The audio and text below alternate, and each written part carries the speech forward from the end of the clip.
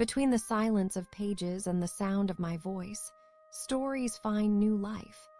Welcome Bella Page's channel. Frankenstein, the full audiobook, Mary Shelley's monster masterpiece. Chapter 1. I am by birth a Genovese, and my family is one of the most distinguished of that republic. My ancestors had been for many years counselors and syndics. Jay and my father had filled several public situations with honor and reputation. He was respected by all who knew him for his integrity and indefatigable attention to public business. He passed his younger days perpetually occupied by the affairs of his country. A variety of circumstances had prevented his marrying early, nor was it until the decline of life that he became a husband and the father of a family. As the circumstances of his marriage illustrate his character, I cannot refrain from relating them. One of his most intimate friends was a merchant who, from a flourishing state, fell, through numerous mischances, into poverty. This man, whose name was Beaufort, was of a proud and unbending disposition, and could not bear to live in poverty and oblivion in the same country where he had formerly been distinguished for his rank and magnificence. Having paid his debts, therefore, in the most honorable manner, he retreated with his daughter to the town of Lucerne, where he lived unknown and in wretchedness. My father loved Beaufort with the truest friendship, and was deeply grieved by his retreat in these unfortunate circumstances. He bitterly deplored the false pride which led his friend to a conduct so little worthy of the affection that united them. He lost no time in endeavoring to seek him out, with the hope of persuading him to begin the world again through his credit and assistance.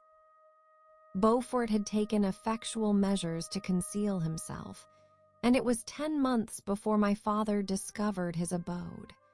Overjoyed at this discovery, he hastened to the house, which was situated in a mean street near the Rus.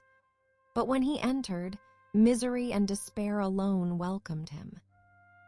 Beaufort had saved but a very small sum of money from the wreck of his fortunes, but it was sufficient to provide him with sustenance for some months, and in the meantime he hoped to procure some respectable employment in a merchant's house. The interval was, consequently, spent in inaction. His grief only became more deep and rankling when he had leisure for reflection, and at length it took so fast hold of his mind that at the end of 3 months he lay on a bed of sickness, incapable of any exertio. His daughter attended him with the greatest tenderness, but she saw with despair that their little fund was rapidly decreasing, and that there was no other prospect of support. But Caroline Beaufort possessed a mind of an uncommon mold, and her courage rose to support her in her adversity. She procured plain work-case she plaited straw, and by various means contrived to earn a pittance scarcely sufficient to support life. Several months passed in this manner. Her father grew worse. Her time was more entirely occupied in attending him. Her means of subsistence decreased, and in the 10th month her father died in her arms, leaving her an orphan and a beggar. This last blow overcame her, and she knelt by Beaufort's coffin, weeping bitterly, when my father entered the chamber. He came like a protecting spirit to the poor girl, who committed herself to his care, and after the interment of his friend, he conducted her to Geneva and placed her under the protection of a relation. 2 years after this event, Caroline became his wife. There was a considerable difference between the ages of my parents, but this circumstance seemed to unite them only closer in bonds of devoted affection. One, there was a sense of justice in my father's upright mind. which rendered it necessary that he should approve highly to love strongly. Perhaps during former years he had suffered from the late-discovered unworthiness of one beloved, and so was disposed to set a greater value on tried worth. There was a show of gratitude and worship in his attachment to my mother, differing wholly from the doting fondness of age, for it was inspired by reverence for her virtues and a desire to be the means of, in some degree, recompensing her for the sorrows she had endured, but which gave inexpressible grace to his behavior to her. Everything was made to yield to her wishes and her convenience.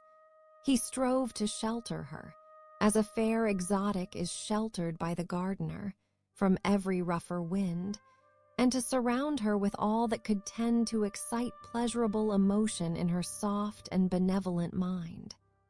Her health, and even the tranquility of her hitherto constant spirit, had been shaken by what she had gone through. During the 2 years that had elapsed previous to their marriage, my father had gradually relinquished all his public functions, and immediately after their union, they sought the pleasant climate of Italy, and the change of scene and interest attendant on a tour through that land of wonders, as a restorative for her weakened frame. From Italy they visited Germany and France. I, their eldest child, was born in Naples, and as an infant accompanied them in their rambles. I remained for several years their only child. Much as they were attached to each other, they seemed to draw inexhaustible stores of affection from a very mine of love to bestow them upon me. My mother's tender caresses and my father's smile of benevolent pleasure while regarding me are my first recollections. I was their plaything and their idol, and something better, their child, the innocent and helpless creature bestowed on them by heaven, whom to bring up to good, and whose future lot it was in their hands to direct to happiness or misery, according as they fulfilled their duties towards me.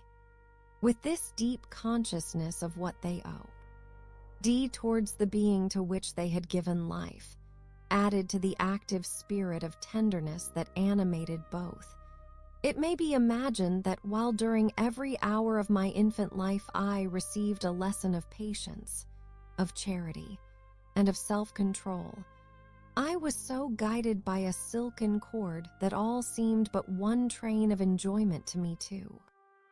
For a long time I was their only care.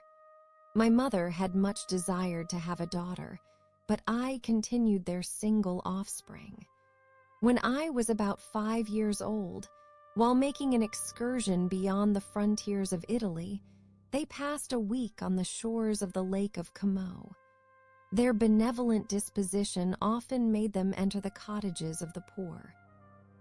This, to my mother, was more than a duty. It was a necessity, a passion, remembering what she had suffered, and how she had been relieved, for her to act in her turn the guardian angel to the afflicted. During one of their walks, a poor cot in the foldings of a veil attracted their notice as being singularly disconsolate, while the number of half-clothed children gathered about it spoke of penury in its worst shape. One day, when my father had gone by himself to Milan, my mother, accompanied by me, visited this abode. She found a peasant and his wife, hard-working, bent down by care and labor, distributing a scanty meal to 5 hungry babes. Among these there was one which attracted my mother far above all the rest. She appeared of a different stock. The 4 others were dark-eyed, hardy little vagrants. This child was thin and very fair.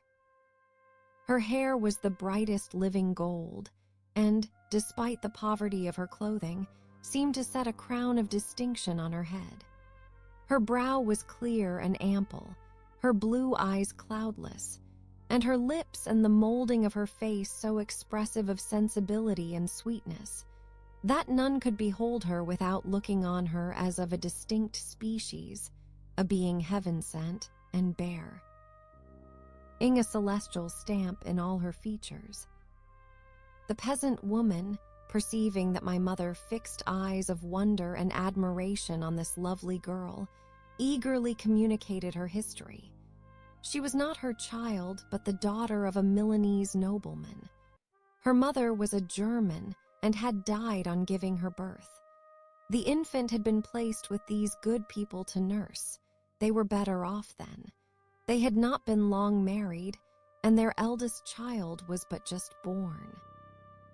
The father of their charge was one of those Italians nursed in the memory of the antique glory of Italy, one among the Schiavi-Ogner Frementi, who exerted himself to obtain the liberty of his country. He became the victim of its weakness. Whether he had died or still lingered in the dungeons of Austria was not known. His property was confiscated. His child became an orphan and a beggar.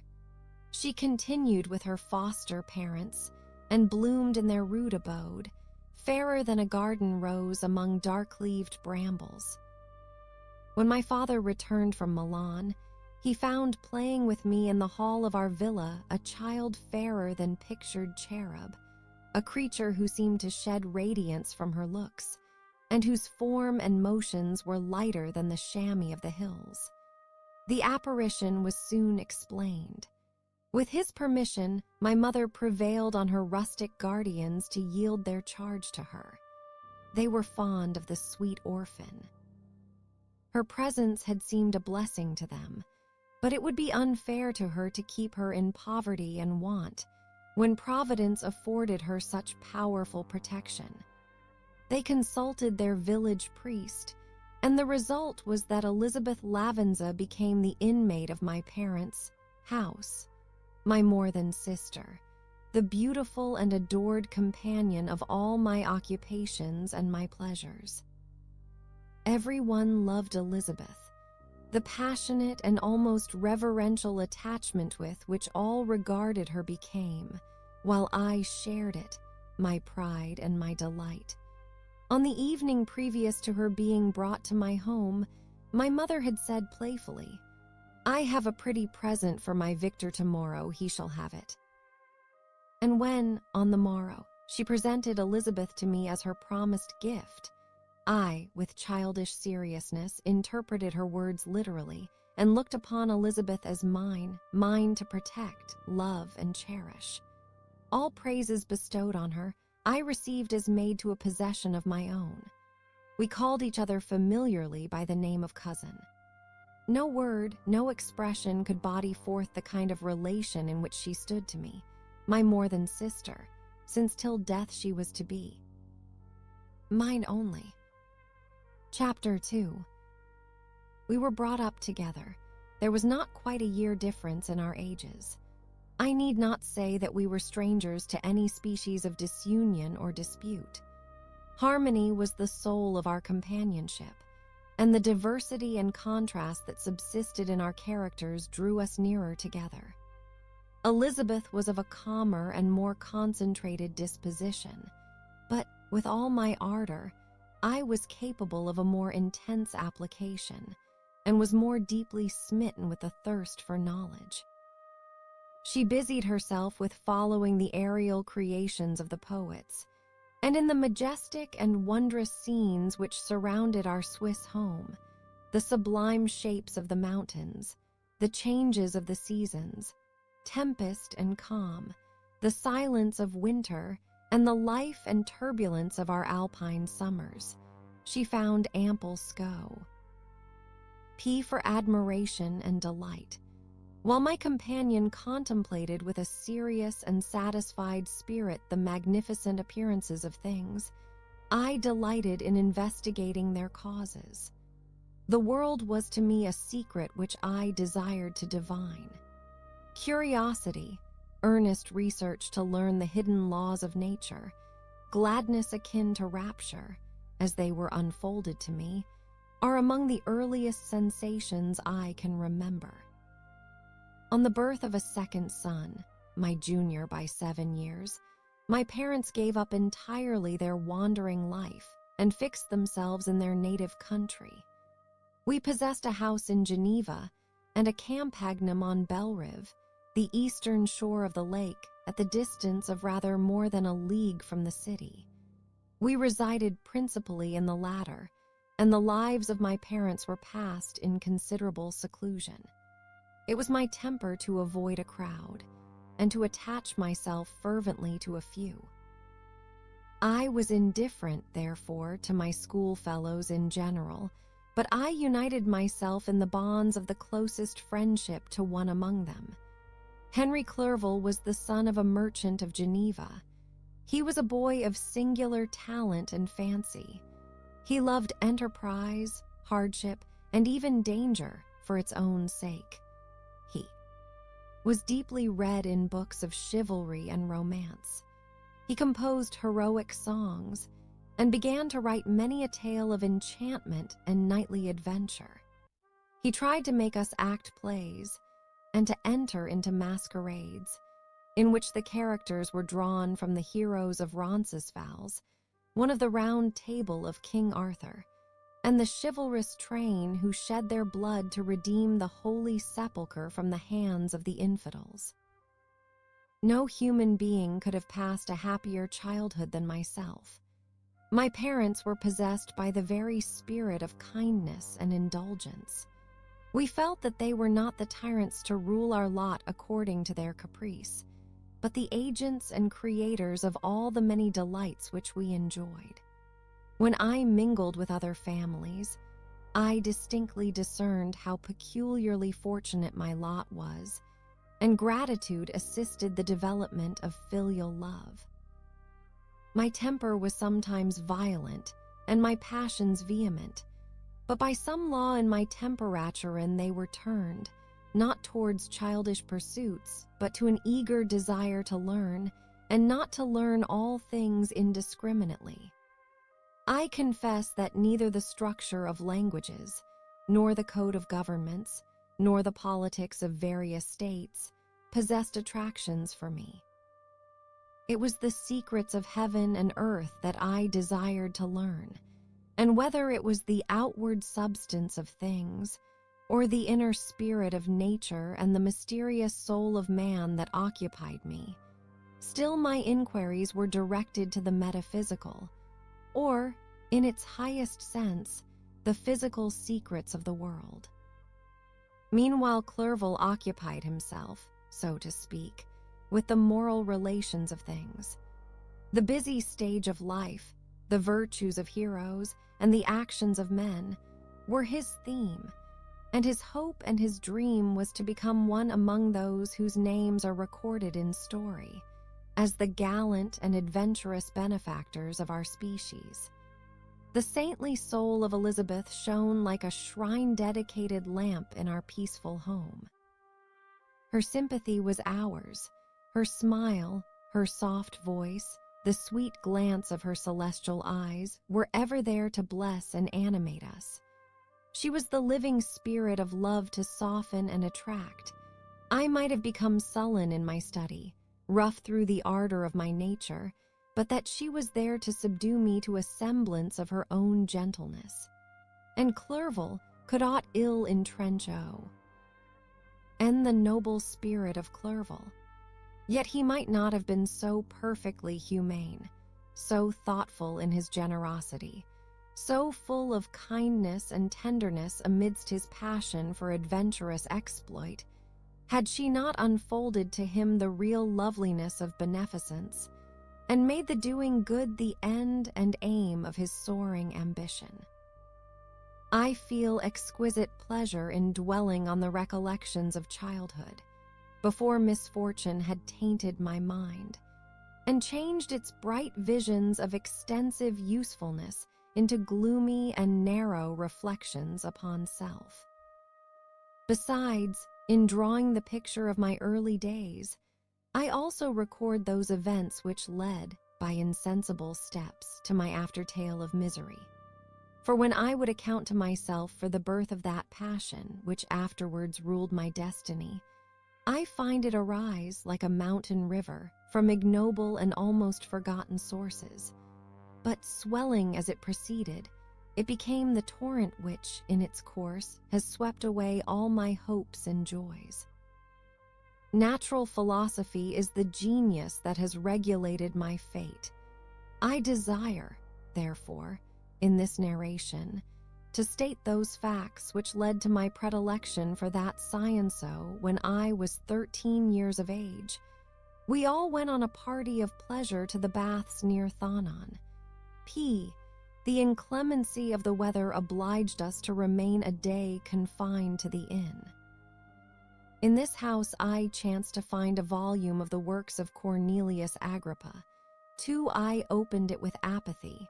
The theory which he attempts to demonstrate, and the wonderful facts which he relates, soon changed this feeling into enthusiasm. A new light seemed to dawn upon my mind, and bounding with joy, I communicated my discovery to my father. My father looked carelessly at the title page of my book and said, "Ah, Cornelius Agrippa, my dear Victor. Do not waste your time upon this. It is sad trash."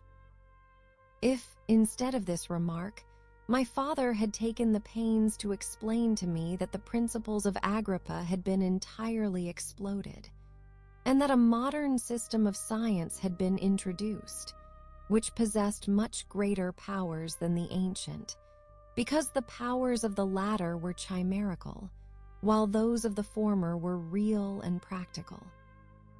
Under such circumstances, I should certainly have thrown Agrippa aside, and have contented my imagination, warmed as it was, by returning with greater ardor to my former studies. It is even possible that the train of my ideas would never have received the fatal impulse that led to my ruin. But the cursory glance my father had taken of my volume by no means assured me that he was acquainted with its contents, and I continued to read with greatest avidity. When I returned home, my first care was to procure the whole works of this author, and afterwards of Paracelsus and Albertus Magnus. I read and studied the wild fancies of these writers with delight. They appeared to me treasures known to few beside myself. I have described myself as always having been imbued with a fervent longing to penetrate the secrets of nature. In spite of the intense labor and wonderful discoveries of modern philosophers, I always came from my studies discontented and unsatisfied. Sir Isaac Newton is said to have avowed that he felt like a child picking up shells beside the great and unexplored ocean of truth, for those of his successors in each branch of natural philosophy with whom I was acquainted appeared, even to my boy's apprehensions, as Tyrosk engaged in the same pursuit. The untaught peasant beheld the elements around him and was acquainted with their practical uses. The most learned philosopher knew little more. He had partially unveiled the face of nature, but her immortal lineaments were still a wonder and a mystery. He might dissect, anatom esse, and give names, but not to speak of a final cause. Causes in their secondary and tertiary grades were utterly unknown to him.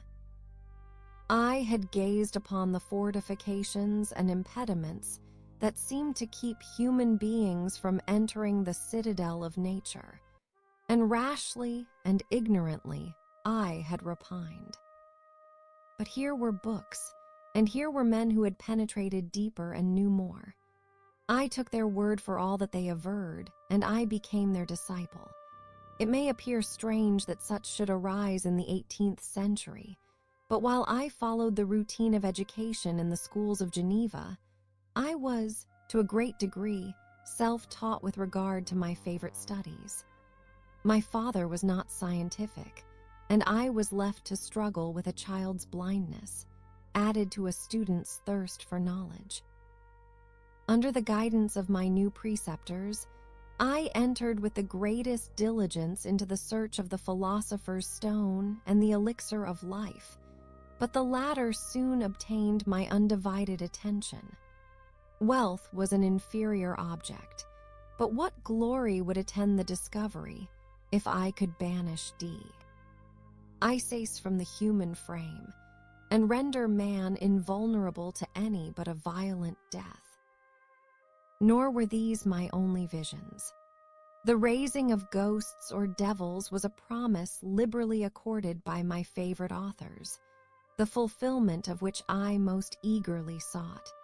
And if my incantations were always unsuccessful, I attributed the failure rather to my own inexperience and mistake than to a want of skill or fidelity in my instructors. And thus for a time I was occupied by exploded systems, mingling, like an unadept, 1,000 contradictory theories, and floundering desperately in a very slough of multifarious knowledge, guided by an ardent imagination and childish reasoning, till an accident again changed the current of my ideas. When I was about 15 years old, we had retired to our house near Belrive, when we witnessed a most violent and terrible thunderstorm. It advanced from behind the mountains of Jura, and the thunder burst at once with frightful loudness from various quarters of the heavens. I remained, while the storm lasted, watching its progress with curiosity and delight. As I stood at the door, on a sudden I beheld a stream of fire issue from an old and beautiful oak which stood about 20 yards from our house, and so soon as the dazzling light vanished the oak had disappeared, and nothing remained but a blasted stump. When we visited it the next morning, we found the tree shattered in a singular manner. It was not splintered by the shock, but entirely reduced to thin ribbons of wood. I never beheld anything so utterly destroyed. Before this I was not unacquainted with the more obvious laws of electricity. 5 on this occasion, a man of great research in natural philosophy was with us, and, excited by this catastrophe, he entered on the explanation of a theory which he had formed on the subject of electricity and galvanism, which was at once new and astonishing to me. All that he said threw greatly into the shade Cornelius Agrippa, Albertus Magnus, and Paracelsus, the lords of my imagination, but by some fatality the overthrow of these men disinclined me to pursue my accustomed studies. It seemed to me as if nothing would or could ever be known. All that had so long engaged my attention suddenly grew despicable. By one of those caprices of the mind, which we are perhaps most subject to in early youth, I had onc. Gave up my former occupations, set down natural history and all its progeny as a deformed and abortive creation, and entertained the greatest disdain for a would-be science, which could never even step within the threshold of real knowledge. In this mood of mind, I betook myself to the mathematics, and the branches of study appurtening to that science, as being built upon secure foundations, and so worthy of my consideration. Thus strangely are our souls constructed, and by such slight ligaments are we bound to prosperity or ruin. When I look back, it seems to me as if this almost miraculous change of inclination and will was the immediate suggestion of the guardian angel of my life, the last effort made by the spirit of preservation to avert the storm that was even then hanging in the stars and ready to envelope me. Her victory was announced by an unusual tranquility and gladness of soul, which followed the relinquishing of my ancient and latterly tormenting studies. It was thus that I was to be taught to associate evil with their prosecution, happiness with their disregard. It was a strong effort of the spirit of good, but it was ineffectual. Destiny was too potent, and her immutable laws had decreed my utter and terrible destruction. Chapter 3. When I had attained the age of 17, My parents resolved that I should become a student at the University of Ingolstadt when I had hitherto attended the schools of Geneva. But my father thought it necessary, for the completion of my education, that I should be made acquainted with other customs than those of my native country. My departure was therefore fixed at an early date, but before the day resolved upon could arrive, the first misfortune of my life occurred, an omen, as it were, of my future misery. Elizabeth had caught the scarlet fever. Her illness was severe, and she was in the greatest danger. During her illness, many arguments had been urged to persuade my mother to refrain from attending upon her. She had, at first, yielded to our entreaties, but when she heard that the life of her favorite was menaced, she could no longer control her anxiety. She attended her sick bed. Her watchful attentions triumphed over the malignity of the distemper. Elizabeth was saved, but the consequences of this imprudence were fatal to her preserver. On the third day, my mother sickened. Her fever was accompanied by the most alarming symptoms, and the looks of her medical attendants prognosticated the worst event. On her deathbed, the fortitude and benignity of this best of women did not desert H. She joined the hands of Elizabeth and myself. "My children," she said, "my firmest hopes of future happiness were placed on the prospect of your union. This expectation will now be the consolation of your father. Elizabeth, my love, you must supply my place to my younger children. Alas, I regret that I am taken from you, and happy and beloved as I have been, is it not hard to quit you all? But these are not thoughts befitting me. I will endeavor to resign myself cheerfully to death, and will indulge a hope of meeting you in another world." She died calmly, and her countenance expressed affection even in death. I need not describe the feelings of those whose dearest ties are rent by that most irreparable evil, the void that presents itself to the soul, and the despair that is exhibited on the countenance. It is so long before the mind can persuade itself that she, whom we saw every day, and whose very existence appeared a part of our own, can have departed forever, that the brightness of a beloved eye can have been extinguished, and the sound of a voice so familiar and dear to the ear can be hushed, never more to be heard. These are the reflections of the first days, but when the lapse of time proves the reality of the evil, then the actual bitterness of grief commences. Yet from whom has not that rude hand rent away? Why some dear connection?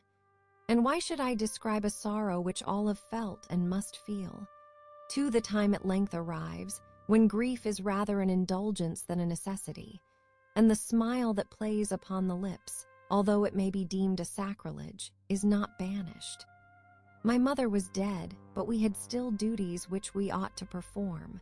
We must continue our course with the rest, and learn to think ourselves fortunate, whilst one remains whom the spoiler has not seized. My departure for Ingolstadt, which had been deferred by these events, was now again determined upon. I obtained from my father a respite of some weeks. It appeared to me sacrilege so soon to leave the repose, akin to death, of the house of mourning, and to rush into the thick of life. I was new to sorrow, but it did not the less alarm me. I was unwilling to quit the sight of those that remained to me, and above all, I desired to see my sweet Elizabeth in some degree consoled. She indeed veiled her grief, and strove to act the comforter to us all. She looked steadily on life, and assumed its duties with courage and zeal. She devoted herself to those whom she had been taught to call her uncle and cousins. Never was she so enchanting as at this time, when she recalled the sunshine of her smiles and spent them upon us. She forgot even her own regret in her endeavors to make us forget. The day of my departure at length arrived. Clerval spent the last evening with us. He had endeavored to persuade his father to permit him to accompany me and to become my fellow student, but in vain. His father was a narrow-minded trader and saw idleness and ruin in the aspirations and ambition of his son. Henry deeply felt the misfortune of being debarred from a liberal education. He said little, but when he spoke, I read in his kindling eye and in his animated glance a restrained but firm resolve not to be chained to the miserable details of commerce. We sat late. We could not tear ourselves away from each other, nor persuade ourselves to say the word farewell. It was said, and we retired under the pretense of seeking repose, each fancying that the other was deceived. But when at morning's dawn I descended to the carriage which was to convey me away, they were all there. My father again to bless me, Clerval to press my hand once more, my Elizabeth to renew her entreaties that I would write often, and to bestow the last feminine attentions on her playmate and friend. I threw myself into the chaise that was to convey me away, and indulged in the most melancholy reflections. I, who had ever been surrounded by amiable companions, continually engaged in endeavoring to bestow mutual pleasure, I was now alone. In the university, whither I was going, I must form my own friends and be my own protector. My life had hitherto been remarkably secluded and domestic, and this had given me invincible repugnance to new countenances. I loved my brothers, Elizabeth and Clerval. These were old, familiar faces, but I believed myself totally unfitted for the company of strangers. Such were my reflections as I commenced my journey, but as I proceeded my spirits and hopes rose. I ardently desired the acquisition of knowledge. I had often, when at home, though, it hard to remain during my youth cooped up in one place, and had longed to enter the world and take my station among other human beings. Now my desires were complied with, and it would, indeed, have been folly to repent. I had sufficient leisure for these and many other reflections during my journey to Ingolstadt, which was long and fatiguing. At length, the high white steeple of the town met my eyes. I alighted and was conducted to my solitary apartment to spend the evening as I pleased. The next morning I delivered my letters of introduction and paid a visit to some of the principal professors. Chance, or rather the evil influence, the angel of destruction 3, which asserted omnipotent sway over me from the moment I turned my reluctant steps from my father's door, led me first to M. Krempe, professor of natural philosophy. He was an uncouth man, but deeply imbued in the secrets of his science.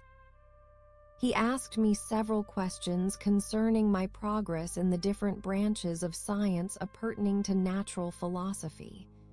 I replied carelessly, and, partly in contempt, mentioned the names of my alchemists as the principal authors I had studied. The professor stared. "Have you," he said, "really spent your time in studying such nonsense?" I replied in the affirmative. "Every minute," continued M. Krempe with warmth, "every instant that you have wasted on those books is utterly and entirely lost. You have burdened your memory with exploded systems and useless names. Good God! In what desert land have you lived, where no one was kind enough to inform you that these fancies, which you have so greedily imbibed, are 1,000 years old and as musty as they are ancient? I little expected, in this enlightened and scientific age, to find a disciple of Albertus Magnus and Paracelsus. My dear sir, you must begin your studies entirely anew." So saying, He stepped aside and wrote down a list of several books treating of natural philosophy, which he desired me to procure, and dismissed me after mentioning that in the beginning of the following week he intended to commence a course of lectures upon natural philosophy and its general relations, and that M. Waldman, fellow professor, would lecture upon chemistry the alternate days that he omitted. I returned home, not disappointed, for I have said that I had long considered those authors useless whom the professor reprobated, but I returned not at all the more inclined to recur to these studies in any shape. M. Krempe was a little squat man, with a gruff voice and a repulsive countenance. The teacher, therefore, did not prepossess me in favor of his pursuits. In rather a too philosophical and connected a strain, perhaps, I have given an account of the conclusions I had come to concerning them in my early years. As a child, I had not been content with the results promised by the modern professors of natural science.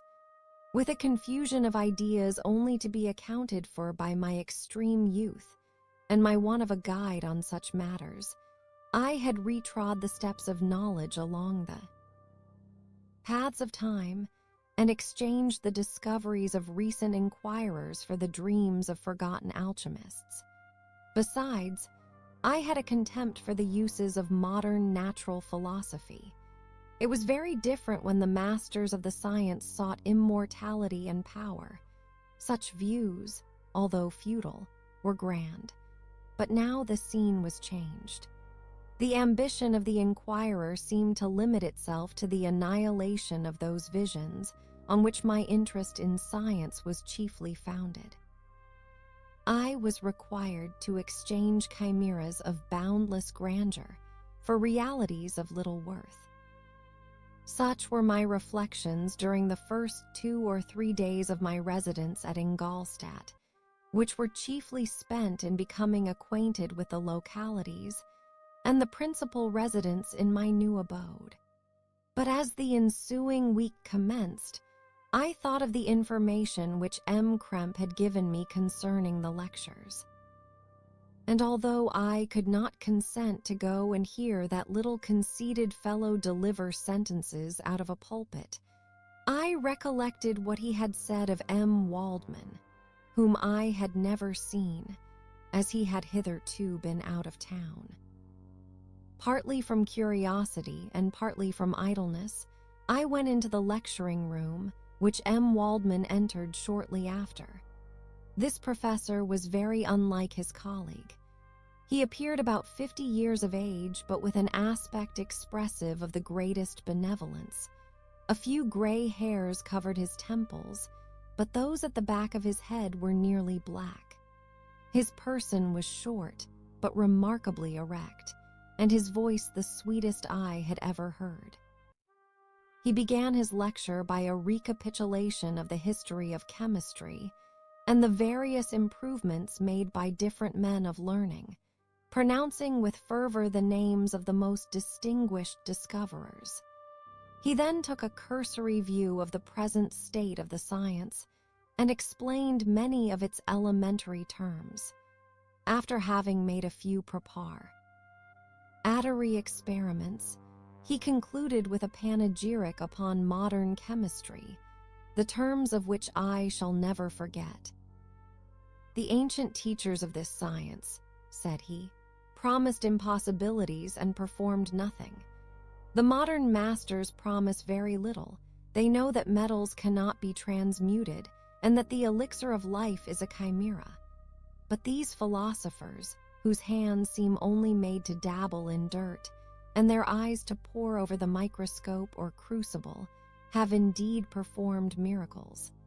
They penetrate into the recesses of nature and show how she works in her hiding places. They ascend into the heavens. They have discovered how the blood circulates and the nature of the air we breathe. They have acquired new and almost unlimited powers. They can command the thunders of heaven, mimic the earthquake, and even mock the invisible world with its own shadows. Such were the professor's words. Rather let me say such the words of fate, announced to destroy me. As he went on, I felt as if my soul were grappling with a palpable enemy. One by one, the various keys were touched which formed the mechanism of my being. Chord after chord was sounded, and soon my mind was filled with one thought, one conception, one purpose. "So much has been done," exclaimed the soul of Frankenstein.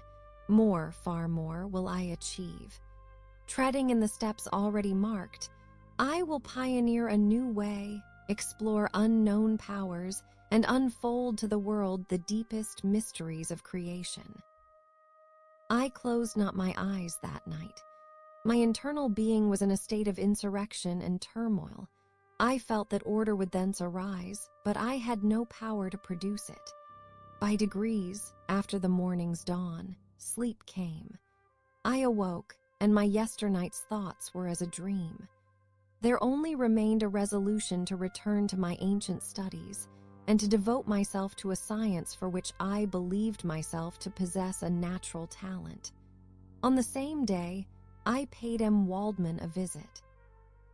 His manners in private were even more mild and attractive than in public, for there was a certain dignity in his means during his lecture, which in his own house was replaced by the greatest affability and kindness. I gave him pretty nearly the same account of my former pursuits as I had given to his fellow professor. He heard with attention the little narration concerning my studies, and smiled at the names of Cornelius Agrippa and Paracelsus, but without the contempt that M. Krempe had exhibited. He said that these were men to whose indefatigable zeal modern philosophers were indebted for most of the foundations of their knowledge. They had left to us, as an easier task, to give new names, and arrange in connected classifications the facts which they in a great degree had been the instruments of bringing to light. The labors of men of genius, however erroneously directed, scarcely ever fail in ultimately turning to the solid advantage of mankind. I listened to his statement, which was delivered without any presumption or affection, and then added that his lecture had removed my prejudice.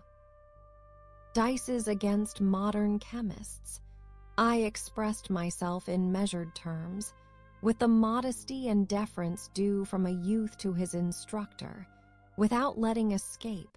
Inexperience in life would have made me ashamed any of the enthusiasm which stimulated my intended labors. I requested his advice concerning the books I ought to procure. "I am happy," said M. Waldman, "to have gained a disciple, and if your application equals your ability, I have no doubt of your success. Chemistry is that branch of natural philosophy in which the greatest improvements have been and may be made. It is on that account that I have made it my peculiar study, but at the same time I have not neglected the other branches of science. A man would make but a very sorry chemist if he attended to that department of human knowledge alone. If your wish is to become really a man of science, and not merely a petty experimentalist, I should advise you to apply to every branch of natural philosophy, including mathematics." He then took me into his laboratory and explained to me the uses of his various machines, instructing me as to what I ought to procure, and promising me the use of his own when I should have advanced far enough in the science not to derange their mechanism. He also gave me the list of books which I had requested, and I took my leave. Thus ended a day memorable to me. It decided my future destiny. Chapter 4. From this day, natural philosophy, and particularly chemistry, in the most comprehensive sense of the term, became nearly my sole occupation. I read with ardor those works, so full of genius and discrimination, which modern inquirers have written on these subjects. I attended the lectures and cultivated the acquaintance of the men of science of the university, and I found even in M. Krempe a great deal of sound sense and real information, combined, it is true, with a repulsive physiognomy and manners, but not on that account the less valuable. In M. Waldman I found a true friend. His gentleness was never tinged by dogmatism, and his instructions were given with an air of frankness and good nature that banished every idea of pedantry. In 1,000 ways he smoothed for me the path of knowledge, and made the most abstruse inquiries clear and facile to my apprehension. My application was at first fluctuating and uncertain. It gained strength as I proceeded, and soon became so ardent and eager that the stars often disappeared in the light of morning, whilst I was yet engaged in my laboratory. As I applied so closely, it may be easily conceived that my progress was rapid. My ardor was indeed the astonishment of the students, and my proficiency that of the masters. Professor Krempe often asked me, with a sly smile, how Cornelius Agrippa went on, whilst M. Waldman expressed the most heartfelt exultation in my progress. 2 years passed in this manner, during which I paid no visit to Geneva, but was engaged, heart and soul, in the pursuit of some discoveries which I hoped to make. None but those who have experienced them can conceive of the enticements of science. In other studies you go as far as others have gone before you, and there is nothing more to know. But in a scientific pursuit there is continual food for discovery and wonder. A mind of moderate capacity, double. It closely pursues one study, must infallibly arrive at great proficiency in that study. And I, who continually sought the attainment of one object of pursuit, and was solely wrapped up in this, improved so rapidly that, at the end of 2 years, I made some discoveries in the improvement of some chemical instruments which procured me great esteem and admiration at the university. When I had arrived at this point, and had become as well acquainted with the theory and practice of natural philosophy as depended on the lessons of any of the professors at Ingolstadt, my residence there being no longer conducive to my improvement, I thought of returning to my friends and my native town, when an incident happened that protracted my stay. One of the phenomena which had peculiarly attracted my attention was the structure of the human frame, and, indeed, any animal endued with life.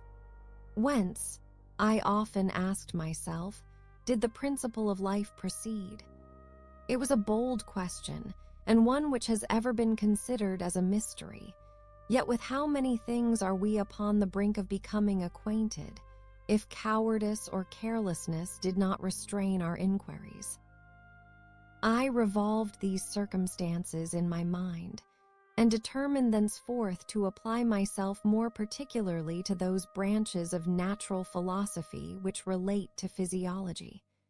Unless I had been animated by an almost supernatural enthusiasm, my application to this study would have been irksome and almost intolerable. To examine the causes of life, we must first have Ricot. Erst to death, I became acquainted with the science of anatomy, but this was not sufficient. I must also observe the natural decay and corruption of the human body. In my education, my father had taken the greatest precautions that my mind should be impressed with no supernatural horrors. I do not ever remember to have trembled at a tale of superstition, or to have feared the apparition of a spirit. Darkness had no effect upon my fancy, and a churchyard was to me merely the receptacle of bodies deprived of life, which, from being the seat of beauty and strength, had become food for the worm.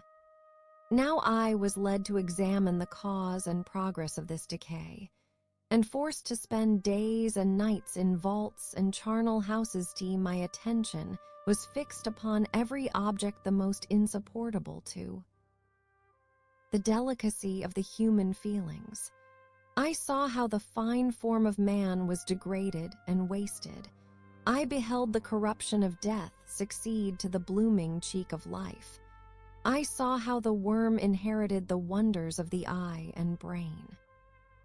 I paused, examining and analyzing all the minutiae of causation as exemplified in the change from life to death, and death to life, until from the midst of this darkness, a sudden light broke in upon me, a light so brilliant and wondrous, yet so simple, that while I became dizzy with the immensity of the prospect which it illustrated, I was surprised that among so many men of genius who had directed their inquiries towards the same science, that I alone should be reserved to discover so astonishing a secret.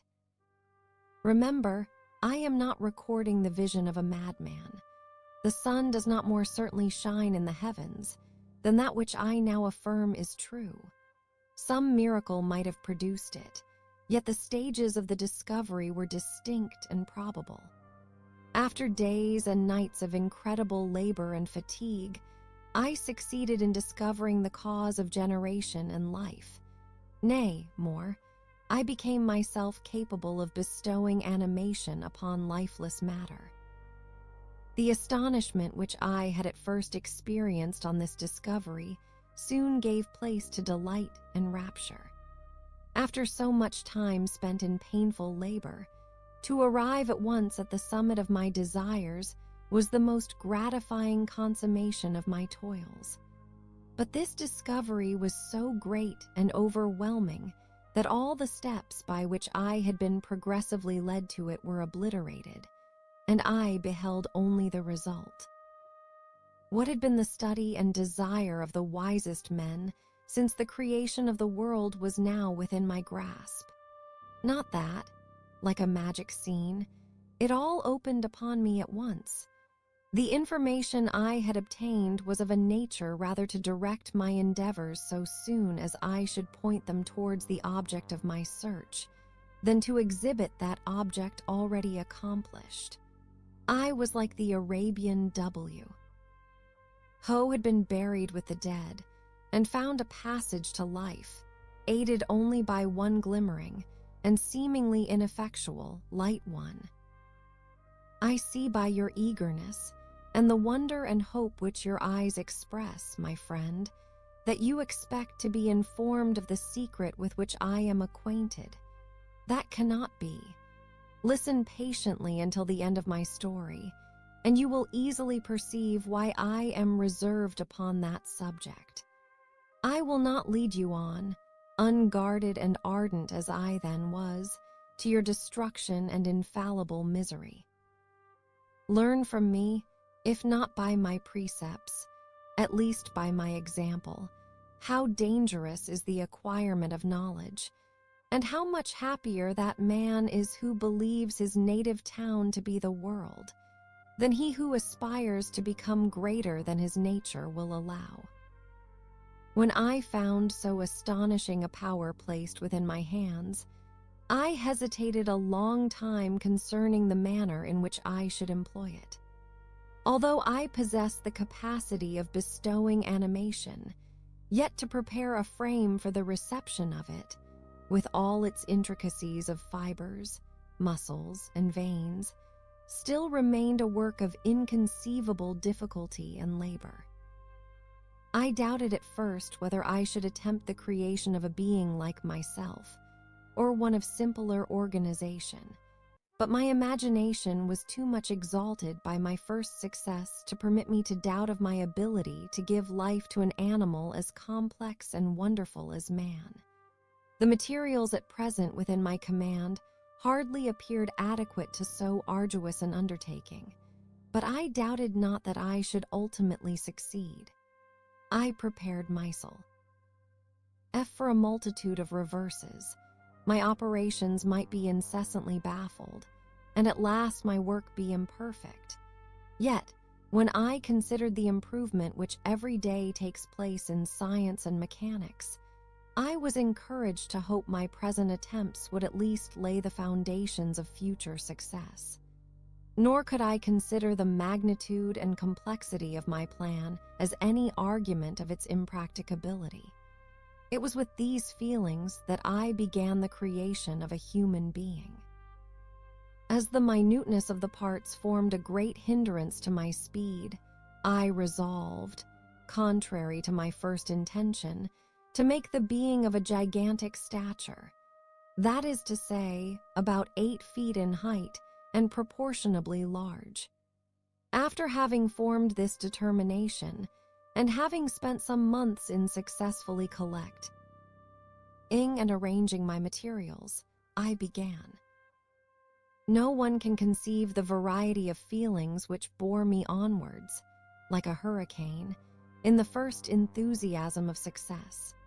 Life and death appeared to me ideal bounds, which I should first break through, and pour a torrent of light into our dark world.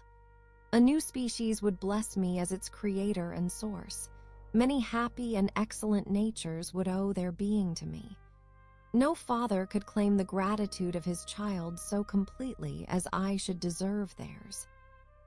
Pursuing these reflections, I thought that if I could bestow animation upon lifeless matter, I might in process of time, although I now found it impossible, renew life where death had apparently devoted the body to corruption. These thoughts supported my spirits, while I pursued my undertaking with unremitting ardor. My cheek had grown pale with study, and my person had become emaciated with confinement. Sometimes, on the very brink of certainty, I failed, yet still I clung to the hope which the next day or the next hour might realize. One secret which I alone possessed was the hope to which I had dedicated myself, and the moon gazed on my midnight labors, while, with unrelaxed and breathless eagerness, I pursued nature to her hiding places. Who shall conceive the horrors of my secret toil, as I dabbled among the unhallowed damps of the grave, or tortured the living animal to animate the lifeless clay? My limbs now tremble and my eyes swim with the remembrance, but then a resistless and almost impulse urged me forward. I seemed to have lost all soul or sensation but for this one pursuit. It was indeed but a passing trance that only made me feel with renewed acuteness so soon as, the unnatural stimulus ceasing to operate, I had returned to my old habits. I collected bones from charnel houses, and disturbed, with profane fingers, the tremendous secrets of the human frame. In a solitary chamber, or rather cell, at the top of the house, and separated from all the other apartments by a gallery and staircase, I kept my workshop of filthy creation. My eyeballs were starting from their sockets in attending to the details of my employment. The dissecting room and the slaughterhouse furnished many of my materials, and often did my human nature turn with loathing from my auk. Upation, whilst, still urged on by an eagerness which perpetually increased, I brought my work near to a conclusion. The summer months passed while I was thus engaged, heart and soul, in one pursuit. It was a most beautiful season. Never did the fields bestow a more plentiful harvest, or the vines yield a more luxuriant vintage. But my eyes were insensible to the charms of nature, and the same feelings which made me neglect the scenes around me caused me also to forget those friends who were so many miles absent, and whom I had not seen for so long a time. I knew my silence disquieted them, and I well remembered the words of my father. I know that while you are pleased with yourself, you will think of us with affection, and we shall hear regularly from you. You must pardon me if I regard any interruption in your correspondence as a proof that your other duties are equally neglected. I knew well, therefore, what would be my father's feelings, but I could not tear my thoughts from my employment, loathsome in itself, but which had taken an irresistible hold of my imagination. I wished, as it were, to procrastinate all that related to my feelings of affection until the great object, which swallowed up every habit of my nature, should be completed. I then thought that my father would be unjust if he ascribed my neglect to vice or faultiness on my part, but I am now convinced that he was justified in conceiving that I should not be altogether free from blame. A human being in perfection ought always to preserve a calm and peaceful mind, and never to allow passion or a transitory desire to disturb his tranquility.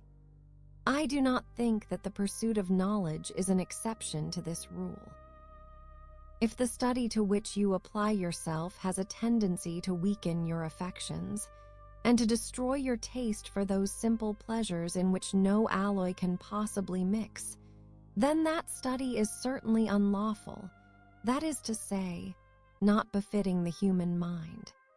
If this rule were always observed, if no man allowed any pursuit whatsoever to interfere.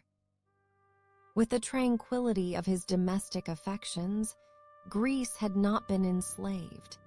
Caesar would have spared his country. America would have been discovered more gradually, and the empires of Mexico and Peru had not been destroyed.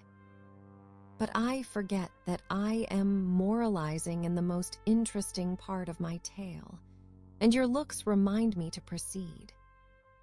My father made no reproach in his letters, and only took notice of my silence by inquiring into my occupations more particularly than before. Winter, spring, and summer passed away during my labors, but I did not watch the blossom or the expanding leaves, sights which before always yielded me supreme delight. So deeply was I engrossed in my occupation. The leaves of that year had withered before my work drew near to close, and now every day showed me more plainly how well I had succeeded. But my enthusiasm was checked by my anxiety, and I appeared rather like one doomed by slavery to toil in the mines, or any other unwholesome trade, than an artist occupied by his favorite employment. Every night I was oppressed by a slow fever, and I became nervous to a most painful degree, the F. All of a leaf startled me, and I shunned my fellow creatures as if I had been guilty of a crime. Sometimes I grew alarmed at the wreck I perceived that I had become. The energy of my purpose alone sustained me.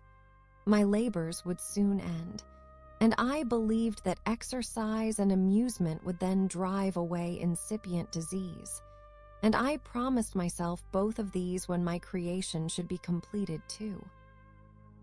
Chapter 5. It was on a dreary night of November that I beheld the accomplishment of my toils. With an anxiety that almost amounted to agony, I collected the instruments of life around me, that I might infuse a spark of being into the lifeless thing that lay at my feet. It was already 1 a.m.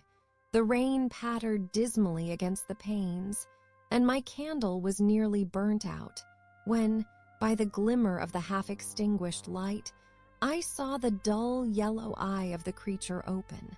It breathed hard, and a convulsive motion agitated its limbs.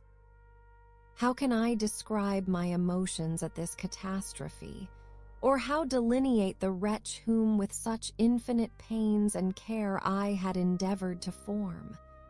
His limbs were in proportion, and I had selected his features as beautiful one beautiful. Great God! His yellow skin scarcely covered the work of muscles and arteries beneath. His hair was of a lustrous black, and flowing, his teeth of a pearly whiteness.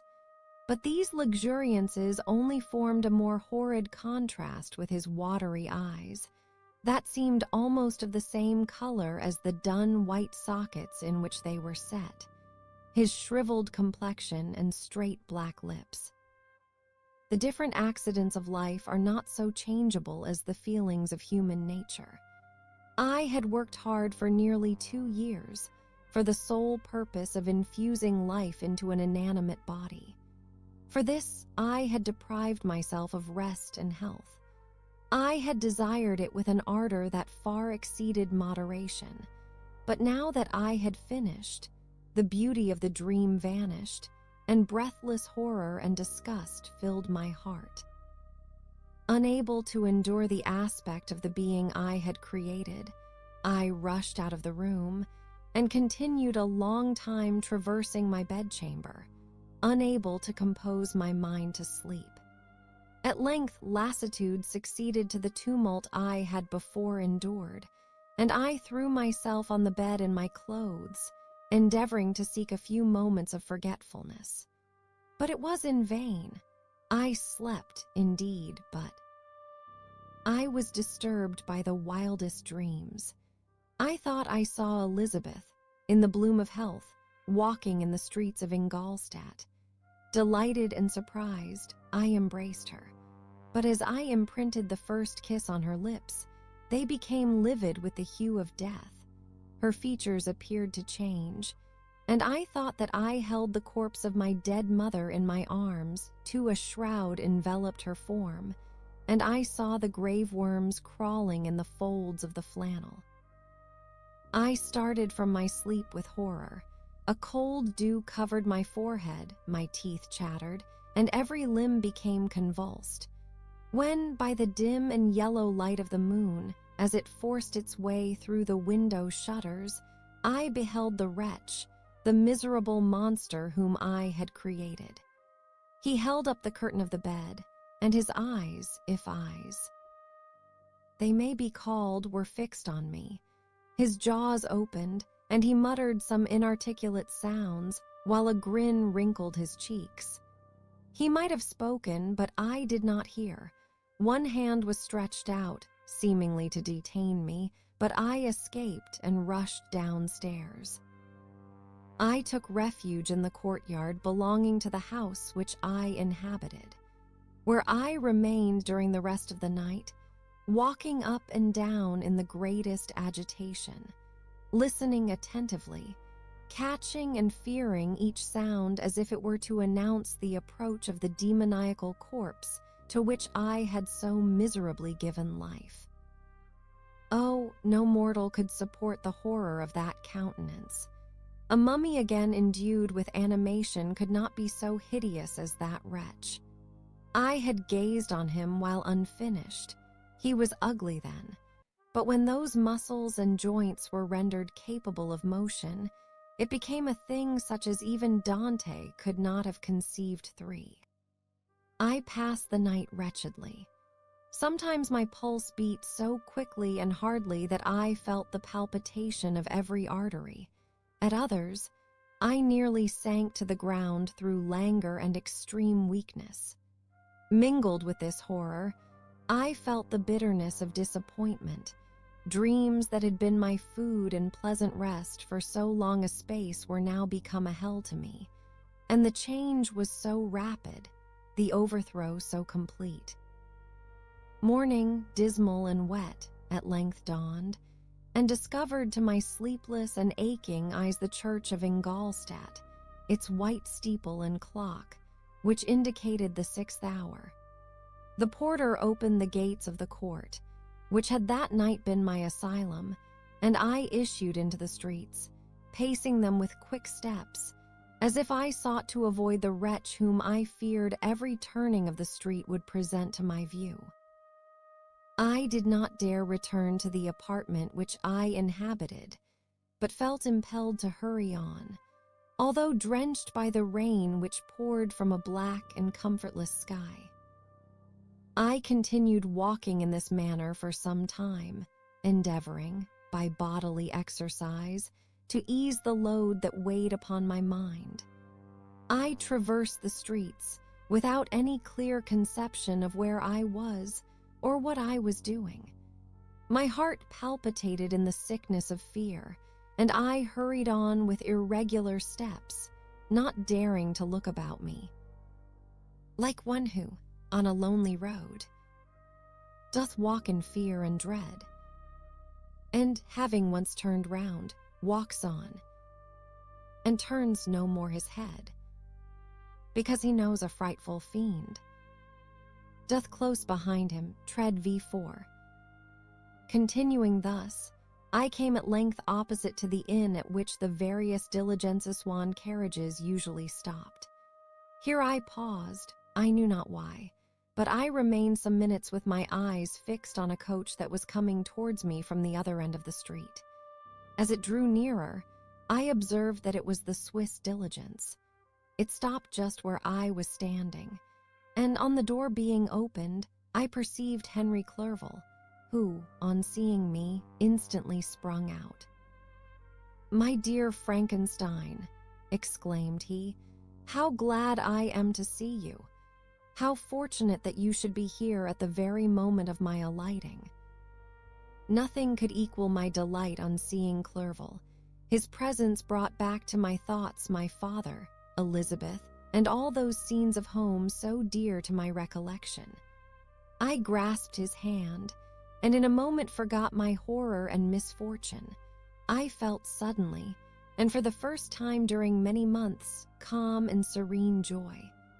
I welcomed my friend, therefore, in the most cordial manner, and we walked towards my college. Clerval continued talking for some time about our mutual friends, and his own good fortune in being permitted to come to Ingolstadt. "You may easily believe," said he, "how great was the difficulty to persuade my father that all necessary knowledge was not comprised in the noble art of bookkeeping, and, indeed, I believe I left him incredulous to the last, for his cons. Tant answer to my unwearied entreaties was the same as that of the Dutch schoolmaster in the Vicar of Wakefield. I have 10,000 florins a year without Greek. I eat heartily without Greek. 5. But his affection for me at length overcame his dislike of learning, and he has permitted me to undertake a voyage of discovery to the land of knowledge. It gives me the greatest delight to see you, but tell me how you left my father, brothers, and Elizabeth." "Very well and very happy, only a little uneasy that they hear from you so seldom. By the by, I mean to lecture you a little upon their account myself. But, my dear Frankenstein," continued he, stopping short and gazing full in my face, "I did not before remark how very ill you appear, so thin and pale. You look as if you had been watching for several nights." "You have guessed right. I have lately been so deeply engaged in one occupation that I have not allowed myself sufficient rest, as you see. But I sincerely hope, that all these employments are now at an end, and that I am at length free." I trembled excessively. I could not endure to think of, and far less to allude to, the occurrences of the preceding night. I walked with a quick pace, and we soon arrived at my college. I then reflected, and the thought made me shiver, that the creature whom I had left in my apartment might still be there, alive and walking about. I dreaded to behold this monster, but I feared still more that Henry should see him. Entreating him, therefore, to remain a few minutes at the bottom of the stairs, I darted up towards my own room. My hand was already on the lock of the door before I recollected myself. I then paused, and a cold shivering came over me. I threw the door forcibly open, as children are accustomed to do when they expect a spectre to stand in waiting for them on the other. Sighed, but nothing appeared. I stepped fearfully in. The apartment was empty, and my bedroom was also freed from its hideous guest. I could hardly believe that so great a good fortune could have befallen me. But when I became assured that my enemy had indeed fled, I clapped my hands for joy and ran down to Clerval. We ascended into my room, and the servant presently brought breakfast, but I was unable to contain myself. It was not joy only that possessed me. I felt my flesh tingle with excess of sensitiveness, and my pulse beat rapidly. I was unable to remain for a single instant in the same place. I jumped over the chairs, clapped my hands, and laughed aloud. Clerval at first attributed my unusual spirits to joy on his arrival, but when he observed me more attentively, he saw a wildness in my eyes for which he could not account, and my loud, unrestrained, heartless laughter frightened and astonished him.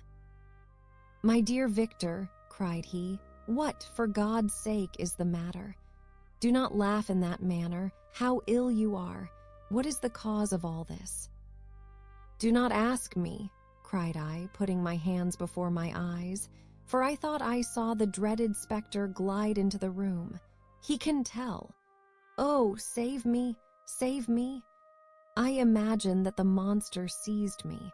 I struggled furiously and fell down in a fit. Poor Clerval, what must have been his feelings? A meeting, which he anticipated with such joy, so strangely turned to bitterness. But I was not the witness of his grief, for I was lifeless and did not recover my senses for a long, long time. This was the commencement of a nervous fever, which confined me for several months. During all that time, Henry was my only nurse.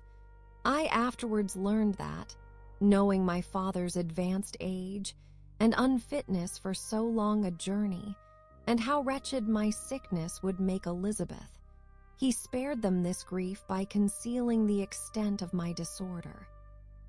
He knew that I could not have a more kind and attentive nurse than himself, and, firm in the hope he felt of my recovery, he did not doubt that, instead of doing harm, he performed the kindest action that he could towards them.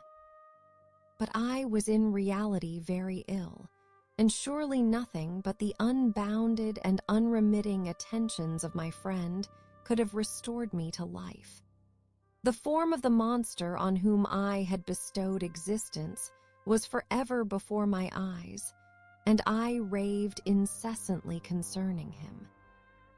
Doubtless my words surprised Henry. He at first believed them to be the wanderings of my disturbed imagination, but the pertinacity with which I continually recurred to the same subject persuaded him that my disorder indeed owed its origin to some uncommon and terrible event. By very slow degrees, and with frequent relapses that alarmed and grieved my friend, I recovered. I remember the first time I became capable of observing outward objects with any kind of pleasure. I perceived that the fallen leaves had disappeared, and that the young buds were shooting forth from the trees that shaded my window. It was a divine spring, and the season contributed greatly to my convalescence. I felt also sentiments of joy and affection revive in my bosom. My gloom disappeared, and in a short time I became as cheerful as before I was attacked by the fatal passion. "Dearest Clerval," exclaimed I, "how kind, how very good you are to me. This whole winter, instead of being spent in study, as you promised yourself, has been consumed in my sick room. How shall I ever repay you? I feel the greatest remorse for the disappointment of which I have been the occasion, but you will forgive me. You will repay me entirely if you do not discompose yourself, but get well as fast as you can. And since you appear in such good spirits, I may speak to you on one subject, may I not?" I trembled. One subject. What could it be? Could he allude to an object on whom I dared not even think? "Compose yourself," said Clerval, who observed my change of color. "I will not mention it, if it agitates you, but your father and cousin would be very happy if they received a letter from you in your own handwriting. They hardly know how ill you have been and are uneasy at your long silence." "Is that all, my dear Henry? How could you suppose that my first thoughts would not fly towards those dear, dear friends whom I love, and who are so deserving of my love? If this is your present temper, my friend, you will perhaps be glad to see a letter that has been lying here some days for you.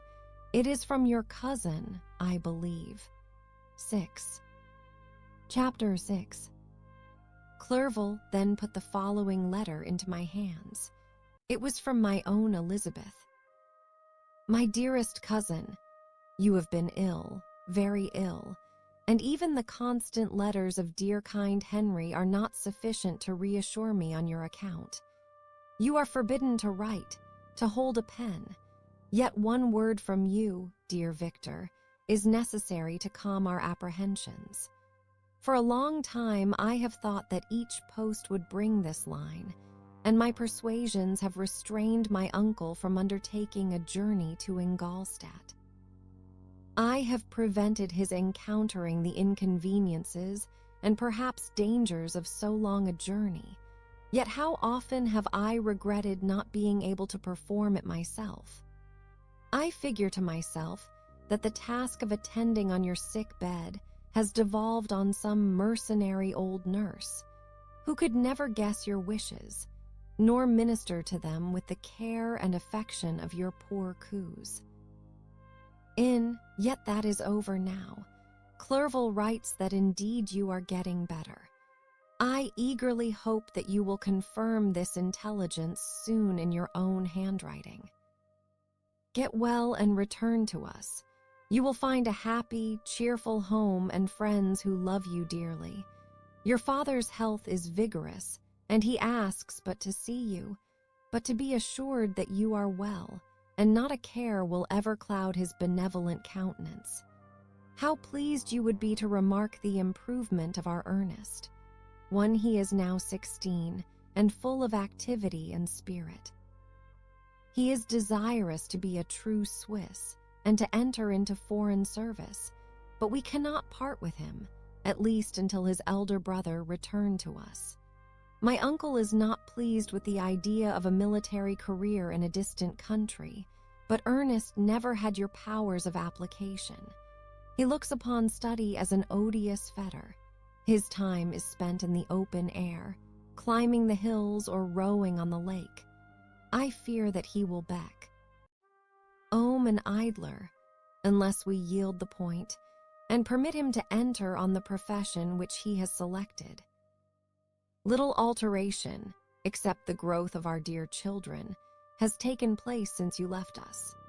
The blue lake and snow-clad mountains, they never change, and I think our placid home and our contented hearts are regulated by the same immutable laws.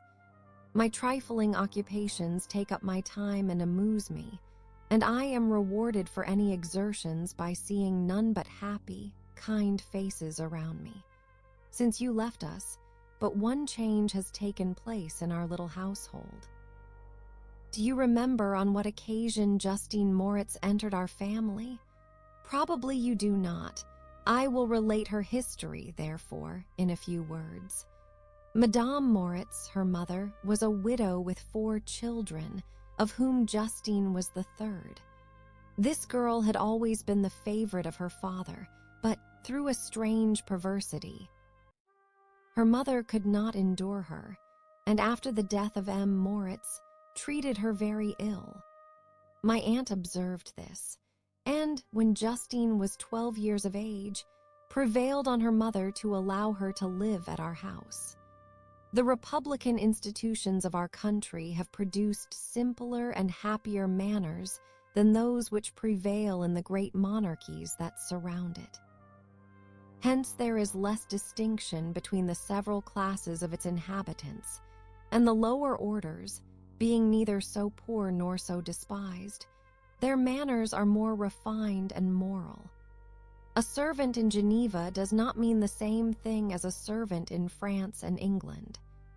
Justine, thus received in our family, learned the duties of a servant, a condition which, in our fortunate country, does not include the idea of ignorance, and a sacrifice of the dignity of a human being.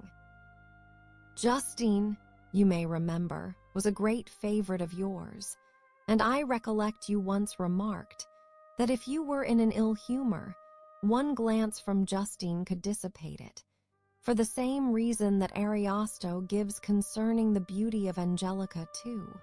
She looked so frank-hearted and happy. My aunt conceived a great attachment for her, by which she was induced to give her an education superior to that which she had at first intended. This benefit was fully repaid. Justine was the most grateful little creature in the world. I do not mean that she made any professions. I never heard one pass her lips, but you could see by her eyes that she almost adored her protectress. Although her disposition was gay, and in many respects inconsiderate, yet she paid the greatest attention to every gesto. Ray of my aunt, she thought her the model of all excellence, and endeavored to imitate her phraseology and manners, so that even now she often reminds me of her. When my dearest aunt died, everyone was too much occupied in their own grief to notice poor Justine, who had attended her during her illness with the most anxious affection.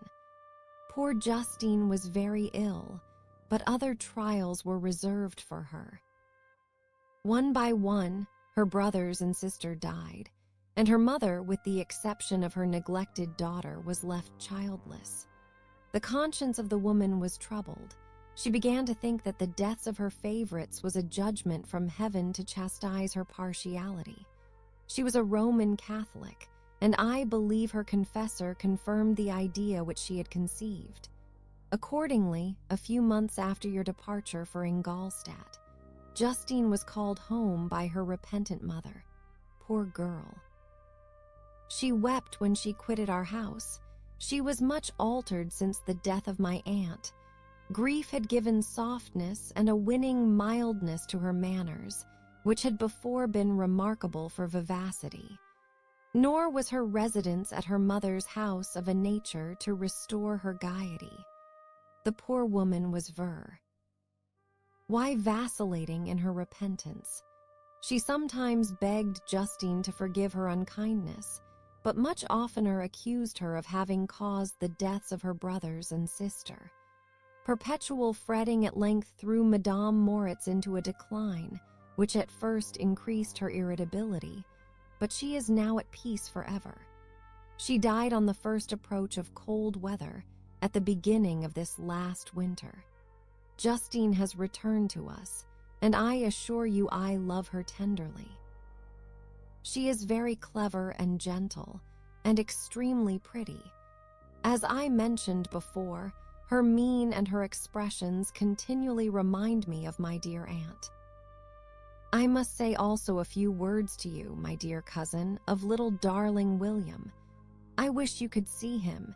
He is very tall of his age, with sweet laughing blue eyes, dark eyelashes, and curling hair. When he smiles, 2 little dimples appear on each cheek, which are rosy with health. He has already had 1 or 2 little wives, but Louisa Byron is his favorite, a pretty little girl of 5 years of age. Now, dear Victor, I dare say you wish to be indulged in a little gossip concerning the good people of Geneva.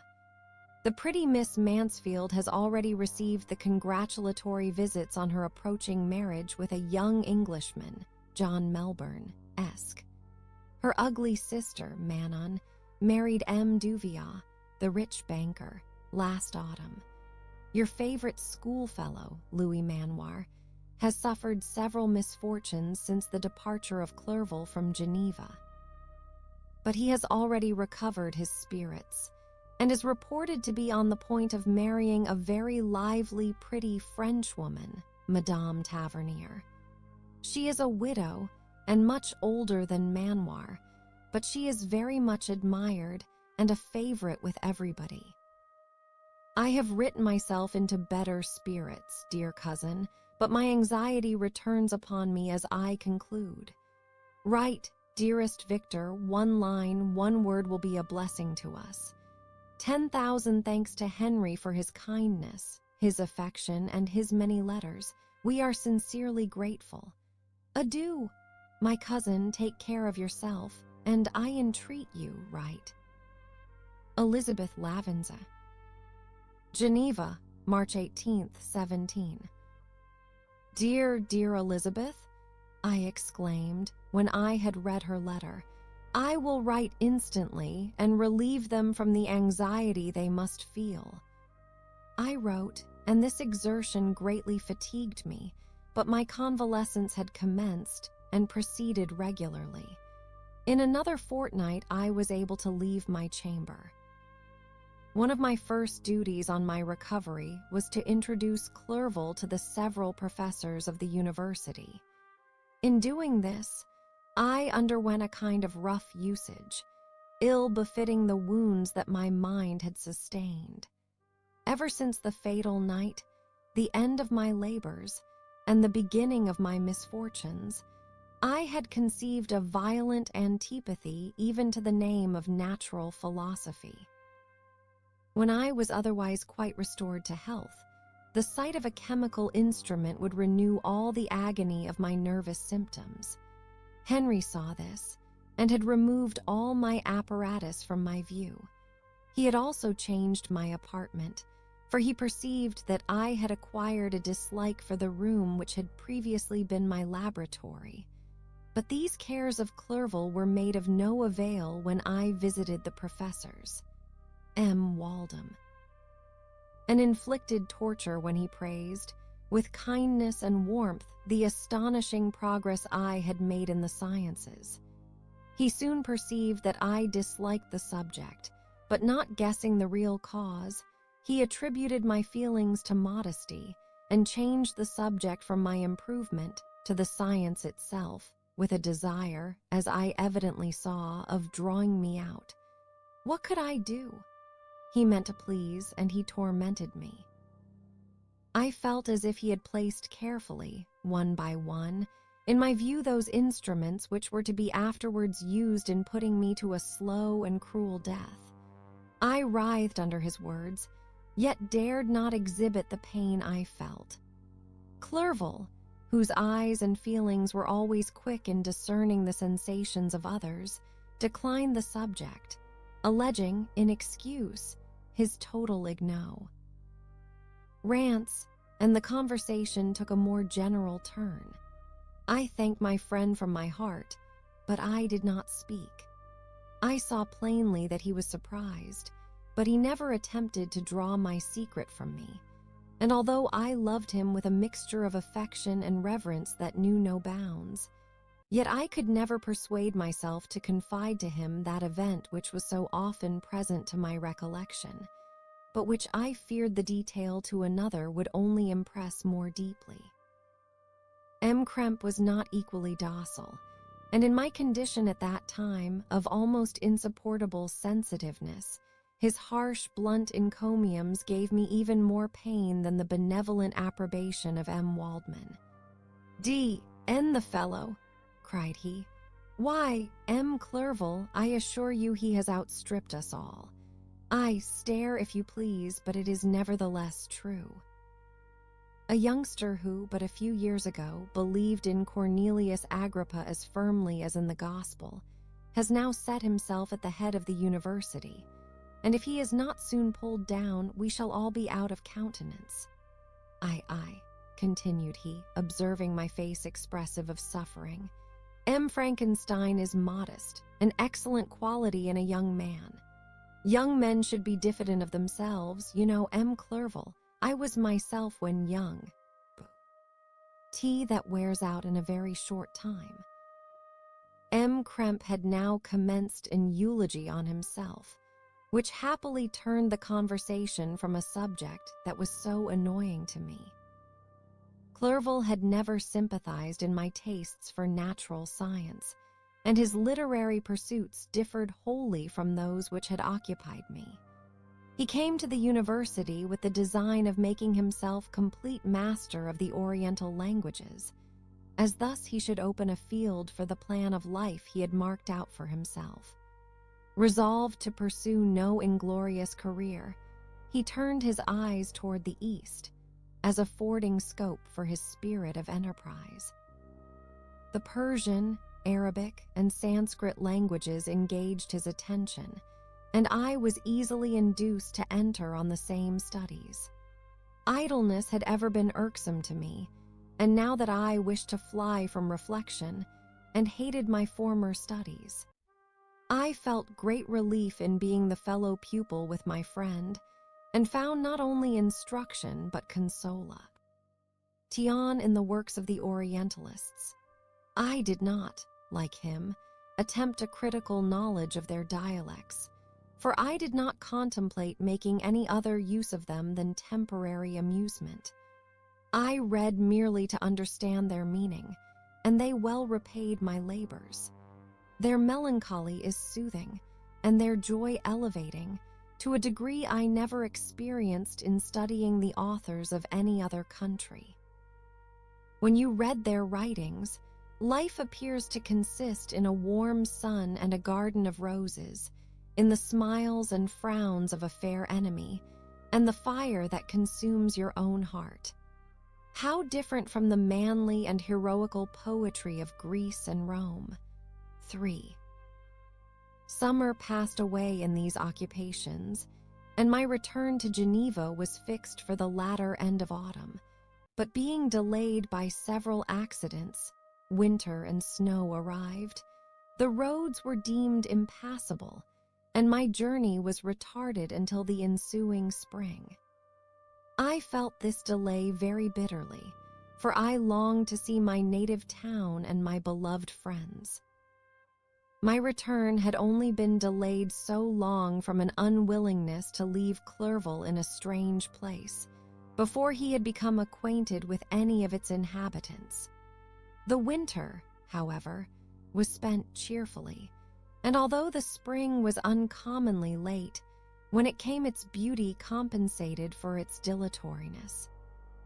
The month of May had already commenced, and I expected the letter daily which was to fix the date of my departure, when Henry proposed a pedestrian tour in the environs of Ingolstadt, that I might bid a personal farewell to the country I had so long inhabited.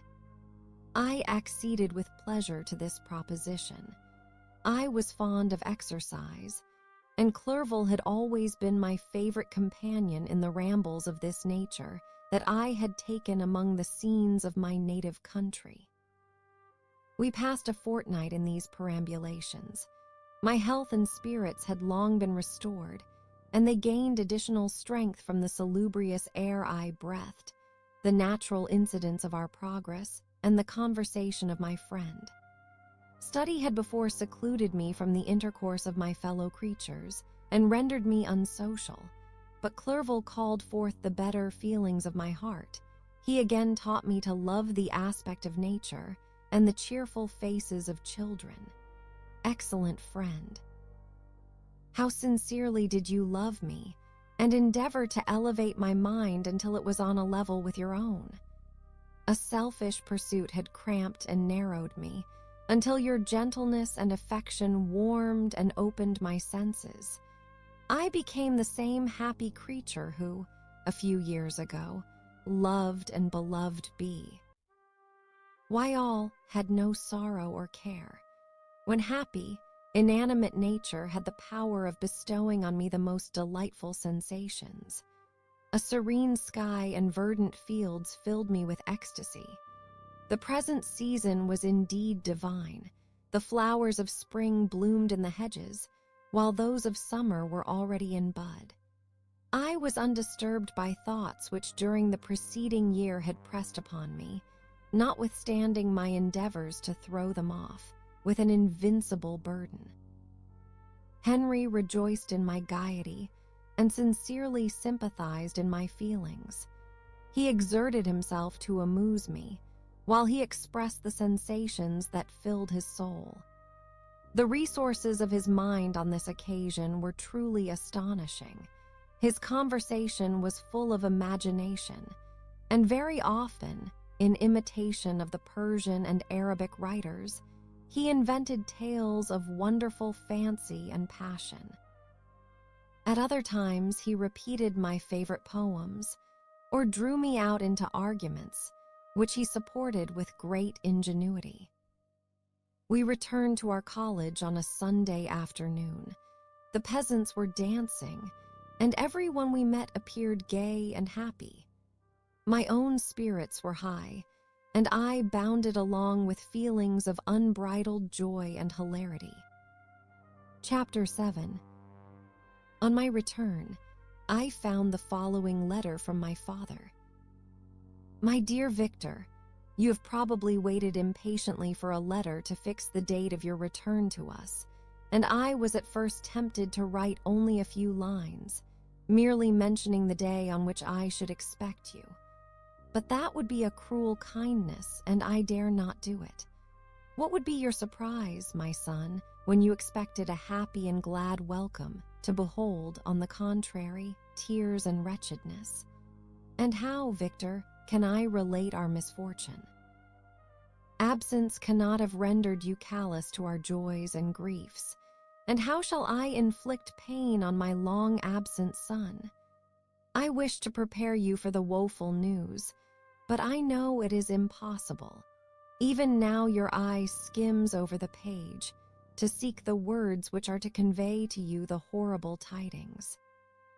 William is dead, that sweet child whose smiles delighted and warmed my heart, who was so gentle yet so gay. Victor, he is murdered. I will not attempt to console you, but will simply relate the circumstances of the transaction. Last Thursday, May 7th, I, my niece, and your two brothers went to walk in Plainpalais. The evening was warm and serene, and we prolonged our walk farther than usual. It was already dusk before we thought of returning, and then we discovered that William and Ernest, who had gone on before, were not to be found. We accordingly rested on a seat until they should return. Presently Ernest came and inquired if we had seen his brother. He said that he had been playing with him, that William had run away to hide himself, and that he vainly sought for him, and afterwards waited for him a long time, but that he did not return. This account rather alarmed us, and we continued to search for him until night fell, when Elizabeth conjectured that he might have returned to the house. He was not there. We returned again, with torches, for I could not rest, when I thought that my sweet boy had lost himself, and was exposed to all the damps and dews of night. Elizabeth also suffered extreme anguish. About 5 a.m, I discovered my lovely boy, whom the night before I had seen blooming and active in health, stretched on the grass livid and motionless. The print of the murderer's finger was on his neck. He was conveyed home, and the anguish that was visible in my countenance betrayed the secret to Elizabeth. She was very earnest to see the corpse. At first I attempted to prevent her, but she persisted, and entering the room where it lay, hastily examined the neck of the victim, and clasping her hands exclaimed, "Oh God, I have murdered my darling child." She fainted and was restored with extreme difficulty. When she again lived, it was only to weep and sigh. She told me that that same evening William had teased her to let him wear a very valuable miniature that she possessed of your mother. This picture is gone, and was doubtless the temptation which urged the murdered to the deed. We have no trace of him at present, although our exertions to discover him are unremitted, but they will not restore my beloved William. Come, dearest Victor, you alone can console Elizabeth. She weeps continually and accuses herself unjustly as the cause of his death. Her words pierce my heart. We are all unhappy, but will not that be an additional motive for you, my son, to return and be our comforter? Your dear mother. Alas, Victor, I now say, thank God she did not live to witness the cruel, miserable death of her youngest darling. Come, Victor, not brooding thoughts of vengeance against the assassin, but with feelings of peace and gentleness that will heal, instead of festering, the wounds of our minds. Enter the house of mourning, my friend, but with kindness and affection for those who love you, and not with hatred for your enemies. Your affectionate and afflicted father. Alphonse Frankenstein. Geneva, May 12th, 17. Clerval, who had watched my countenance as I read this letter, was surprised to observe the despair that succeeded to the joy I at first expressed on receiving news from my friends. I threw the letter on the table and covered my face with my hands. My dear Frankenstein, exclaimed Henry when he perceived me weep with bitterness, are you always to be unhappy? My dear friend, what has happened? I motioned to him to take up the letter, while I walked up and down the room in the extremest agitation. Tears also gushed from the eyes of Clerval as he read the account of my misfortune. I can offer you no consolation, my friend, said he. Your disaster is irreparable. What do you intend to do? To go instantly to Geneva. Come with me, Henry, to order the horses. During our walk, Clerval endeavored to say a few words of consolation. He could only express his heartfelt sympathy. Poor William, said he, dear lovely child, he now sleeps with his angel mother, who that had seen him bright and joyous in his young beauty, but must weep over his untimely loss. To die so miserably, to feel the murderer's grasp. How much more a murderer that could destroy such radiant innocence? Poor little fellow. One only consolation have we, his friends mourn and weep, but he is at rest. The pang is over, his sufferings are at an end forever. A sod covers his gentle form, and he knows no pain. He can no longer be a subject for pity. We must reserve that for his miserable survivors. Clerval spoke thus as we hurried through the streets. The words impressed themselves on my mind, and I remembered them afterwards in solitude. But now, as soon as the horses arrived, I hurried into a cabriolet and bade farewell to my friend. My journey was very melancholy. At first I wished to hurry on, for I longed to console and sympathize with my loved and sorrowing friends. But when I drew near my native town, I slackened my progress. I could hardly sustain the multitude of feelings that crowded into my mind. I passed through scenes familiar to my youth, but which I had not seen for nearly 6 years. How altered everything might be during that time. One sudden and desolating change had taken place, but 1,000 little circumstances might have by degrees worked other alterations, which, although they were done more tranquilly, might not be the less decisive. Fear overcame me. I dared not advance, dreading 1,000 nameless evils that made me tremble, although I was unable to define them. I remained 2 days at Lausanne in this painful state of mind. I contemplated the lake. The waters were placid, all around was calm, and the snowy mountains, the palaces of nature, too, were not changed. By degrees the calm and heavenly scene restored me, and I continued my journey towards Geneva. The road ran by the side of the lake, which became narrower as I approached my native town. I discovered more distinctly the black sides of Jura and the bright summit of Mont Blanc, Three-Eye wept like a child. Dear mountains, my own beautiful lake, how do you welcome your wanderer?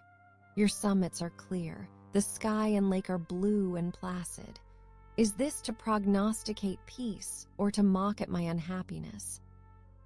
I fear, my friend, that I shall render myself tedious by dwelling on these preliminary circumstances, but they were days of comparative happiness, and I think of them with pleasure. My country, my beloved country, who but a native can tell the delight I took in again beholding thy streams, thy mountains, and, more than all, thy lovely lake. Yet as I drew nearer home, grief and fear again overcame me. Night also closed around, and when I could hardly see the dark mountains, I felt still more gloomily. The picture appeared a vast and dim scene of evil, and I foresaw obscurely that I was destined to become the most wretched of human beings. Alas! I prophesied truly, and failed only in one single circumstance, that in all the misery I imagined and dreaded, I did not conceive the 100th part of the anguish I was destined to endure. It was completely dark when I arrived in the environs of Geneva. The gates of the town were already shut, and I was obliged to pass the night at Secherin, a village at the distance of half a league from the city. The sky was serene, and, as I was unable to rest, I resolved to visit the spot where my poor William had been murdered. As I could not pass through the town, I was obliged to cross the lake in a boat to arrive at Plainpalais. During this short voyage, I saw the lightnings playing on the summit of Mont Blanc in the most beautiful figures. The storm appeared to approach rapidly, and on landing, I ascended a low hill that I might observe its progress.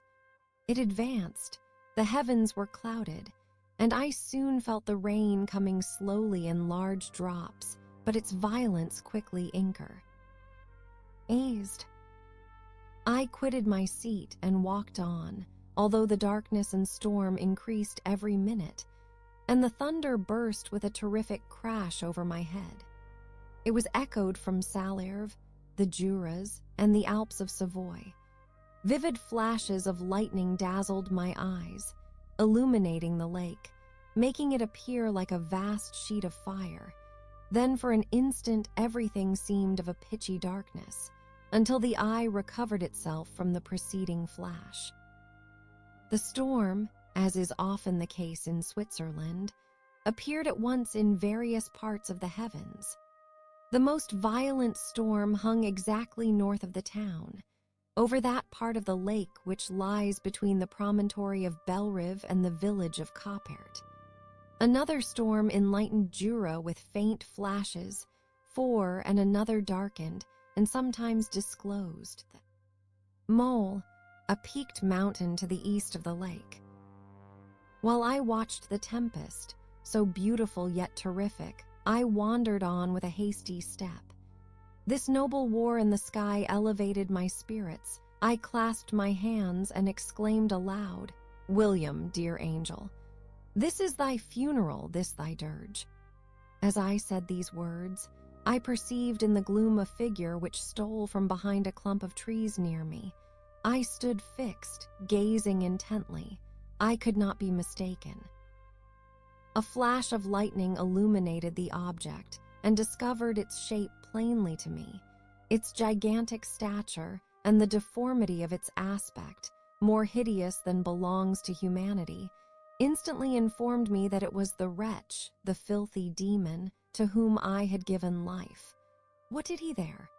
Could he be, I shuddered at the conception, the murderer of my brother?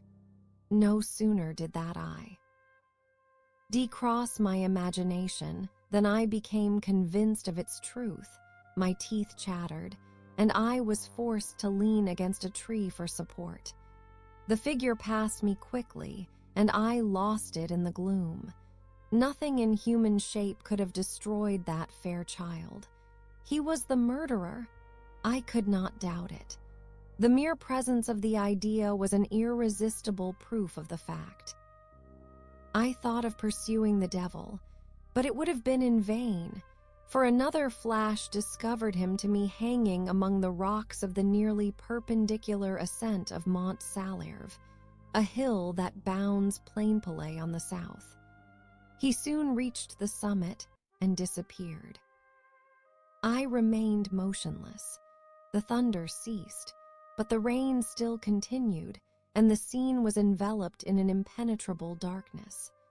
I revolved in my mind the events which I had until now sought to forget, the whole train of my progress towards the creation, the appearance of the work of my own hands alive at my bedside, its departure. 2 years had now nearly elapsed since the night on which he first received life, and was this his first crime? Alas! I had turned loose into the world a depraved wretch, whose delight was in carnage and misery, had he not murdered my brother. No one can conceive the anguish I suffered during the remainder of the night, which I spent, cold and wet, in the open air. But I did not feel the inconvenience of the weather. My imagination was busy in scenes of evil and despair. I considered the being whom I had cast among mankind, and endowed with the will and power to effect purposes of horror, such as the deed which he had now done, nearly in the light of my own vampire, my own spirit let loose from the grave, and forced to destroy all that was dear to me. Day dawned, and I directed my steps towards the town. The gates were open, and I hastened to my father's house. My first thought was to discover what I knew of the murderer and cause instant pursuit to be made. But I paused when I reflected on the story that I had to tell. A being whom I myself had formed and endued with life had met me at midnight among the precipices of an inaccessible mountain. I remembered also the nervous fever with which I had been seized just at the time that I dated my creation, and which would give an air of delirium to a tale otherwise so utterly improbable. I well knew that if any other had communicated such a relation to me, I should have looked upon it as the ravings of insanity. Besides, the strange nature of the animal would elude all pursuit, Eve. And if I were so far credited as to persuade my relatives to commence it, and then of what use would be pursuit?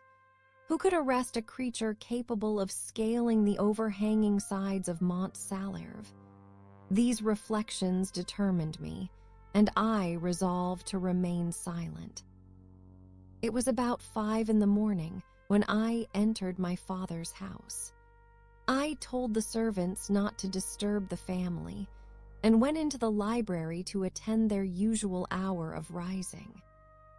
6 years had elapsed, passed as a dream but for one indelible trace, and I stood in the same place where I had last embraced my father before my departure for Ingolstadt. Beloved and venerable parent, he still remained to me. I gazed on the picture of my mother, which stood over the mantelpiece.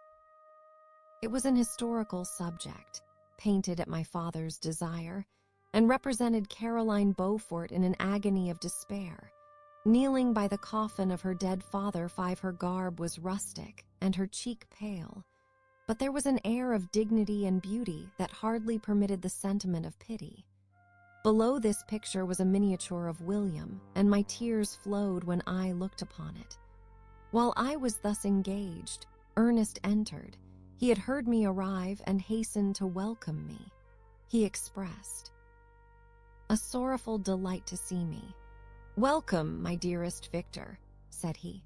"Ah, I wish you had come 3 months ago, and then you would have found us all joyous and delighted. You come to us now to share a misery which nothing can alleviate, yet your presence will, I hope, revive our father, who seems sinking under his misfortune. and your persuasions will induce poor Elizabeth to cease her vain and tormenting self-accusations. Poor William. He was our darling and our pride. Tears, unrestrained, fell from my brother's eyes. A sense of mortal agony crept over my frame. Before, I had only imagined the wretchedness of my desolated home. The reality came on me as a new, and a not less terrible, disaster. I tried to calm Ernest. I inquired more minutely concerning my father, and her eye named my cousin. "She most of all," said Ernest, "requires consolation. She accused herself of having caused the death of my brother, and that made her very wretched. But since the murderer has been discovered—" "The murderer discovered? Good God, how can that be? Who could attempt to pursue him? It is impossible. One might as well try to overtake the winds or confine a mountain stream with a straw. I saw him too. He was free last night." "I do not know what you mean," replied my brother in accents of wonder, "but to us the discovery we have made completes our misery. No one would believe it at first, and even now Elizabeth will not be convinced, notwithstanding all the evidence. Indeed, who would credit that Justine Moritz, who was so amiable and fond of all the family, could suddenly become capable of so frightful, so appalling a crime? Justine Moritz, poor girl, is she the accused.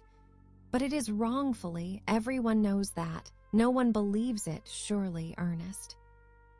"No one did at first, but several circumstances came out that have almost forced conviction upon us, and her own behavior has been so confused as to add to the evidence of facts a weight that, I fear, leaves no hope for doubt.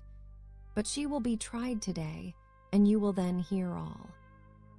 He related that, the morning on which the murder of poor William had been discovered, Justine had been taken ill and confined to her bed for several days. During this interval, one of the servants, happening to examine the apparel she had worn on the night of the murder, had discovered in her pocket the picture of my mother, which had been judged to be the temptation of the murderer.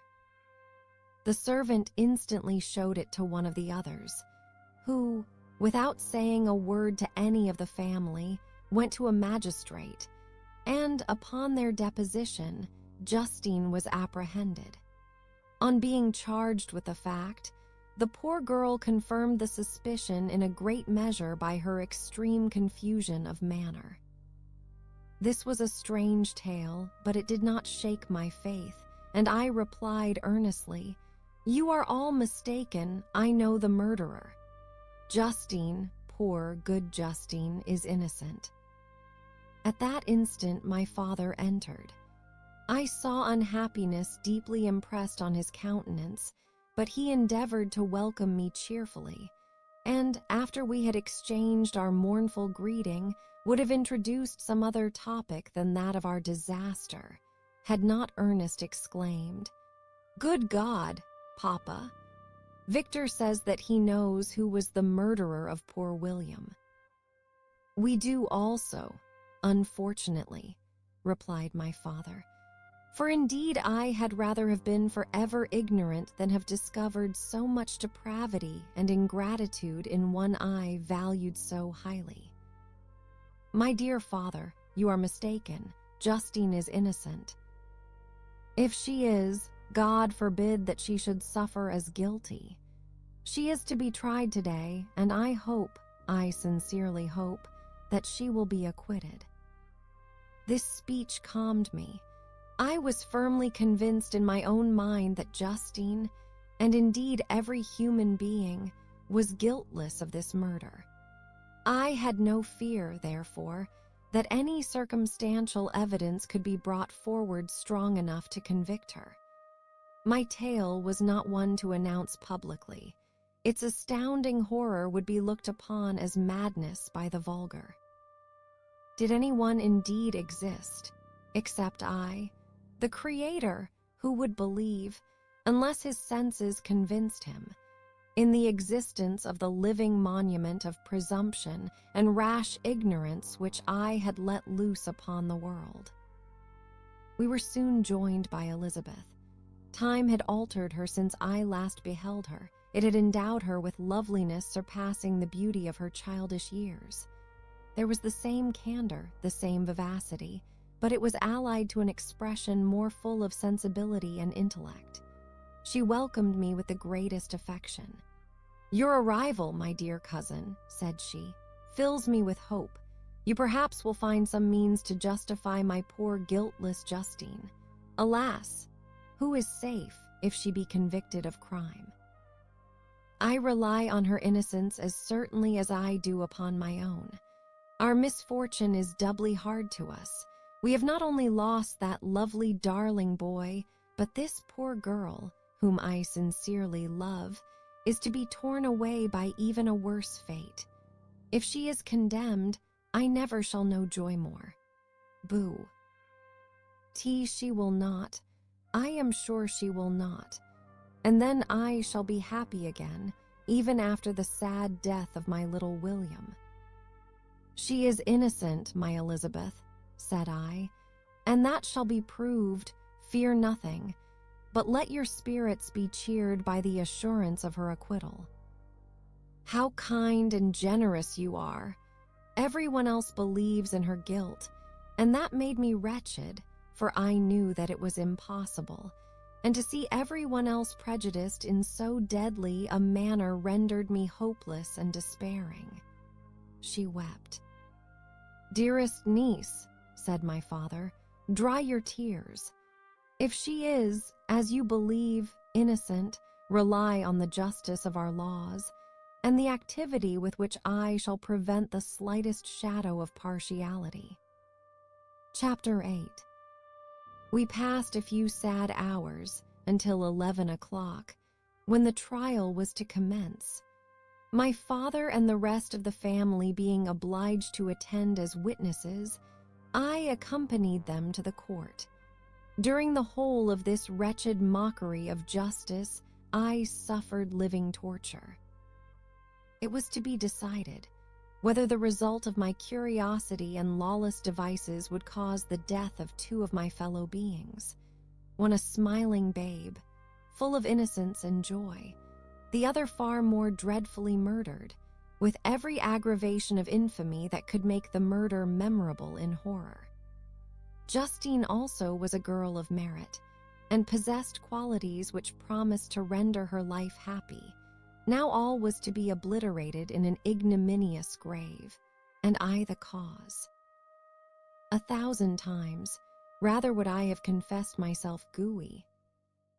LTY of the crime ascribed to Justine, but I was absent when it was committed, and such a declaration would have been considered as the ravings of a madman, and would not have exculpated her who suffered through me.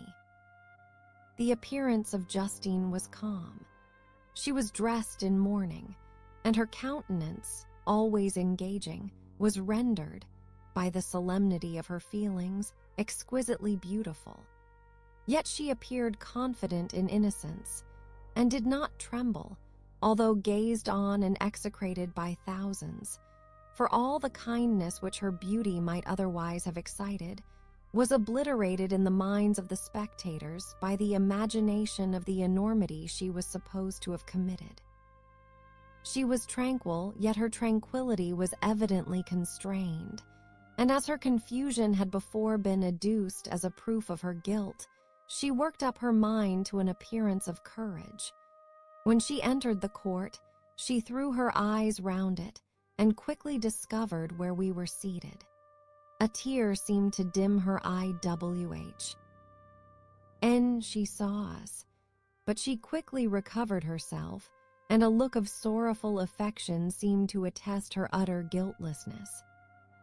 The trial began, and after the advocate against her had stated the charge, several witnesses were called.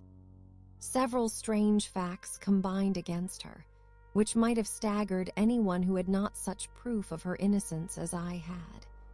She had been out the whole of the night on which the murder had been committed, and towards morning had been perceived by a market woman not far from the spot where the body of the murdered child had been afterwards found. The woman asked her what she did there, but she looked very strangely and only returned a confused and unintelligible answer. She returned to the house about 8 o'clock, and when one inquired where she had passed the night, she replied that she had been looking for the child and demanded earnestly if anything had been heard see concerning him. When shown the body, she fell into violent hysterics and kept her bed for several days. The picture was then produced, which the servant had found in her pocket, and when Elizabeth, in a faltering voice, proved that it was the same which, an hour before the child had been missed, she had placed round his neck, a murmur of horror and indignation filled the court. Justine was called on for her defense. As the trial had proceeded, her countenance had altered. Surprise, horror, and misery were strongly expressed. Sometimes she struggled with her tears, but when she was desired to plead, she collected her powers and spoke in an audible, although variable voice. "God knows," she said, "how entirely I am innocent, but I do not pretend that my protestations should acquit me. I rest my innocence on a plain and simple explanation of the facts which have been adduced against me, and I hope the character I have always borne will incline my judges to a favorable interpretation, where any circumstance appears doubtful or suspicious." She then related that, by the permission of Elizabeth, she had passed the evening of the night on which the murder had been committed at the house of an aunt at Chairn, a village situated at about a league from Geneva.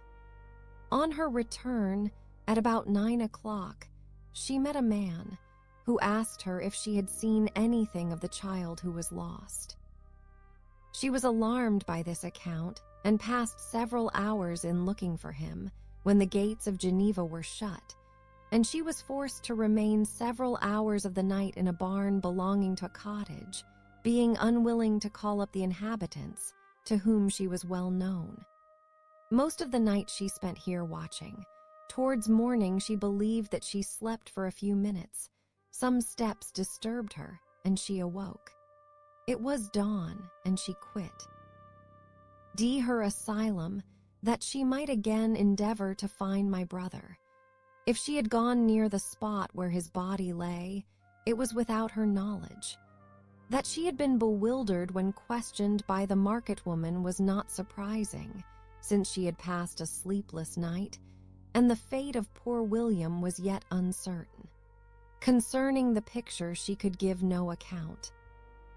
"I know," continued the unhappy victim, "how heavily and fatally this one circumstance weighs against me, but I have no power of explaining it, and when I have expressed my utter ignorance, I am only left to conjecture concerning the probabilities by which it might have been placed in my pocket. But here also I am checked. I believe that I have no enemy on earth, and none surely would have been so wicked as to destroy me wantonly. Did the murderer place it there? I know of no opportunity afforded him for so doing, or, if I had, why should he have stolen the jewel, to part with it again so soon? I commit my cause to the justice of my judges, yet I see no room for hope. I beg permission to have a few witnesses examined concerning my character, and if their testimony shall not overweigh my supposed guilt, I must be condemned, although I would pledge my salvation on my innocence." Several witnesses were called, who had known her for many years, and they spoke well of her, but fear and hatred of the crime of which they supposed her guilty rendered them timorous and unwilling to come forward. Elizabeth saw even this last resource, her excellent dispositions and irreproachable conduct, about to fail the accused, when, Although violently agitated, she desired permission to address the court. "I am," said she, "the cousin of the unhappy child who was murdered, or rather his sister, for I was educated by, and have lived with his parents ever since and even long before his birth. It may, therefore, be judged indecent in me to come forward on this occasion. But when I see a fellow creature about to perish through the cowardice of her pretended friends, I wish to be allowed to speak, that I may say what I know of her character. I am well acquainted with the accused. I have lived in the same house with her, at one time for 5 and at another for nearly 2 years. During all that period, she appeared to me the most amiable and benevolent of human creatures. She nursed Madame Frankenstein, my aunt, in her last illness, with the greatest affection and care, and afterward.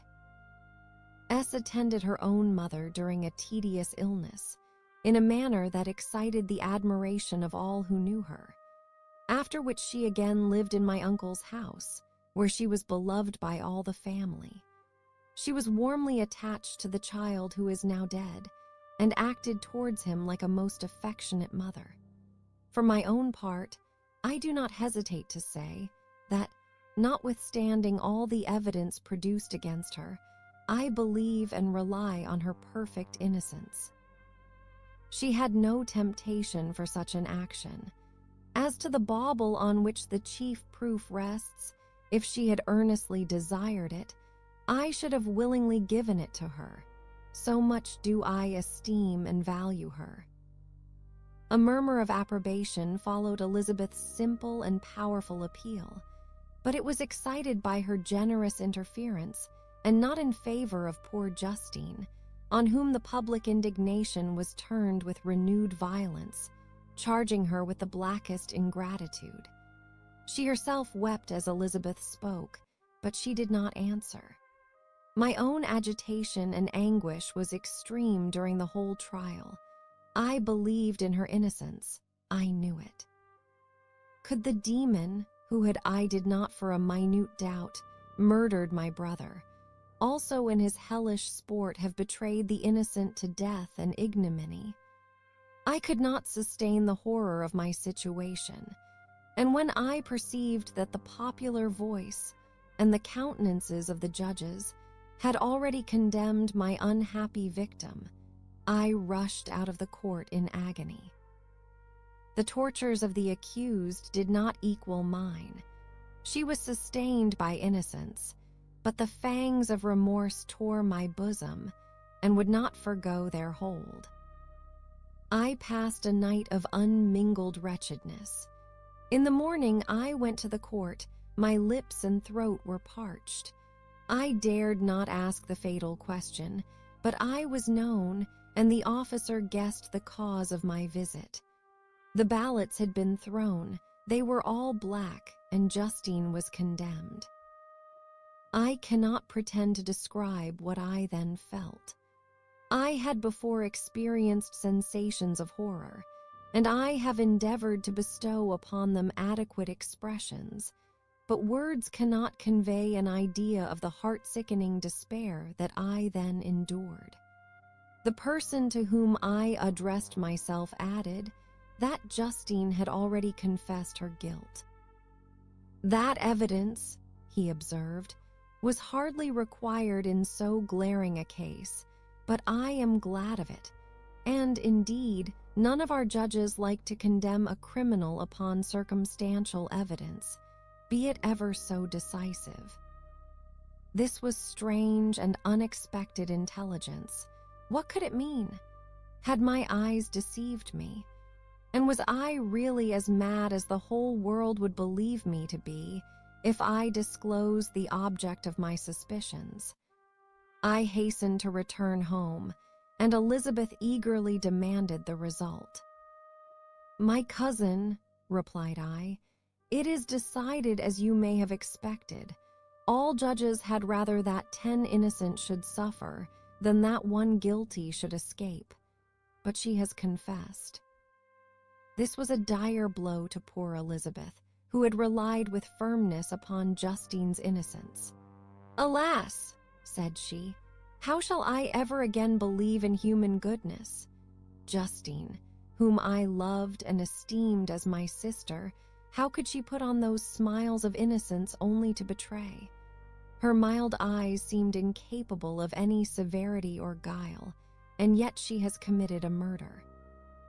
Soon after, we heard that the poor victim had expressed a desire to see my cousin. My father wished her not to go, but said that he left it to her own judgment and feelings to decide. "Yes," said Elizabeth, "I will go, although she is guilty, and you, Victor, shall accompany me. I cannot go alone." The idea of this visit was torture to me, yet I could not refuse. We entered the gloomy prison chamber and beheld Justine sitting on some straw at the farther end. Her hands were manacled, and her head rested on her knees. She rose on seeing us enter, and when we were left alone with her, she threw herself at the feet of Elizabeth, weeping bitterly. My cousin wept also.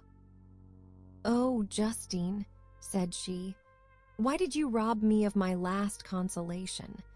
I relied on your innocence, and although I was then very wretched, I was not so miserable as I am now. And do you also believe that I am so very, very wicked? Do you also join with my enemies to crush me, to condemn me as a murderer?" Her voice was suffocated with sobs. "Rise, my poor girl," said Elizabeth. "Why do you kneel if you are innocent?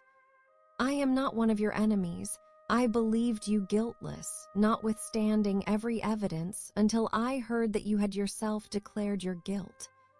That report, you say, is false, and be assured, dear Justine, that nothing can shake my confidence in you for a moment but your own confession."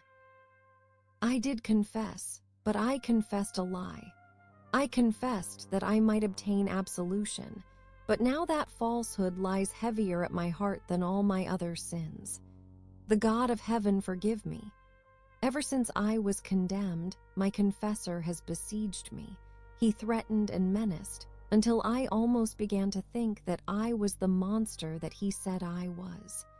He threatened excommunication and hell fire in my last moments, if I continued obdurate. Dear lady, I had none to support me. All looked on me as a wretch doomed to ignominy and perdition. What could I do? In an evil hour I subscribed to a lie, and now only am I truly miserable. She paused, weeping, and then continued. I thought with horror, my sweet lady, that you should believe your Justine, whom your blessed aunt had so highly honored, and whom you loved, was a creature capable of a crime which none but the devil himself could have perpetrated. Dear William, dearest blessed child, I soon shall see you again in heaven, where we shall all be happy, and that consoles me, going as I am to suffer ignominy and death. Oh, Justine, forgive me for having for one moment distrusted you. Why did you confess? But do not mourn, dear girl, do not fear. I will proclaim, I will prove your innocence. I will melt the stony hearts of your enemies by my tears and prayers. You shall not die. You, my playfellow, my companion, my sister, perish on the scaffold. No, no, I never could survive so horrible a misfortune. Justine shook her head mournfully.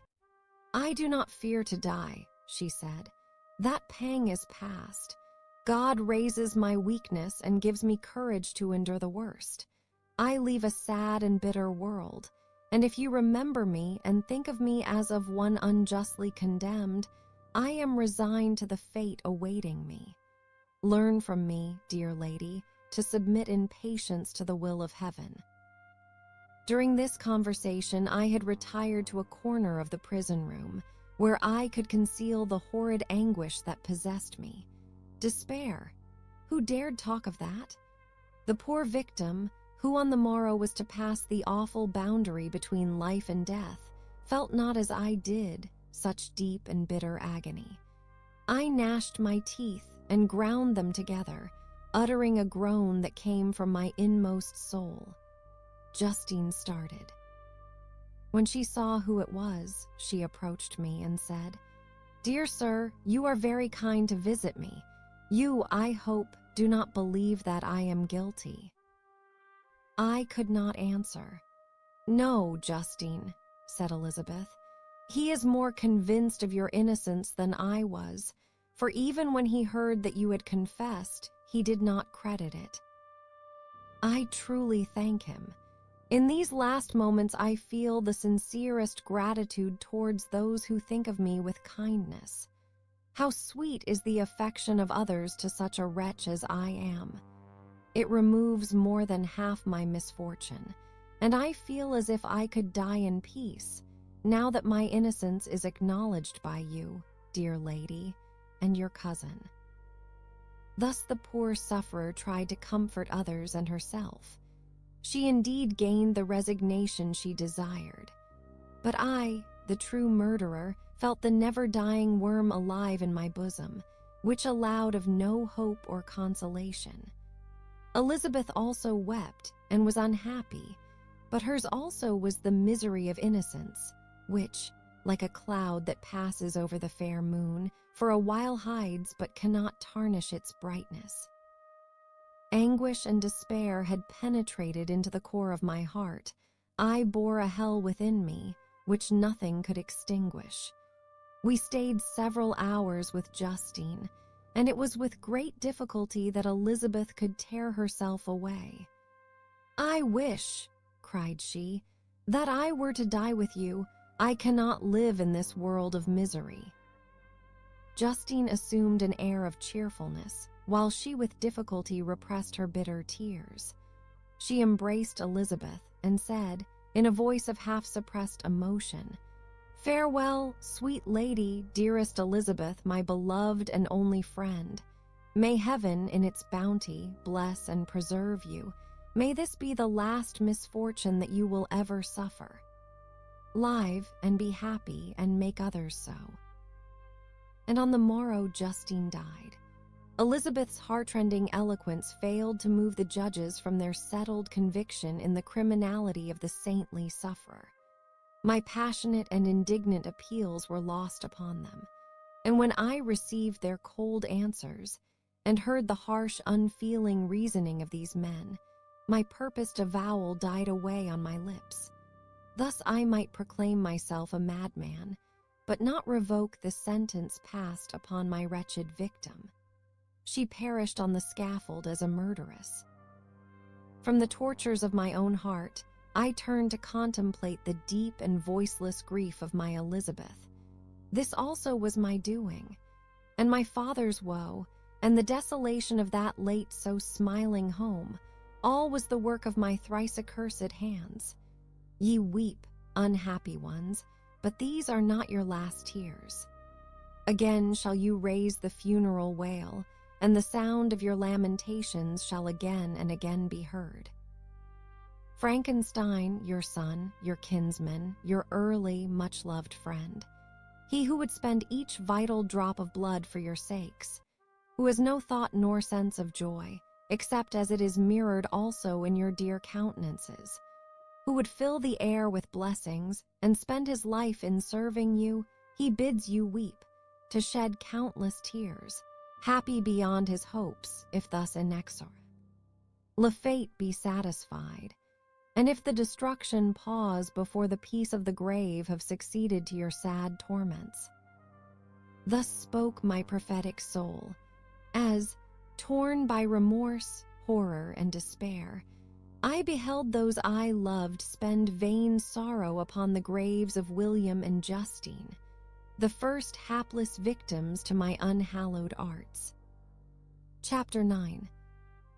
Nothing is more painful to the human mind than, after the feelings have been worked up by a quick succession of events, the dead calmness of inaction and certainty which follows and deprives the soul both of hope and fear. Justine died, she rested, and I was alive. The blood flowed freely in my veins, but a weight of despair and remorse pressed on my heart, which nothing could remove. Sleep fled from my eyes. I wandered like an evil spirit, for I had committed deeds of mischief beyond description horrible, and more, much more, I persuaded myself, was yet behind. Yet my heart overflowed with kindness and the love of virtue. I had begun life with benevolent intentions and thirsted for the moment when I should put them in practice and make myself useful to my fellow beings. Now all was blasted. Instead of that serenity of conscience, which allowed me to look back upon the past with self-satisfaction, and from thence to gather promise of new hopes, I was seized by remorse and the sense of guilt, which hurried me away to a hell of intense tortures, such as no language can describe. This state of mind preyed upon my health, which had perhaps never entirely recovered from the first shock it had sustained. I shunned the face of man. All sound of joy or complacency was torture to me. Solitude was my only consolation, deep, dark, death-like solitude. My father observed with pain the alteration perceptible in my disposition and habits, and endeavored by arguments deduced from the feelings of his serene conscience and guiltless life to inspire me with fortitude and awaken in me the courage to dispel the dark cloud which brooded over me. "Do you think, Victor," said he, "that I do not suffer also? No one could love a child more than I loved your brother." Tears came into his eyes as he spoke. "But is it not a duty to the survivors that we should refrain from augmenting their unhappiness by an appearance of immoderate grief? It is also a duty owed to yourself, for excessive sorrow prevents improvement or enjoyment, or even the discharge of daily usefulness, without which no man is fit for society." This advice, although good, was totally inapplicable to my case. I should have been the first to hide my grief and console my friends if remorse had not mingled its bitterness and terror its alarm with my other sensations. Now I could only answer my father with a look of despair and endeavor to hide myself from his view. About this time we retired to our house at Belrive. This change was particularly agreeable to me. The shutting of the gates regularly at 10 o'clock and the impossibility of remaining on the lake after that hour had rendered our residence within the walls of Geneva very irksome to me. I was now free. Often, after the rest of the family had retired for the night, I took the boat and passed many hours upon the water. Sometimes, with my sails set, I was carried by the wind, and sometimes, after rowing into the middle of the lake, I left the boat to pursue its own course and gave way to my own miserable reflections. I was often tempted, when all was at peace around me, and I the only unquiet thing that wandered restless in a scene so beautiful and heavenly, if I except some bat, or the frogs whose harsh and interrupted croaking was heard only when I approached the shore. Often, I say, I was tempted to plunge into the silent lake, that the waters might close over me and my calamities forever one, but I was restrained. When I thought of the heroic and suffering Elizabeth, whom I tenderly loved, and whose existence was bound up in mine, I thought also of my father and surviving brother. Should I, by my base desertion, leave them exposed and unprotected to the malice of the fiend whom I had let loose among them? At these moments I wept bitterly, and wished that peace would revisit my mind only that I might afford them consolation and happiness. But that could not be. Remorse extinguished every hope. I had been the author of unalterable evils, and I lived in daily fear lest the monster whom I had created should perpetrate some new wickedness. I had an obscure feeling that all was not over, and that he would still commit some signal crime, which by its enormity should almost efface the recollection of the past. There was always scope for fear, so long as anything I loved remained behind. My abhorrence of this fiend cannot be conceived. When I thought of him, I gnashed my teeth, my eyes became inflamed, and I ardently wished to extinguish that life which I had so thoughtlessly bestowed. When I reflected on his crimes and malice, my hatred and revenge burst all bounds of moderation. I would have made a pilgrimage to the highest peak of the Andes, could I, when there, have precipitated him to their base. I wished to see him again, that I might wreak the utmost extent of abhorrence on his head, and avenge the deaths of William and Justine. Our house was the house of mourning. My father's health was deeply shaken by the horror of the recent events. Elizabeth was sad and desponding. She no longer took delight in her ordinary occupations. All pleasure seemed to her sacrilege toward the dead. Eternal woe and tears she then thought was the just tribute she should pay to innocence so blasted and destroyed. She was no longer that happy creature who in earlier youth wandered with me on the banks of the lake and talked with ecstasy of our future prospects. The first of those sorrows which are sent to wean us from the earth had visited her, and its dimming influence quenched her dearest smiles. "When I reflect, my dear cousin," said she, "on the miserable death of Justine Moritz, I no longer see the world and its works as they before appeared to me. Before, I looked upon the accounts of vice and injustice that I read in books or heard from others as tales of ancient days or imaginary evils. At least they were remote and more familiar to reason than to the imagination. But now misery has come home, and men appear to me as monsters thirsting for each other's blood. Yet I am certainly unjust.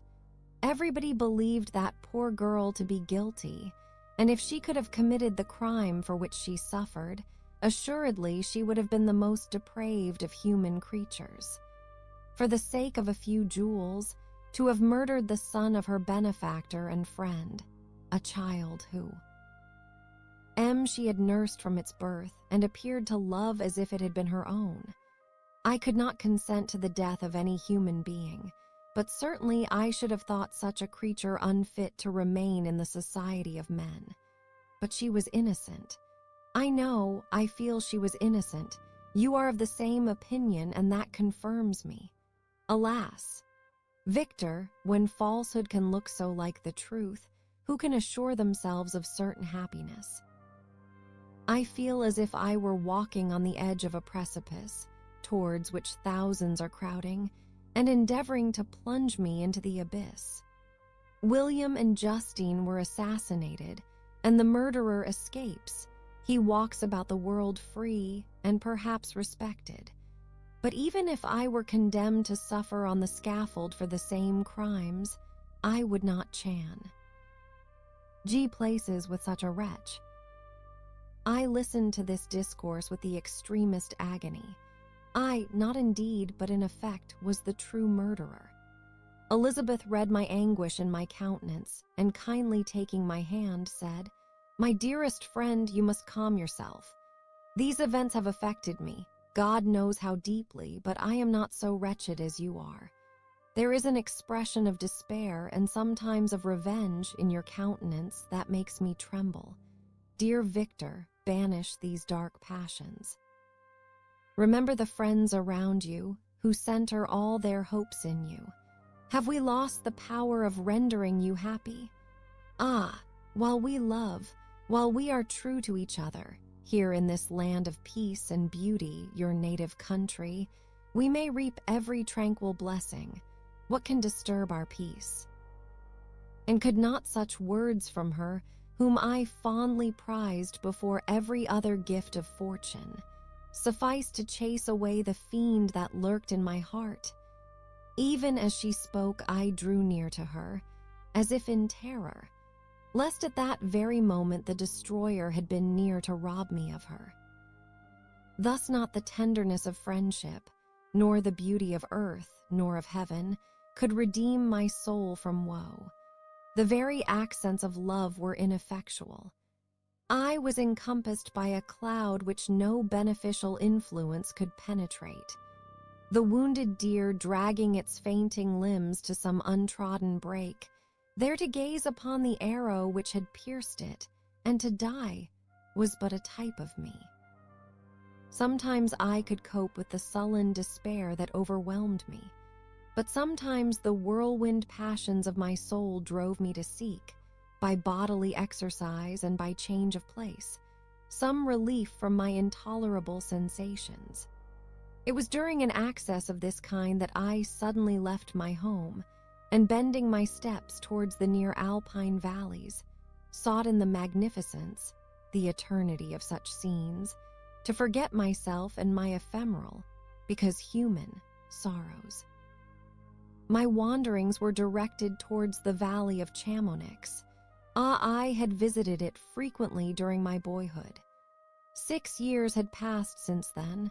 I was a wreck, but naught had changed in those savage and enduring scenes. I performed the first part of my journey on horseback.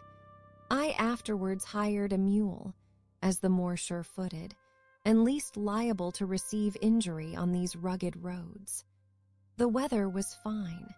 It was about the middle of the month of August, nearly 2 months after the death of Justine, that miserable epoch from which I dated all my woe. The weight upon my spirit was sensibly lightened as I plunged yet deeper in the ravine of Arve. The immense mountains and precipices that overhung me on every side, the sound of the river raging among the rocks, and the dashing of the waterfalls around, spoke of a power mighty as omnipotence, and I ceased to fear, or to bend before any being less almighty than that which had created and ruled the elements, here displayed in their most terrific guise. Still, as I ascended higher, the valley assumed a more magnificent and astonishing character. Ruined castles hanging on the precipices of piny mountains, the impetuous Arve, and cottages every here and there peeping forth from among the trees, formed a scene of singular beauty. But it was augmented and rendered sublime by the mighty Alps too, whose white and shining pyramids and domes towered above all, as belonging to another earth, the habitations of another race of beings. I passed the bridge of Palisier, where the ravine, which the river forms, opened before me, and I began to ascend the mountain that overhangs it. Soon after, I entered the valley of Chamonix. This valley is more wonderful and sublime, but not so beautiful and picturesque as that of Servox, through which I had just passed. The high and snowy mountains were its immediate boundaries, but I saw no more ruined castles and fertile fields. Immense glaciers approached the road. I heard the rumbling thunder of the falling avalanche and marked the smoke of its passage.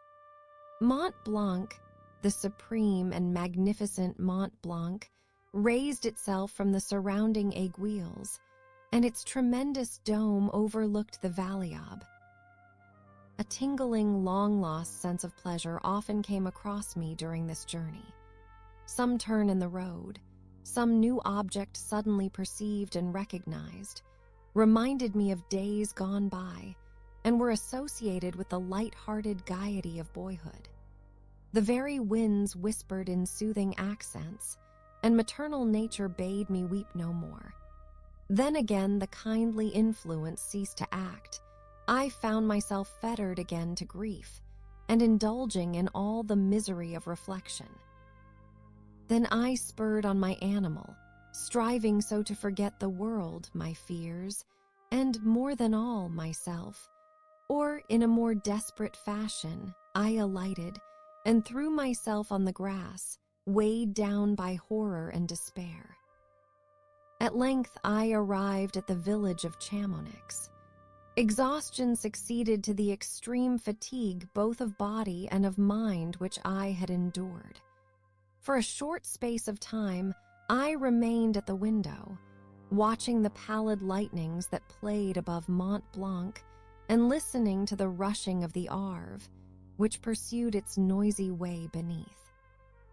The same lulling sounds acted as a lullaby to my too keen sensations. When I placed my head upon my pillow, sleep crept over me. I felt it as it came and blessed the giver of oblivion. Chapter 10. I spent the following day roaming through the valley. I stood beside the sources of the Arveren, a sea which take their rise in a glacier, that with slow pace is advancing down from the summit of the hills to barricade the valley. The abrupt sides of vast mountains were before me. The icy wall of the glacier overhung me. A few shattered pines were scattered around.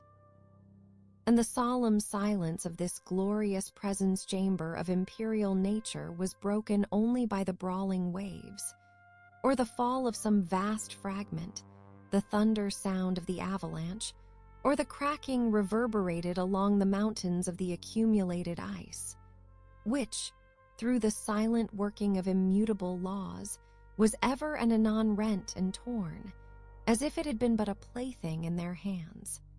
These sublime and magnificent scenes afforded me the greatest consolation that I was capable of receiving. They elevated me from all littleness of feeling, and although they did not remove my grief, they subdued and tranquilized it. In some degree, also, they diverted my mind from the thoughts over which it had brooded for the last month. I retired to rest at night. My slumbers, as it were, waited on and ministered to by the assemblance of grand shapes which I had contemplated during the day. They congregated round me, the unstained snowy mountaintop, the glittering pinnacle, the pine woods and ragged bare ravine, the eagle soaring amidst the clouds. They all gathered round me and bade me be at peace. Where had they fled when the next morning I awoke? All of soul inspiriting fled with sleep, and dark melancholy clouded every thought. The rain was pouring in torrents, and thick mists hid the summits of the mountains, so that I even saw not the faces of those mighty friends. Still, I would penetrate their misty veil, and seek them in their cloudy retreats. What were rain and storm to me? My mule was brought to the door, and I resolved to ascend to the summit of Montanvert. I remembered the effect that the view of the tremendous and ever-moving glacier had produced upon my mind when I first saw it. It had then filled me with a sublime ecstasy that gave wings to the soul, and allowed it to soar from the obscure world to light and joy. The sight of the awful and majestic in nature had, indeed, always the effect of solemnizing my mind and causing me to forget the passing cares of life. I determined to go without a guide, one for I was well acquainted with the path, and the presence of another would destroy the solitary grandeur of the scene. The ascent is precipitous, but the path is cut into continual and short windings, which enable you to surmount the perpendicularity of the mountain. It is a scene terrifically desolate. In 1,000 spots the traces of the winter avalanche may be perceived, where trees lie broken and strewed on the ground, some entirely destroyed, others bent, leaning upon the jutting rocks of the mountain, or transversely upon other trees. The path, as you ascend higher, is intersected by ravines of snow, down which stones continually roll from above.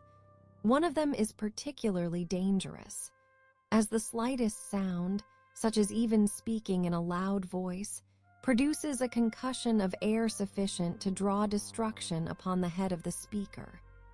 The pines are not tall or luxuriant, but they are so. Embry and add an air of severity to the scene. I looked on the valley beneath. Vast mists were rising from the rivers which ran through it, and curling in thick wreaths around the opposite mountains, whose summits were hid in the uniform clouds, while rain poured from the dark sky, and added to the melancholy impression I received from the objects around me. Alas, why does man boast of sensibilities superior to those apparent in the brute? It only renders them more necessary beings. If our impulses were confined to hunger, thirst, and desire, we might be nearly free. But now we are moved by every wind that blows, and a chance word or scene that word may convey to us. We rest, a dream has power to poison sleep. We rise, one wandering thought pollutes the day. We feel, conceive, or reason, laugh or weep, embrace fond woe, or cast our cares away. It is the same, for be it joy or sorrow, the path of its departure still is free. Man, as yesterday may ne'er be like his morrow. Naught may endure but mutability, too. It was nearly noon when I arrived at the top of the ascent. For some time I sat upon the rock that overlooks the sea of ice. A mist covered both that and the surrounding mountains. Presently a breeze dissipated the cloud, and I descended upon the glacier. The surface is very uneven, rising like the waves of a troubled sea, descending low, and interspersed by rifts that sink deep. The field of ice is almost a league in width, but I spent nearly 2 hours in crossing it. The opposite mountain is a bare perpendicular rock. From the side where I now stood, Montanvert was exactly opposite, at the distance of a league, and above it rose Mont Blanc in awful majesty. I remained in a recess of the rock, gazing on this wonderful and stupendous scene. The sea, or rather the vast river of ice, wound among its dependent mountains, whose aerial summits hung over its recesses. Their icy and glittering peaks shone in the sunlight over the clouds. My heart, which was before sorrowful, now swelled with something like joy. I exclaimed, "Wandering spirits, if indeed ye wander, and do not rest in your narrow beds, allow me this faint happiness, or take me, as your companion away from the joys of life." As I said this, I suddenly beheld the figure of a man, at some distance, advancing towards me with superhuman speed. He bounded over the crevices in the ice, among which I had walked with caution. His stature also, as he approached, seemed to exceed that of man. I was troubled. A mist came over my eyes, and I felt a faintness seize me, but I was quickly restored by the cold gale of the mountains. I perceived, as the shape came nearer, sight tremendous and abhorred, that it was the wretch whom I had created. I trembled with rage and horror, resolving to wait his approach, and then close with him in mortal combat. He approached. His countenance bespoke bitter anguish, combined with disdain and malignity, while its unearthly ugliness rendered it almost too horrible for human ear.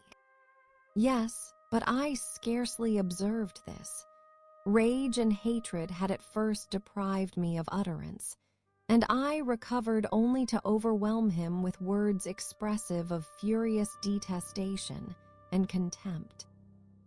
"Devil," I exclaimed, "do you dare approach me? And do not you fear the fierce vengeance of my arm wreaked on your miserable head? Begone, vile insect, or rather stay, that I may trample you to dust. And oh, that I could, with the extinction of your miserable existence, restore those victims whom you have so diabolically murdered." "I expected this reception," said the demon. "All men hate the wretched. How then must I be hated, who am miserable beyond all living things? Yet you, my creator, detest and spurn me, they creature, to whom thou art bound by ties only dissoluble by the annihilation of one of us. You purpose to kill me, How dare you sport thus with life? Do your duty towards me, and I will do mine towards you and the rest of mankind. If you will comply with my conditions, I will leave them and you at peace. But if you refuse, I will glut the maw of death until it be satiated with the blood of your remaining friends. Abhorred monster, fiend that thou art, the tortures of hell are too mild a vengeance for thy crimes. Wretched devil, you reproach me with your creation. Come on, then, that I may extinguish the spark which I so negligently bestowed. My rage was without bounds. I sprang on him, impelled by all the feelings which can arm one being against the existence of another. He easily eluded me and said, "Be calm. I entreat you to hear me before you give vent to your hatred on my devoted head. Have I not suffered enough that you seek to increase my misery? Life, although it may only be an accumulation of anguish, is dear to me, and I will defend it. Remember, thou hast made me more powerful than thyself. My height is superior to thine, my joints more supple. But I will not be tempted to set myself in opposition to thee. I am thy creature, and I will be even mild and docile to my natural lord and king, if thou wilt also perform thy part, the which thou owest me. O Frankenstein, be not equitable to every other and trample upon me alone, to whom thy justice and even thy clemency and affection is most due. Remember that I am thy creature. I ought to be thy Adam, but I am rather the fallen angel, whom thou drivest from joy for no misdeed. Everywhere I see bliss, from which I alone am irrevocably excluded. I was benevolent and good, misery made me a fiend. Make me happy, and I shall again be virtuous. 3. Begone, I will not hear you. There can be no community between you and me. We are enemies. Begone, or let us try our strength in a fight in which one must fall. How can I move thee? Will no entreaties cause thee to turn a favorable eye upon thy creature, who implores thy goodness and compassion? Believe me, Frankenstein, I was benevolent, my soul glowed with love and humanity. But am I not alone, miserably alone? You, my creator, abhor me. What hope can I gather from your fellow creatures, who owe me nothing? They spurn and hate me. The desert mountains and dreary glaciers are my refuge. I have wandered here many days. The caves of ice, which I only do not fear, are a dwelling to me, and the only one which man does not grudge. These bleak skies I hail, for they are kinder to me than your fellow beings. If the multitude of mankind knew of my existence, they would do as you do and arm themselves for my destruction. Shall I not and hate them who abhor me? I will keep no terms with my enemies. I am miserable, and they shall share my wretchedness. Yet it is in your power to recompense me, and deliver them from an evil which it only remains for you to make so great that not only you and your family, but thousands of others, shall be swallowed up in the whirlwinds of its rage. Let your compassion be moved, and do not disdain me. Listen to my tale. When you have heard that, abandon or commiserate me, as you shall judge that I deserve. But hear me. The guilty are allowed, by human laws, bloody as they are, to speak in their own defense before they are condemned. Listen to me, Frankenstein. You accuse me of murder, and yet you would, with a satisfied conscience, destroy your own creature. Oh, praise the eat. Arnal, justice of man, for yet I ask you not to spare me. Listen to me. And then, if you can, and if you will, destroy the work of your hands. Why do you call to my remembrance? I rejoined. Circumstances of which I shudder to reflect that I have been the miserable origin and author. Cursed be the day, abhorred devil, in which you first saw light. Cursed, although I curse myself, be the hands that formed you. You have made me wretched beyond expression. You have left me no power to consider whether I am just to you or not. Begone, relieve me from the sight of your detested form. Thus I relieve thee, my Creator, he said, and placed his hated hands before my eyes, which I flung from me with violence. Thus I take from thee a sight which you abhor. Still thou canst listen to me and grant me thy compassion. By the virtues that I once possessed, I demand this from you. Hear my tale. It is long and strange, and the temperature of this place is not fitting to your fine sensations. Come to the hut upon the mountain. The sun is yet high in the heavens. Before it descends to hide itself behind yon snowy precipices and illuminate another world, you will have heard my story and can decide. On you it rests whether I quit forever the neighborhood of man and lead a harmless life, or become the scourge of your fellow creatures and the author of your own spee. Die ruin. As he said this, he led the way across the ice. I followed. My heart was full, and I did not answer him, but as I proceeded, I weighed the various arguments that he had used and determined at least to listen to his tale. I was partly urged by curiosity, and compassion confirmed my resolution. I had hitherto supposed him to be the murderer of my brother, and I eagerly sought a confirmation or denial of this opinion. For the first time, also, I felt what the duties of a creator towards his creature were 5, and that I ought to render him happy before I complained of his wickedness. These motives urged me to comply with his demand. We crossed the ice, therefore, and ascended the opposite rock. The air was cold, and the rain again began to descend. We entered the hut, the fiend W. With an air of exultation, I with a heavy heart and depressed spirits. But I consented to listen, and, seating myself by the fire which my odious companion had lighted, he thus began his tale. Chapter 11. It is with considerable difficulty that I remember the original era of my being. All the events of that period appear confused and indistinct. A strange multiplicity of sensations seized me, and I saw, felt, heard, and smelt at the same time. And it was, indeed, a long time before I learned to distinguish between the operations of my various senses.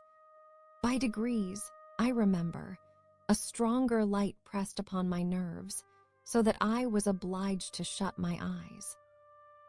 Darkness then came over me and troubled me, but hardly had I felt this, when, by opening my eyes, as I now suppose, the light poured in upon me again. I walked, and, I believe, descended, but I presently found a great alteration in my sensations. Before, dark and opaque bodies had surrounded me, impervious to my touch.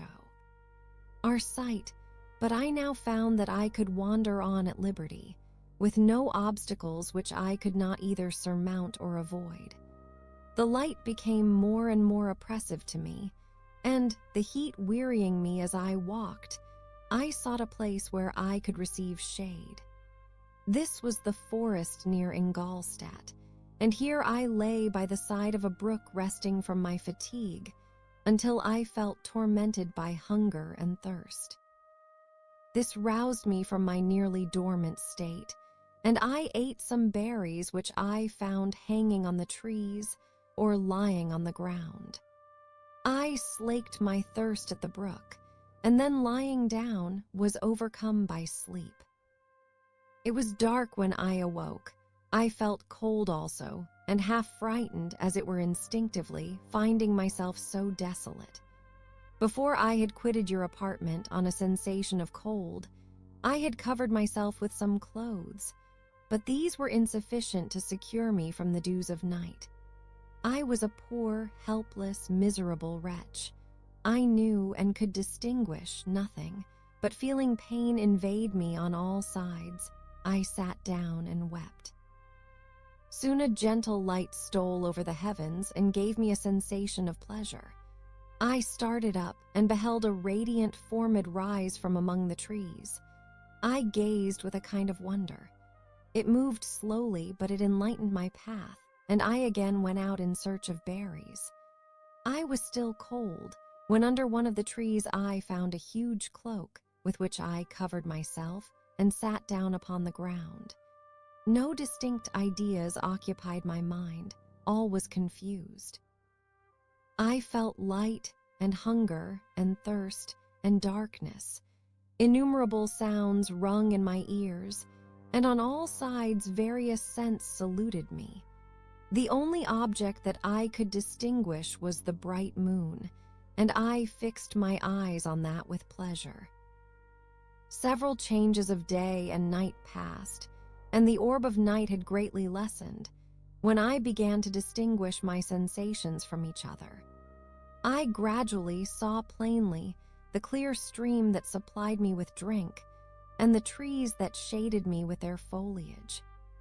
I was delighted when I first discovered that a pleasant sound, which often saluted my ears, proceeded from the throats of the little winged animals who had often intercepted the light from my eyes. I began also to observe, with greater accuracy, the forms that surrounded me, and to perceive the boundaries of the radiant roof of light which canopied me. Sometimes I tried to imitate the pleasant songs of the birds, but was unable. Sometimes I wished to express my sensations in my own mode, but the uncouth and inarticulate sounds which broke from me frightened me into silence again. The moon had disappeared from the night, and again with a lessened form showed itself, while I still remained in the forest. My sensations had, by this time, become distinct, and my mind received every day additional ideas.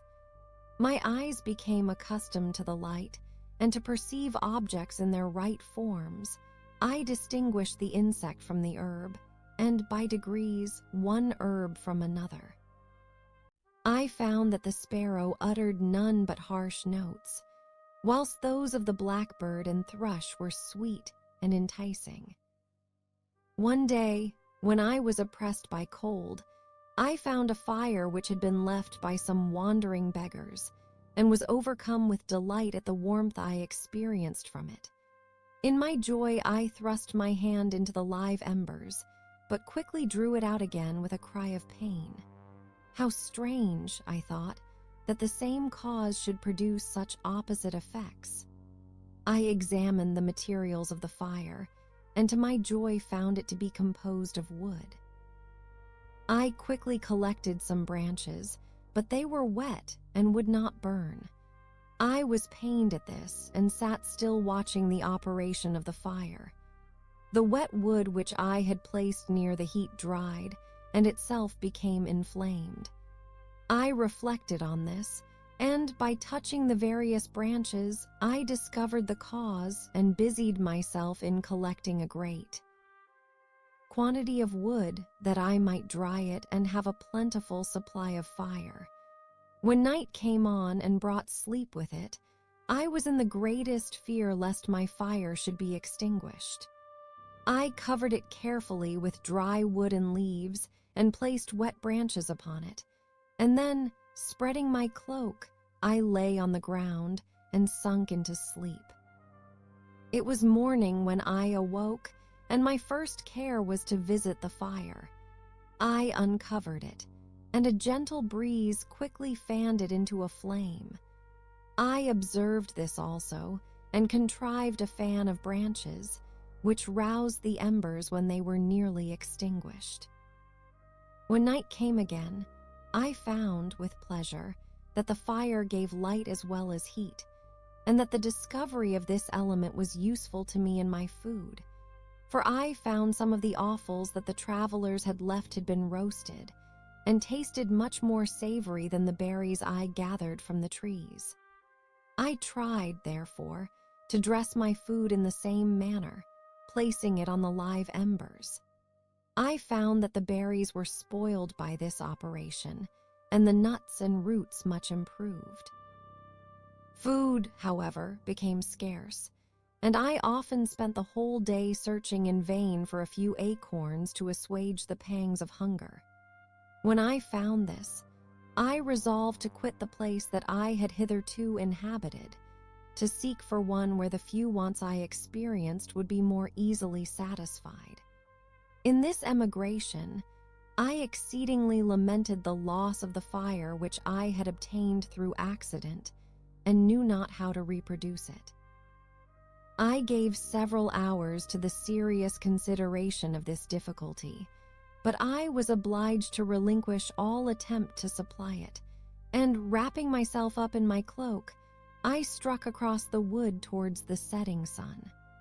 I passed 3 days in 3 rambles, and at length discovered the open country.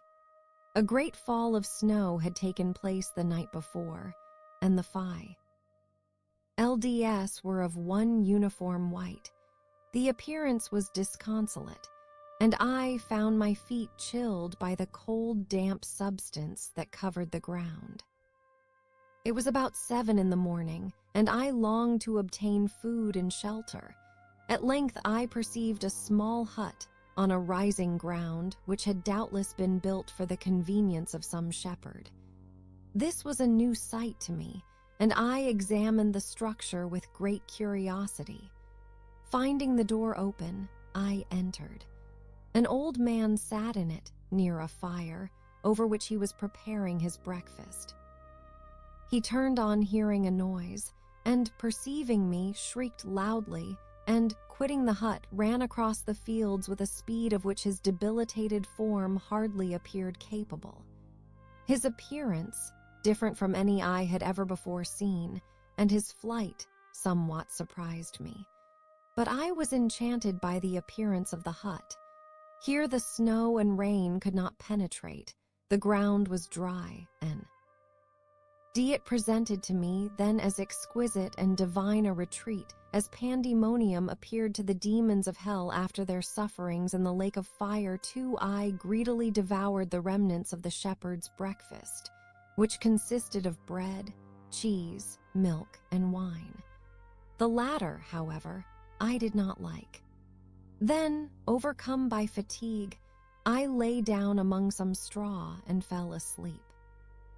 It was noon when I awoke, and, allured by the warmth of the sun which shone brightly on the white ground, I determined to recommence my travels, and depositing the remains of the peasant's breakfast in a wallet I found, I proceeded across the fields for several hours, until at sunset I arrived at a village. How miraculous did this appear! The huts, the neater cottages, and stately houses engaged my admiration by turns. The vegetables in the gardens, the milk and cheese that I saw placed at the windows of some of the cottages, allured my appetite. One of the best of these I entered, but I had hardly placed my foot within the door before the children shrieked and one of the women fainted.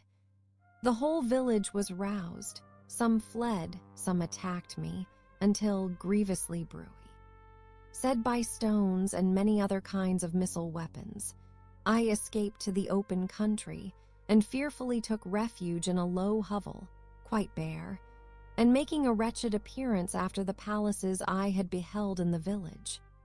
This hovel, however, joined a cottage of a neat and pleasant appearance, but after my late dearly bought experience, I dared not enter it. My place of refuge was constructed of wood, but so low that I could with difficulty sit upright in it. No wood, however, was placed on the earth, which formed the floor, but it was dry, and although the wind entered it by innumerable chinks, I found it an agreeable asylum from the snow and rain. Here then I retreated, and lay down happy to have found a shelter, however miserable, from the inclemency of the season, and still more from the barbarity of man. As soon as morning dawned, I crept from my kennel that I might view the adjacent cottage and discover if I could remain in the habitation I had found. It was situated against the back of the cottage and surrounded on the sides, which were exposed by a pigsty and a clear pool of water. One part was open, and by that I had crept in, but now I covered every crevice by which I might be perceived with stones and wood, yet in such a manner that I might move them on occasion to pass out. All the light I enjoyed came through the sty, and that was sufficient for me. Having thus arranged my dwelling and carpeted it with clean straw, I retired, for I saw the figure of a man at a distance, and I remembered too well my treatment the night before to trust myself in his power. I had first, however, provided for my sustenance for that day by a loaf of coarse bread, which I purloined, and a cup with which I could drink, more conveniently than from my hand, of the pure water which flowed by my retreat. The floor was a little raised, so that it was kept perfectly dry, and by its vicinity to the chimney of the cottage it was tolerably warm. Being thus provided, I resolved to reside in this hovel until something should occur which might alter my determination. It was indeed a paradise compared to the bleak forest, my former residence, the rain-dropping branches and dank earth. I ate my breakfast with pleasure and was about to remove a plank to procure myself a little water when I heard a step, and looking through a small chink, I beheld a young creature with a pail on her head passing before my hovel. The girl was young and of gentle demeanor, unlike what I have since found cottagers and farmhouse servants to be. Yet she was meanly dressed, a coarse blue petticoat and a linen jacket being her only garb. Her fair hair was plaited but not adorned. She looked patient, yet sad. I lost sight of her, and in about a quarter of an hour she returned, bearing the pail, which was now partly filled with milk. As she walked along, seemingly incommoded by the burden, a young man met her, whose countenance expressed a deeper despondence. Uttering a few sounds with an air of melancholy, he took the pail from her head and bore it to the cottage himself. She followed, and they disappeared. Presently I saw the young man again, with some tools in his hand, cross the field behind the cottage, and the girl was also busied, sometimes in the house and sometimes in the yard. On examining my dwelling, I found that one of the windows of the cottage had formerly occupied a part of it, but the panes had been filled up with wood. In one of these was a small and almost imperceptible chink, through which the eye could just penetrate. Through this crevice a small room was visible, whitewashed and clean, but very bare of furniture. In one corner, near a small fire, sat an old man, leaning his head on his hands in a disconsolate attitude. The young girl was occupied in arranging the cottage, but presently she took something out of a drawer which employed her hands, and she sat down beside the old man, who, taking up an instrument, began to play, and to produce sounds sweeter than the voice of the thrush or the nightingale. It was a lovely sight, even to me, poor wretch, who had never beheld aught beautiful before. The silver hair and benevolent countenance of the aged cottager won my reverence, while the gentle manners of the girl enticed my love.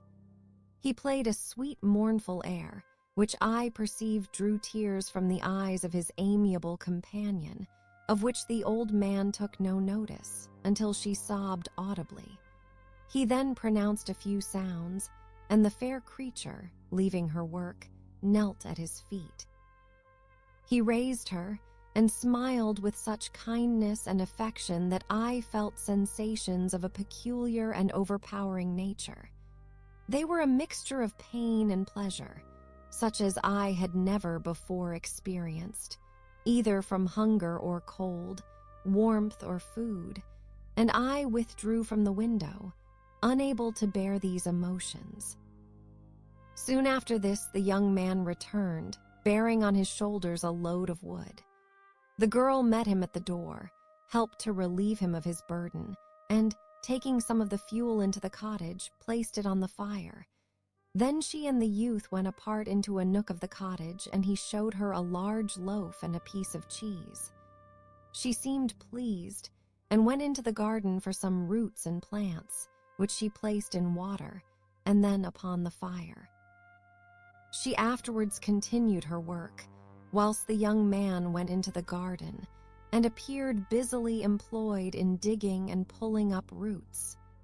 After he had been employed thus about an hour, the young woman joined him, and they entered the cottage together. The old man had, in the meantime, been pensive, but on the appearance of his companions, he assumed a more cheerful air, and they sat down to eat. The meal was quickly dispatched.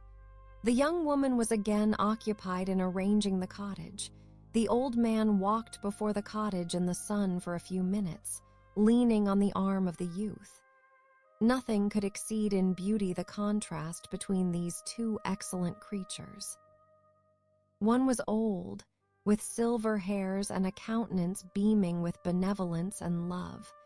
The younger was slight and graceful in his figure, and his features were molded with the finest symmetry, yet his eyes and attitude expressed the utmost sadness and despondency. The old man returned to the cottage, and the youth, with tools different from those he had used in morning, directed his steps across the fields. Night quickly shut in, but, to my extreme wonder, I found that the cottagers had a means of prolonging light by the use of tapers, and was delighted to find that the setting of the sun did not put an end to the pleasure I experienced in watching my human neighbors. In the evening, the young girl and her companion were employed in various occupations which I did not understand, and the old man again took up the instrument which produced the divine sounds that had enchanted me in the morning. So soon as he had finished, the youth began, not to play, but to utter sounds that were monotonous, and neither resembling the harmony of the old man's instrument nor the songs of the birds. I since found that he read aloud, but at that time I knew nothing of the science of words or letters. The family, after having been thus occupied for a short time, extinguished their lights and retired, as I conjectured, to rest. Chapter 12. I lay on my straw, but I could not sleep. I thought of the occurrences of the day. What chiefly struck me was the gentle manners of these people, and I longed to join them, but dared not. I remembered too well the treatment I had suffered the night before from the barbarous villagers, and resolved, whatever course of conduct I might hereafter think it right to pursue, that for the present I would remain quietly in my hovel, watching, and endeavoring to discover the motives which influenced their actions. The cottagers arose the next morning before the sun. The young woman arranged the cottage and prepared the food, and the youth departed after the first meal. This day was passed in the same routine as that which preceded it. The young man was constantly employed out of doors, and the girl in various laborious occupations within. The old man, whom I soon perceived to be blind, employed his leisure hours on his instrument or in contemplation. Nothing could exceed the love and respect which the younger cottagers exhibited towards their venerable companion. They performed towards him every little office of affection and duty with gentleness, and he rewarded them by his benevolent smiles. They were not entirely happy. The young man and his companion often went apart and appeared to weep. I saw no cause for their unhappiness, but I was deeply affected by it. If such lovely creatures were miserable, it was less strange that I, an imperfect and solitary being, should be wretched. Yet why were these gentle beings unhappy? They possessed a delightful house, for such it was in my eyes, and every luxury. They had a fire to warm them when chill, and delicious viandancy when hungry. They were dressed in excellent clothes, and still more, they enjoyed one another's company and speech, interchanging each day looks of affection and kindness. What did their tears imply? Did they really express pain? I was at first unable to solve these questions, but perpetual attention and time explained to me many appearances, which were at first enigmatic. A considerable period elapsed before I discovered one of the causes of the uneasiness of this amiable family. It was poverty, and they suffered that evil in a very distressing degree. Their nourishment consisted entirely of the vegetables of their garden, and the milk of one cow, which gave very little during the winter, when its masters could scarcely procure food to support it. They often, I believe, suffered the pangs of hunger very poignantly, especially the two younger cottagers. For several times they placed food before the old man when they reserved none for themselves. This trait of kindness moved me sensibly. I had been accustomed, during the night, to steal a part of their store for my own consumption, but when I found that in doing this I inflicted pain on the cottagers, I abstained, and satisfied myself with berries, nuts, and roots, which I gathered from a neighboring wood. I discovered also another means through which I was enabled to assist their labors.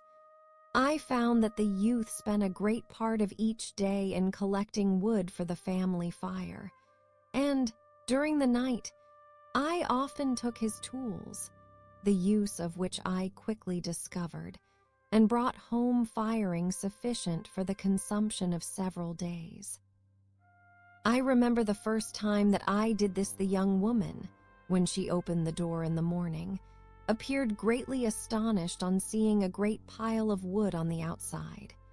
She uttered some words in a loud voice, and the youth joined her, who also expressed surprise. I observed, with pleasure, that he did not go to the forest that day, but spent it in repairing the cottage and cultivating the garden. By degrees, I made a discovery of still greater moment. I found that these people possessed a method of communicating their experience and feelings to one another by articulate sounds.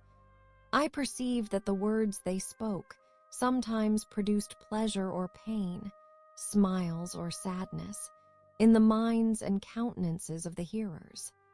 This was indeed a godlike science, and I ardently desired to become acquainted with it, but I was baffled in every attempt I made for this purpose.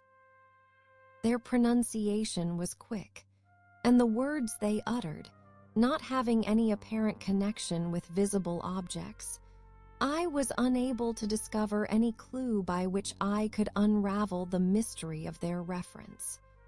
By great application, however, and after having remained during the space of several revolutions of the moon in Hovel, I discovered the names that were given to some of the most familiar objects of discourse. I learned and applied the words fire, milk, bread, and wood. I learned also the names of the cottagers themselves. The youth and his companion had each of them several names, but the old man had only one, which was father. The girl was called sister or Agatha, and the youth Felix, brother or son. I cannot describe the delight I felt when I learned the ideas appropriated to each of these sounds, and was able to pronounce them. I distinguished several other words, without being able as yet to understand or apply them, such as good, dearest, unhappy. I spent the winter in this manner. The gentle manners and beauty of the cottagers greatly endeared them to me. When they were unhappy, I felt depressed. When they rejoiced, I sympathized in their joys. I saw few human beings beside them, and if any other happened to enter the cottage, their harsh manners and rude gait only enhanced to me the superior accomplishments of my friends. The old man, I could perceive, often endeavored to encourage his children, as sometimes I found that he called them, to cast off their melancholy. He would talk in a cheerful accent, with an expression of goodness that bestowed pleasure even upon me. Agatha listened with respect, her eyes sometimes filled with tears, which she endeavored to wipe away unperceived, but I generally found that her count. Nance and Tone were more cheerful after having listened to the exhortations of her father. It was not thus with Felix. He was always the saddest of the group, and, even to my unpracticed senses, he appeared to have suffered more deeply than his friends. But if his countenance was more sorrowful, his voice was more cheerful than that of his sister, especially when he addressed the old man. I could mention innumerable instances which, although slight, marked the dispositions of these amiable cottagers. In the midst of poverty and want, Felix carried with pleasure to his sister the first little white flower that peeped out from beneath the snowy ground. Early in the morning, before she had risen, he cleared away the snow that obstructed her path to the milk house, drew water from the well, and brought the wood from the outhouse, where, to his perpetual astonishment, he found his store always replenished by an invisible hand. In the day, I believe, he worked sometimes for a neighboring farmer, because he often went forth and did not return until dinner, yet brought no wood with him. At other times he worked in the garden, but, as there was little to do in the frosty season, he read to the old man and Agatha. This reading had puzzled me extremely at first, but by degrees I discovered that he uttered many of the same sounds when he read as when he talked. I conjectured, therefore, that he found on the paper signs for speech which he understood, and I ardently longed to comprehend these also. But how was that possible, when I did not even understand the sounds for which they stood as signs? I improved, however, sensibly in this science, but not sufficiently to follow up any kind of conversation, although I applied my whole mind to the endeavor. For I easily perceived that, although I eagerly longed to discover myself to the cottagers, I ought not to make the attempt until I had first become master of their language, which knowledge might enable me to make them overlook the deform idea of my figure, for with this also the contrast perpetually presented to my eyes had made me acquainted. I had admired the perfect forms of my cottagers, their grace, beauty, and delicate complexions, but how was I terrified when I viewed myself in a transparent pool? At first I started back, unable to believe that it was indeed I who was reflected in the mirror, and when I became fully convinced that I was in reality the monster that I am, I was filled with the bitterest sensations of despondence and mortification. Alas, I did not yet entirely know the fatal effects of this miserable deformity. As the sun became warmer and the light of day longer, the snow vanished, and I beheld the bare trees and the black earth. From this time Felix was more employed, and the heart-moving indications of impending famine disappeared. Their food, as I afterwards found, was coarse, but it was wholesome, and they procured a sufficiency of it. Several new kinds of plants sprung up in the garden, which they dressed, and these signs of comfort increased daily as the season advanced. The old man, leaning on his son, walked each day at noon, when it did not rain, as I found it was called when the heavens poured forth its waters. This frequently took place, but a high wind quickly dried the earth, and the season became far more pleasant than it had been. My mode of life in my hovel was uniform. During the morning, I attended the motions of the cottagers, and when they were dispersed in various occupations, I slept. The remainder of the day was spent in observing my friends. When they had retired to rest, if there was any moon or the night was starlight, I went into the woods and collected my own food and fuel for the cottage. When I returned, as often as it was necessary, I cleared their path from the snow and performed those offices that I had seen done by Felix. I afterwards found that these labors, performed by an invisible hand, greatly astonished them, and once or twice I heard them, on these occasions, utter the words "good spirit," "wonderful," but I did not then understand the signification of these terms. My thoughts now became more active, and I longed to discover the motives and feelings of these lovely creatures. I was inquisitive to know why Felix appeared so miserable and Agatha so sad. I thought, foolish wretch, that it might be in my power to restore happiness to these deserving people. When I slept, or was absent, the forms of the venerable blind father, the gentle Agatha, and the excellent Felix flitted before me. I looked upon them as superior beings, who would be the arbiters of my future destiny. I formed in my imagination 1,000 pictures of presenting myself to them and their reception of me.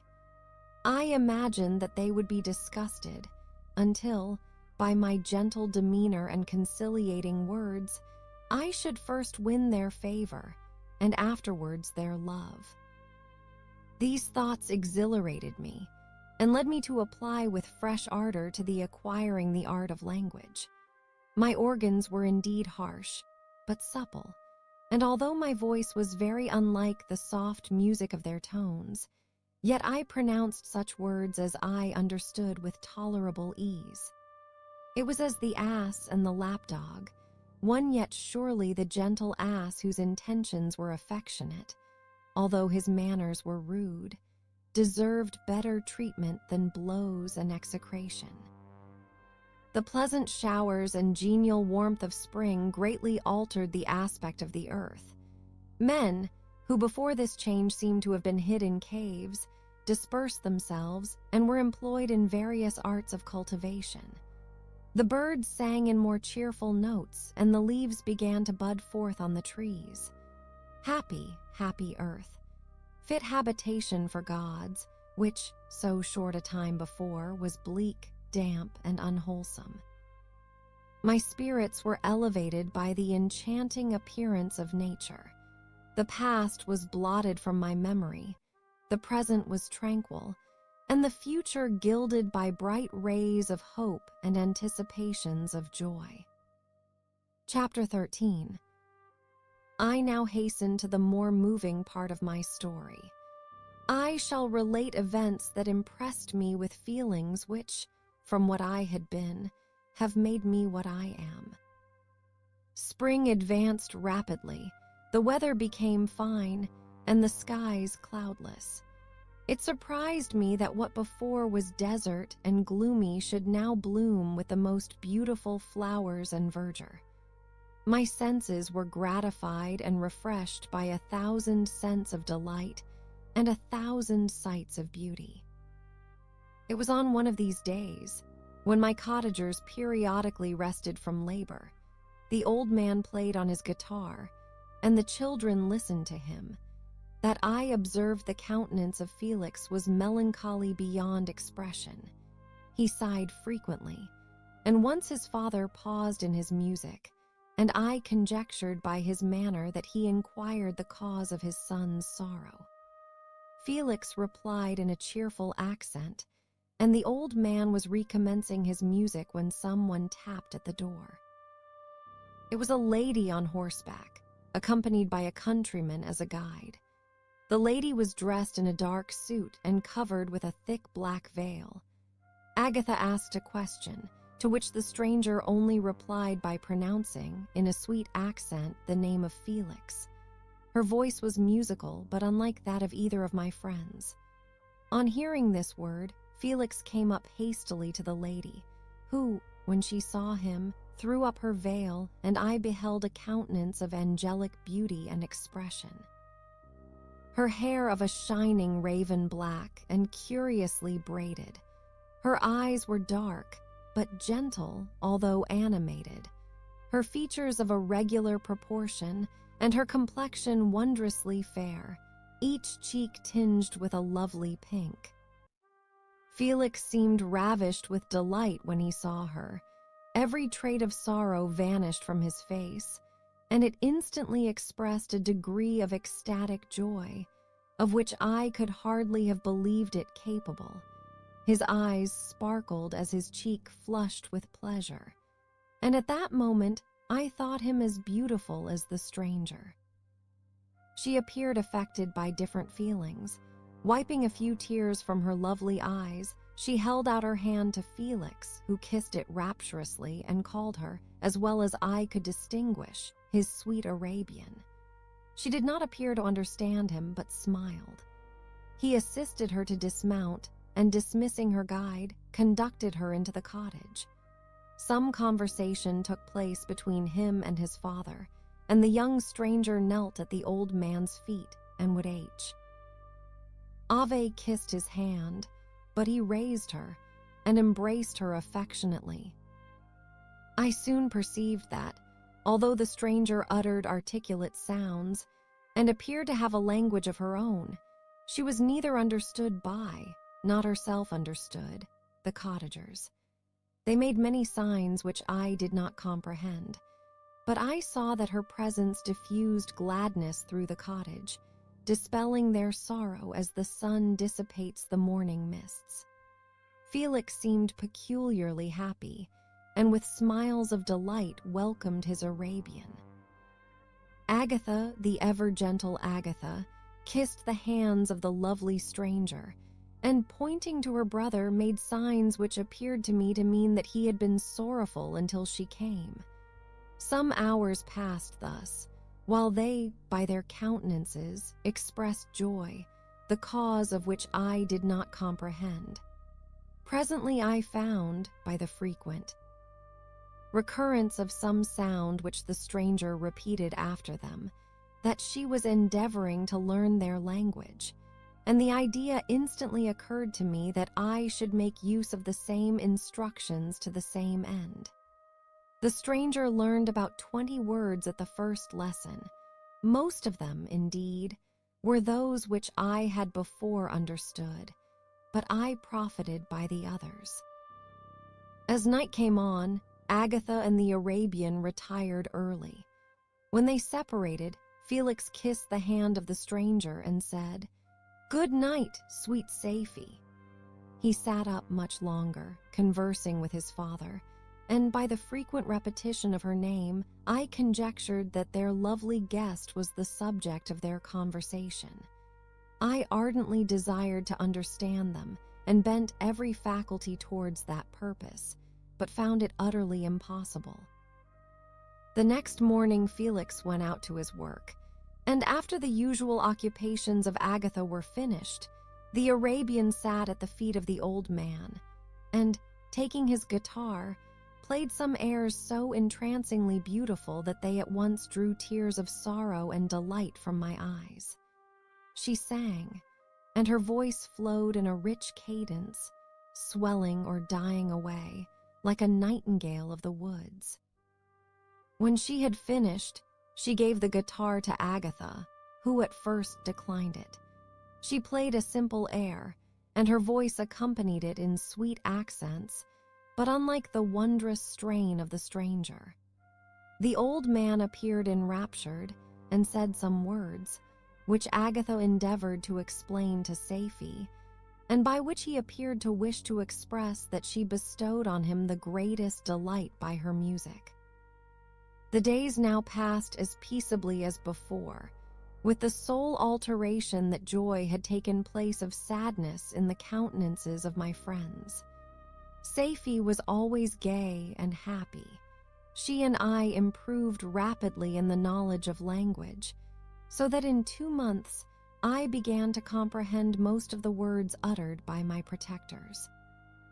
In the meanwhile, also the black ground was covered with herbage, and the green banks interspersed with innumerable flowers, sweet to the scent and the eyes, stars of pale radiance among the moonlight woods. The sun became warmer, the nights clear and balmy, and my nocturnal rambles were an extreme pleasure to me, although they were considerably shortened by the late setting and early rising of the sun. For I never ventured abroad during daylight, fearful of meeting with the same treatment I had formerly endured in the first village which I entered. My days were spent in close attention that I might more speedily master the language, and I may boast that I improved more rapidly than the Arabian, who understood very little, and conversed in broken accents, whilst I comprehended and could imitate almost every word that was spoken. While I improved in speech, I also learned the science of letters, as it was taught to the stranger, and this opened before me a wide field for wonder and delight. The book from which Felix instructed Safie was Volney's Ruins of Empires. One I should not have understood the purport of this book, had not Felix, in reading it, given very minute explanations. He had chosen this work, he said, because the declamatory style was framed in imitation of the Eastern authors. Through this work I obtained a cursory knowledge of history, and a view of the several empires at present existing in the world. It gave me an insight into the manners, governments, and religions of the different nations of the earth. I heard of the slothful Asiatics, of the stupendous genius and mental activity of the Grecians, of the wars and wonderful virtue of the early Romans, of their subsequent degenerating, of the decline of that mighty empire, of chivalry, Christianity, and kings. I heard of the discovery of the American hemisphere, and wept with Safie over the hapless fate of its original inhabitants. These wonderful narrations inspired me with strange feelings. Was man, indeed, at once so powerful, so virtuous and magnificent, yet so vicious and base? He appeared at one time a mere scion of the evil principle, and at another as all that can be conceived of noble and godlike. To be a great and virtuous man appeared the highest honor that can befall a sensitive being.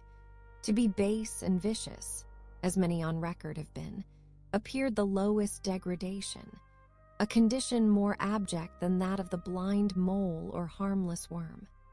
For a long time I could not conceive how one man could go forth to murder his fellow, or even why there were laws and governments. But when I heard details of vice and bloodshed, my wonder ceased, and I turned away with disgust and loathing.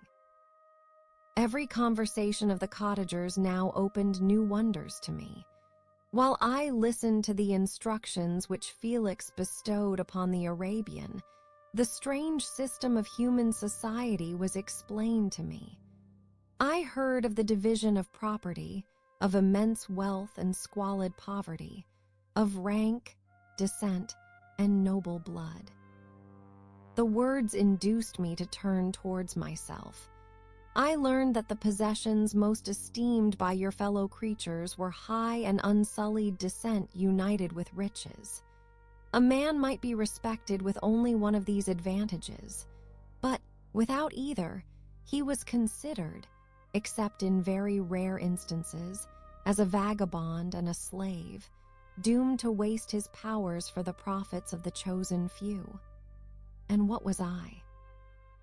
Of my creation and creator I was absolutely ignorant, but I knew that I possessed no money, no friends, no kind of property.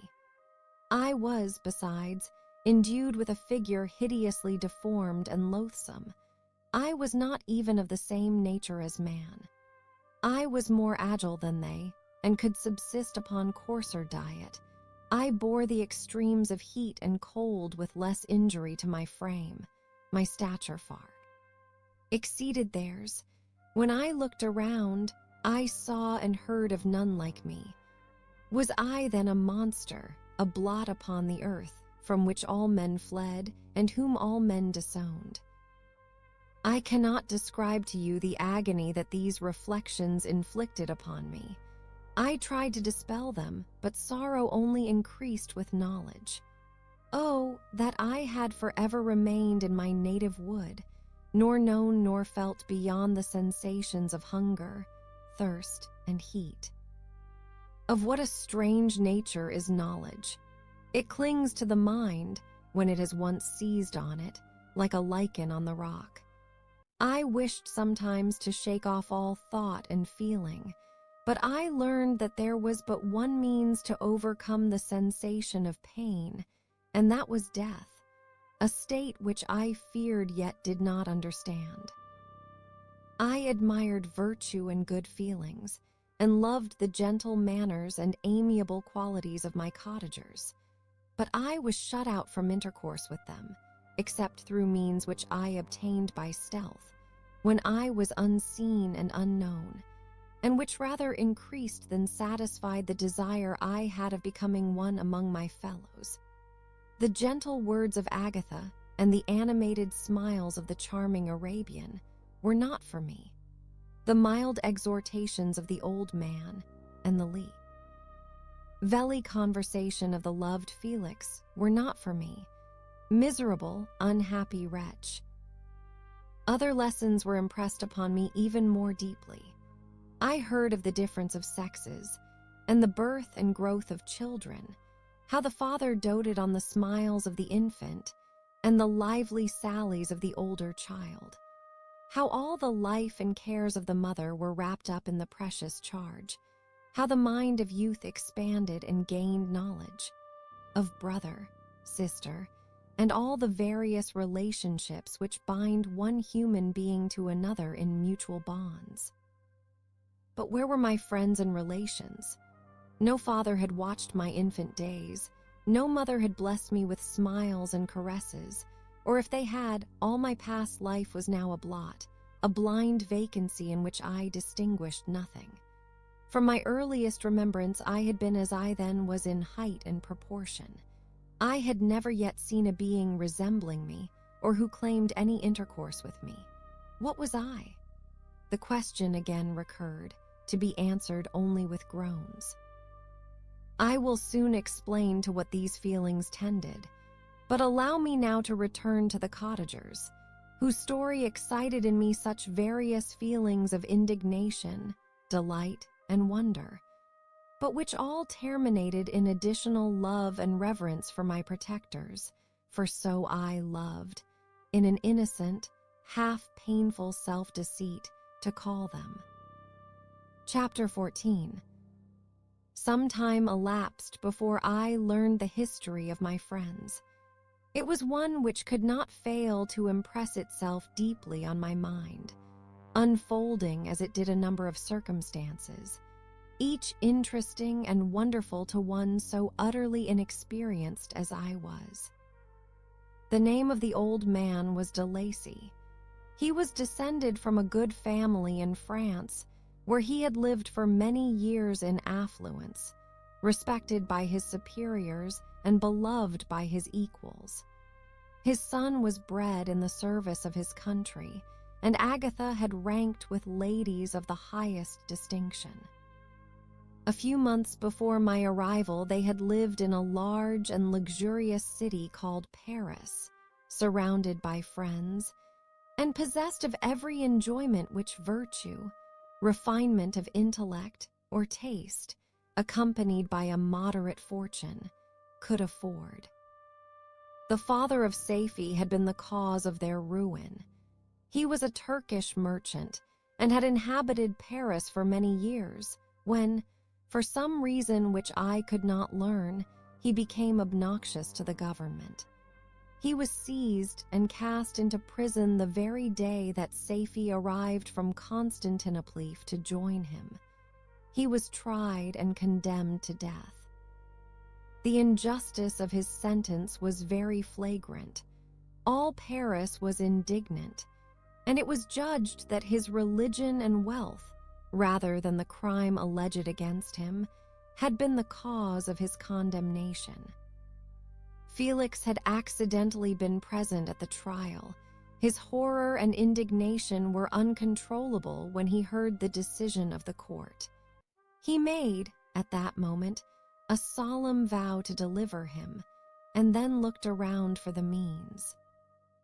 After many fruitless attempts to gain admittance to the prison, he found a strongly grated window in an unguarded part of the building, which lighted the dungeon of the unfortunate Mahometan, Aghu, loaded with chains, waited in despair the execution of the barbarous sentence. Felix visited the grate at night, and made known to the prisoner his intentions in his favor. The Turk, amazed and delighted, endeavored to kindle the zeal of his deliverer by promises of reward and wealth. Felix rejected his offers with contempt, yet when he saw the lovely Safie, who was allowed to visit her father, and who, by her gestures, expressed her lively gratitude, the youth could not help owning to his own mind that the captive possessed a treasure which would fully reward his toil and hazard. The Turk quickly perceived the impression that his daughter had made on the heart of Felix, and endeavored to secure him more entirely in his interests by the promise of her hand in marriage, so soon as he should be conveyed to a place of safety.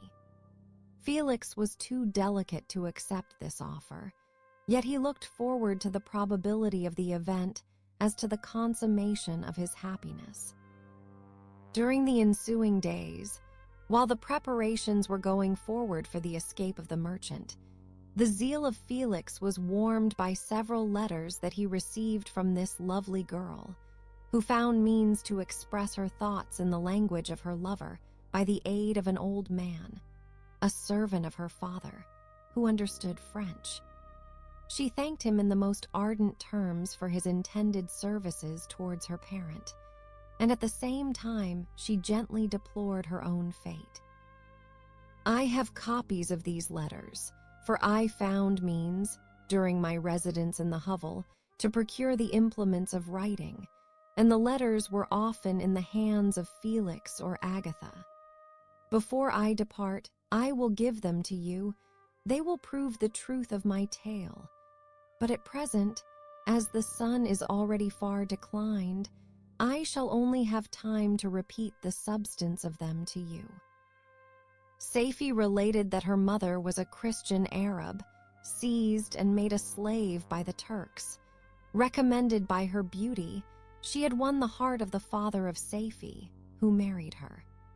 The young girl spoke in high and enthusiastic terms of her mother, who, born in freedom, spurned the bondage to which she was now reduced.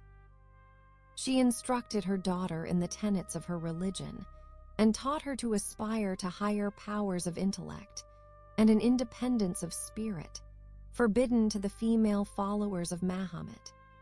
This lady died, but her lessons were indelibly impressed on the mind of Safie, who sickened at the prospect of again returning to Asia and being immured within the walls of a harem, allowed only to occupy herself with infantile amusements, ill suited to the temper of her soul.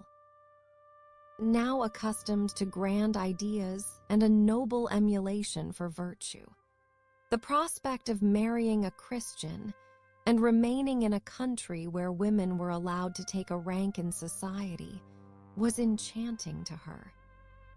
The day for the execution of the Turk was fixed, but on the night previous to it he quitted his prison and before morning was distant many leagues from Paris. Felix had procured passports in the name of his father, sister, and himself.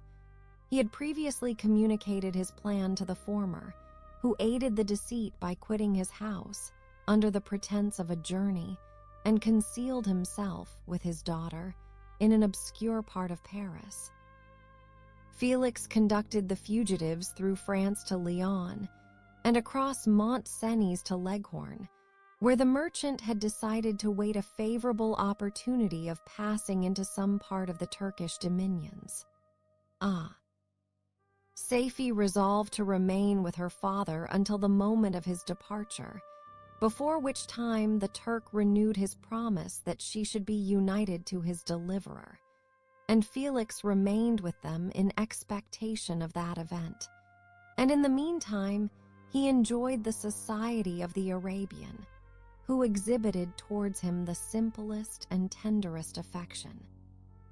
They conversed with one another through the means of an interpreter, and sometimes with the interpretation of looks, and Safie sang to him the divine airs of her native country. The Turk allowed this intimacy to take place and encouraged the hopes of the youthful lovers, while in his heart he had formed far other plans. He loathed the idea that his daughter should be united to a Christian, but he feared the resentment of Felix if he should appear lukewarm, for he knew that he was still in the power of his deliverer if he should choose to betray him to the Italian state which they inhabited. He revolved 1,000 plans by which he should be enabled to prolong the deceit until it might be no longer necessary, and secretly to take his daughter with him when he departed. His plans were facilitated by the news which arrived from Paris. The government of France were greatly enraged at the escape of their victim and spared no pains to detect and punish his deliverer. The plot of Felix was quickly discovered, and de Lacy and Agatha were thrown into prison. The news reached Felix and roused him from his dream of pleasure. His blind and aged father and his gentle sister lay in a noisome dungeon, while he enjoyed the free air and the society of her whom he loved. This idea was torture to him.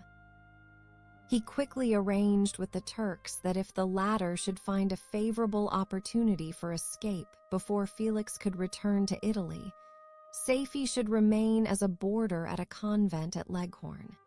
And then, quitting the lovely Arabian, he hastened to Paris and delivered himself up to the vengeance of the law, hoping to Fr. de Lacy and Agatha by this proceeding. He did not succeed. They remained confined for 5 months before the trial took place, the result of which deprived them of their fortune and condemned them to a perpetual exile from their native country. They found a miserable asylum in the cottage in Germany where I discovered them. Felix soon learned that the treacherous Turk, for whom he and his family endured such unheard-of oppression, on discovering that his deliverer was thus reduced to poverty and ruin, became a traitor to good feeling and honor, and had quitted Italy with his daughter, insultingly sending Felix a pittance of money to aid him, as he said, in some plan of future maintenance. Such were the events that preyed on the heart of Felix and rendered him, when I first saw him, the most miserable of his family. He could have endured poverty, and while this distress had been the meed of his virtue, he gloried in it. But the ingratitude of the Turk and the loss of his beloved Safie were misfortunes more bitter and irreparable. The arrival of the Arabian now infused new life into his soul. When the news reached Leghorn that Felix was deprived of his wealth and rank, the merchant commanded his daughter to think no more of her lover, but to prepare to return to her native country. The generous nature of Safie was outraged by this command. She attempted to expostulate with her father, but he left her angrily, reiterating his tyrannical mandate. A few days after, the Turk entered his daughter's apartment and told her hastily that he had reason to believe that his residence at Leghorn had been divulged, and that he should speedily be delivered up to the French government. He had, consequently, hired a vessel to convey him to Constantinople, for which city he should sail in a few hours. He intended to leave his daughter under the care of a confidential servant, to follow at her leisure with the greater part of his property, which had not yet arrived at Leghorn. When alone, Safie resolved in her own mind the plan of conduct that it would become her to pursue in this emergency. A residence in Turkey was abhorrent to her. Her religion and her feelings were alike adverse to it. By some papers of her father, which fell into her hands, she heard of the exile of her lover and learnt the name of the spot where he then resided.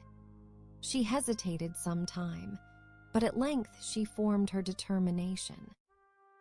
Taking with her some jewels that belonged to her and a sum of money, she quitted Italy with an attendant, a native of Leghorn, but who understood the common language of Turkey, and departed for Germany. She arrived in safety at a town about 20 leagues from the cottage of de Lacy when her attendant fell dangerously ill. Safie nursed her with the most devoted affection, but the poor girl died, and the Arabian was left alone, unacquainted with the language of the country and utterly ignorant of the customs of the world. She fell, however, into good hands. The Italian had mentioned the name of the spot for which they were bound, and after her death, the woman of the house in which they had lived took care that Safie should arrive in safety at the cottage of her lover. Chapter 15. Such was the history of my beloved cottagers. It impressed me deeply. I learned, from the views of social life which it developed, to admire their virtues and to deprecate the vices of mankind. As yet I looked upon crime as a distant evil. Benevolence and generosity were ever present before me, inciting within me a desire to become an actor in the busy scene where so many admirable qualities were called forth and displayed. But, in giving an account of the progress of my intellect, I must not omit a circumstance which occurred in the beginning of the month of August of the same year. One night, during my accustomed visit to the neighboring wood, where I collected my own food and brought home firing for my protectors, I found on the ground a leathern portmanteau containing several articles of dress and some books. I eagerly seized the prize and returned with it to my hovel. Fortunately, the books were written in the language the elements of which I had acquired at the cottage. One, they consisted of Paradise Lost, a volume of Plutarch's Lives, and the Sorrows of Werter. The possession of these treasures gave me extreme delight. I now continually studied and exercised my mind upon these histories, whilst my friends were employed in their ordinary occupations. I can hardly describe to you the effect of these books. They produced in me an infinity of new images and feelings that sometimes raised me to ecstasy, but more frequently sunk me into the lowest dejection. In the Sorrows of Werter, besides the interest of its simple and affecting story, so many opinions are canvassed, and so many lights thrown upon what had hitherto been to me obscure subjects, that I found in it a never-ending source of speculation and astonishment.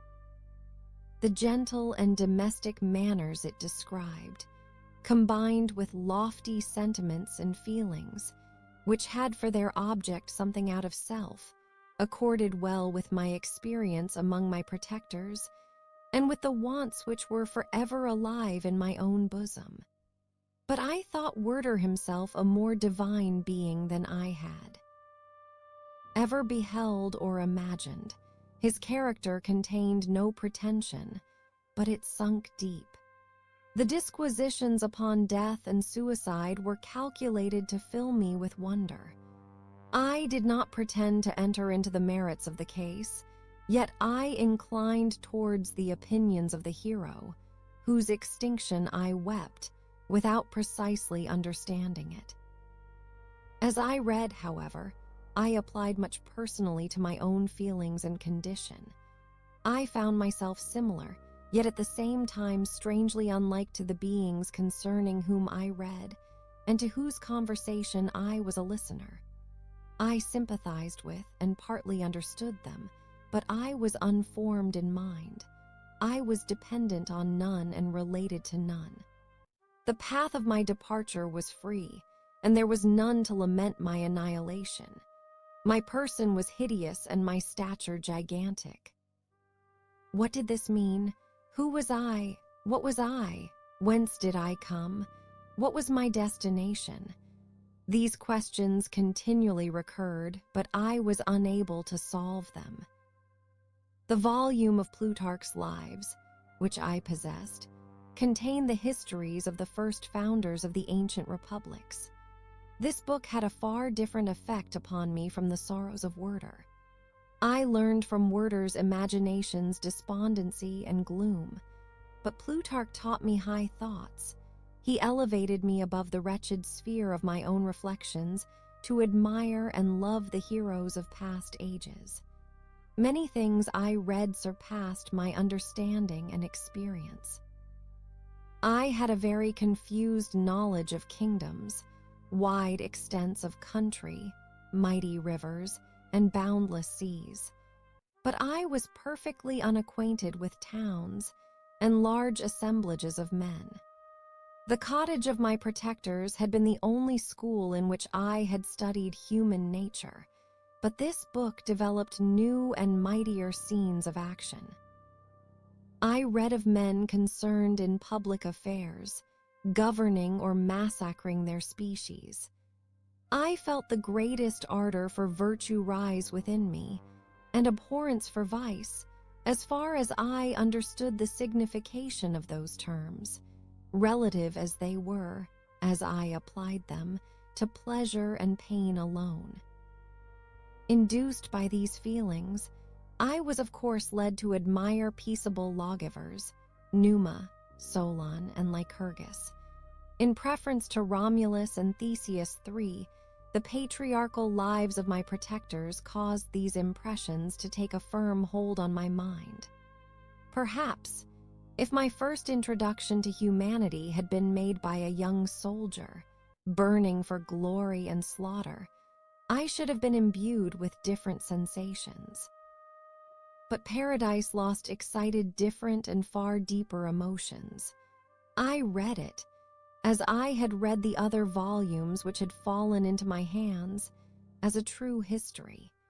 It moved every feeling of wonder and awe that the picture of an omnipotent God warring with his creatures was capable of exciting.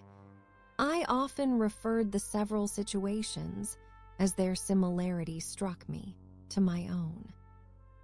Like Adam, I was apparently united by no link to any other being in existence, but his state was far different from mine in every other respect. He had come forth from the hands of God a perfect creature, happy and prosperous, guarded by the especial care of his Creator. He was allowed to converse with and acquire knowledge from beings of a superior nature, but I was wretched, helpless, and alone.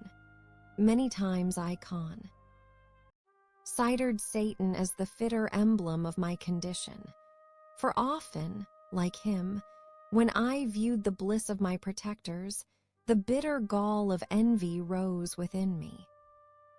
Another circumstance strengthened and confirmed these feelings. Soon after my arrival in the hovel, I discovered some papers in the pocket of the dress which I had taken from your laboratory. At first I had neglected them, but now that I was able to decipher the characters in which they were written, I began to study them with diligence. It was your journal of the 4 months that preceded my creation. You minutely described in these papers every step you took in the progress of your work. This history was mingled with accounts of domestic occurrences. You, doubtless, recollect these papers. Here they are. Everything is related in them which bears reference to my accursed origin. The whole detail of that series of disgusting circumstances which produced it is set in view, the minutest. Description of my odious and loathsome person is given, in language which painted your own horrors and rendered mine indelible. I sickened as I read. "Hateful day when I received life!" I exclaimed in agony. "Accursed Creator, why did you form a monster so hideous that even you turned from me in disgust? God, in pity, made man beautiful and alluring after his own image, but my form is a filthy type of yours, more horrid even from the very resemblance. Satan had his companions, fellow devils, to admire and encourage him, but I am solitary and abhorred." These were the reflections of my hours of despondency and solitude, but when I contemplated the virtues of the cottagers, their amiable and benevolent dispositions, I persuaded myself that when they should become acquainted with my admiration of their virtues, they would compassionate me and overlook my personal deformity. Could they turn from their door one, however monstrous, who solicited their compassion and friendship? I resolved, at least, not to despair, but in every way to fit myself for an interview with them which would decide my fate. I postponed this attempt for some months longer, for the importance attached to its success inspired me with a dread lest I should fail. Besides, I found that my understanding improved so much with every day's experience that I was unwise to commence this undertaking until a few more months should have added to my sagacity. Several changes, in the meantime, took place in the cottage. The presence of Safie diffused happiness among its inhabitants, and I also found that a greater degree of plenty reigned there. Felix and Agatha spent more time in amusement and conversation, and were assisted in their labors by servants. They did not appear rich, but they were contented and happy. Their feelings were serene and peaceful, while mine became every day more tumultuous. Increase of knowledge only discovered to me more clearly what a wretched outcast I was. I cherished hope, it is true, but it vanished when I beheld my person reflected in water, or my shadow in the moonshine, even as that frail image and that inconstant shade. I endeavored to crush these fears, and to fortify myself for the trial which in a few months I resolved to undergo. And sometimes I allowed my thoughts, unchecked by reason, to ramble in the fields of paradise, and dared to fancy amiable and lovely creatures sympathizing with my feelings, and cheering my gloom. Their angelic countenances breathed smiles of consolation. But it was all a dream. No Eve soothed my sorrows, nor shared my thoughts. I was alone. I remembered Adam's supplication to his Creator but where was mine? He had abandoned me, and, in the bitterness of my heart, I cursed him. Autumn passed thus. I saw, with surprise and grief, the leaves decay and fall, and nature again assume the barren and bleak appearance it had worn when I first beheld the woods and the lovely moon. Yet I did not heed the bleakness of the weather. I was better fitted by my conformation for the endurance of cold than heat. But my chief delights were the sight of the flowers, the birds, and all the gay apparel of summer. When those deserted me, I turned with more attention towards the cottagers. Their happiness was not decreased by the absence of summer. They loved and sympathized with one another, and their joys, depending on each other, were not interrupted by the casualties that took place around them. The more I saw of them, the greater became my desire to claim their protectee. On and kindness, My heart yearned to be known and loved by these amiable creatures. To see their sweet looks directed towards me with affection was the utmost limit of my ambition. I dared not think that they would turn them from me with disdain and horror. The poor that stopped at their door were never driven away. I asked, it is true, for greater treasures than a little food or rest. I required kindness and sympathy, but I did not believe myself utterly unworthy of it. The winter advanced, and an entire revolution of the seasons had taken place since I awoke into life. My attention, at this time, was solely directed towards my plan of introducing myself into the cottage of my protectors. I revolved many projects, but that on which I finally fixed was to enter the dwelling when the blind old man should be alone. I had sagacity enough to discover that the unnatural hideousness of my person was the chief object of horror with those who had formerly beheld me.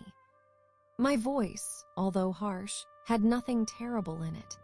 I thought, therefore, that if, in the absence of his children, I could gain the goodwill and mediation of the old de Lacy, I might, by his means, be tolerated by my younger protectors. One day, when the sun shone on the red leaves that strewed the ground and diffused cheerfulness, although it denied warmth, Safie, Agatha, and Felix departed on a long country walk, and the old man, at his own desire, was left alone in the cottage. When his children had departed, he took up his guitar and played several mournful but sweet airs, more sweet and mournful than I had ever heard him play before. At first his countenance was illuminated with pleasure, but, as he continued, thoughtfulness and sadness succeeded. At length, laying aside the instrument, he sat absorbed in reflection. My heart beat quick. This was the hour and moment of trial which would decide my hopes or realize my fears. The servants were gone to a neighboring fair. All was silent in and around the cottage. It was an excellent opportunity. Yet, when I proceeded to execute my plan, my limbs failed me, and I sank to the ground.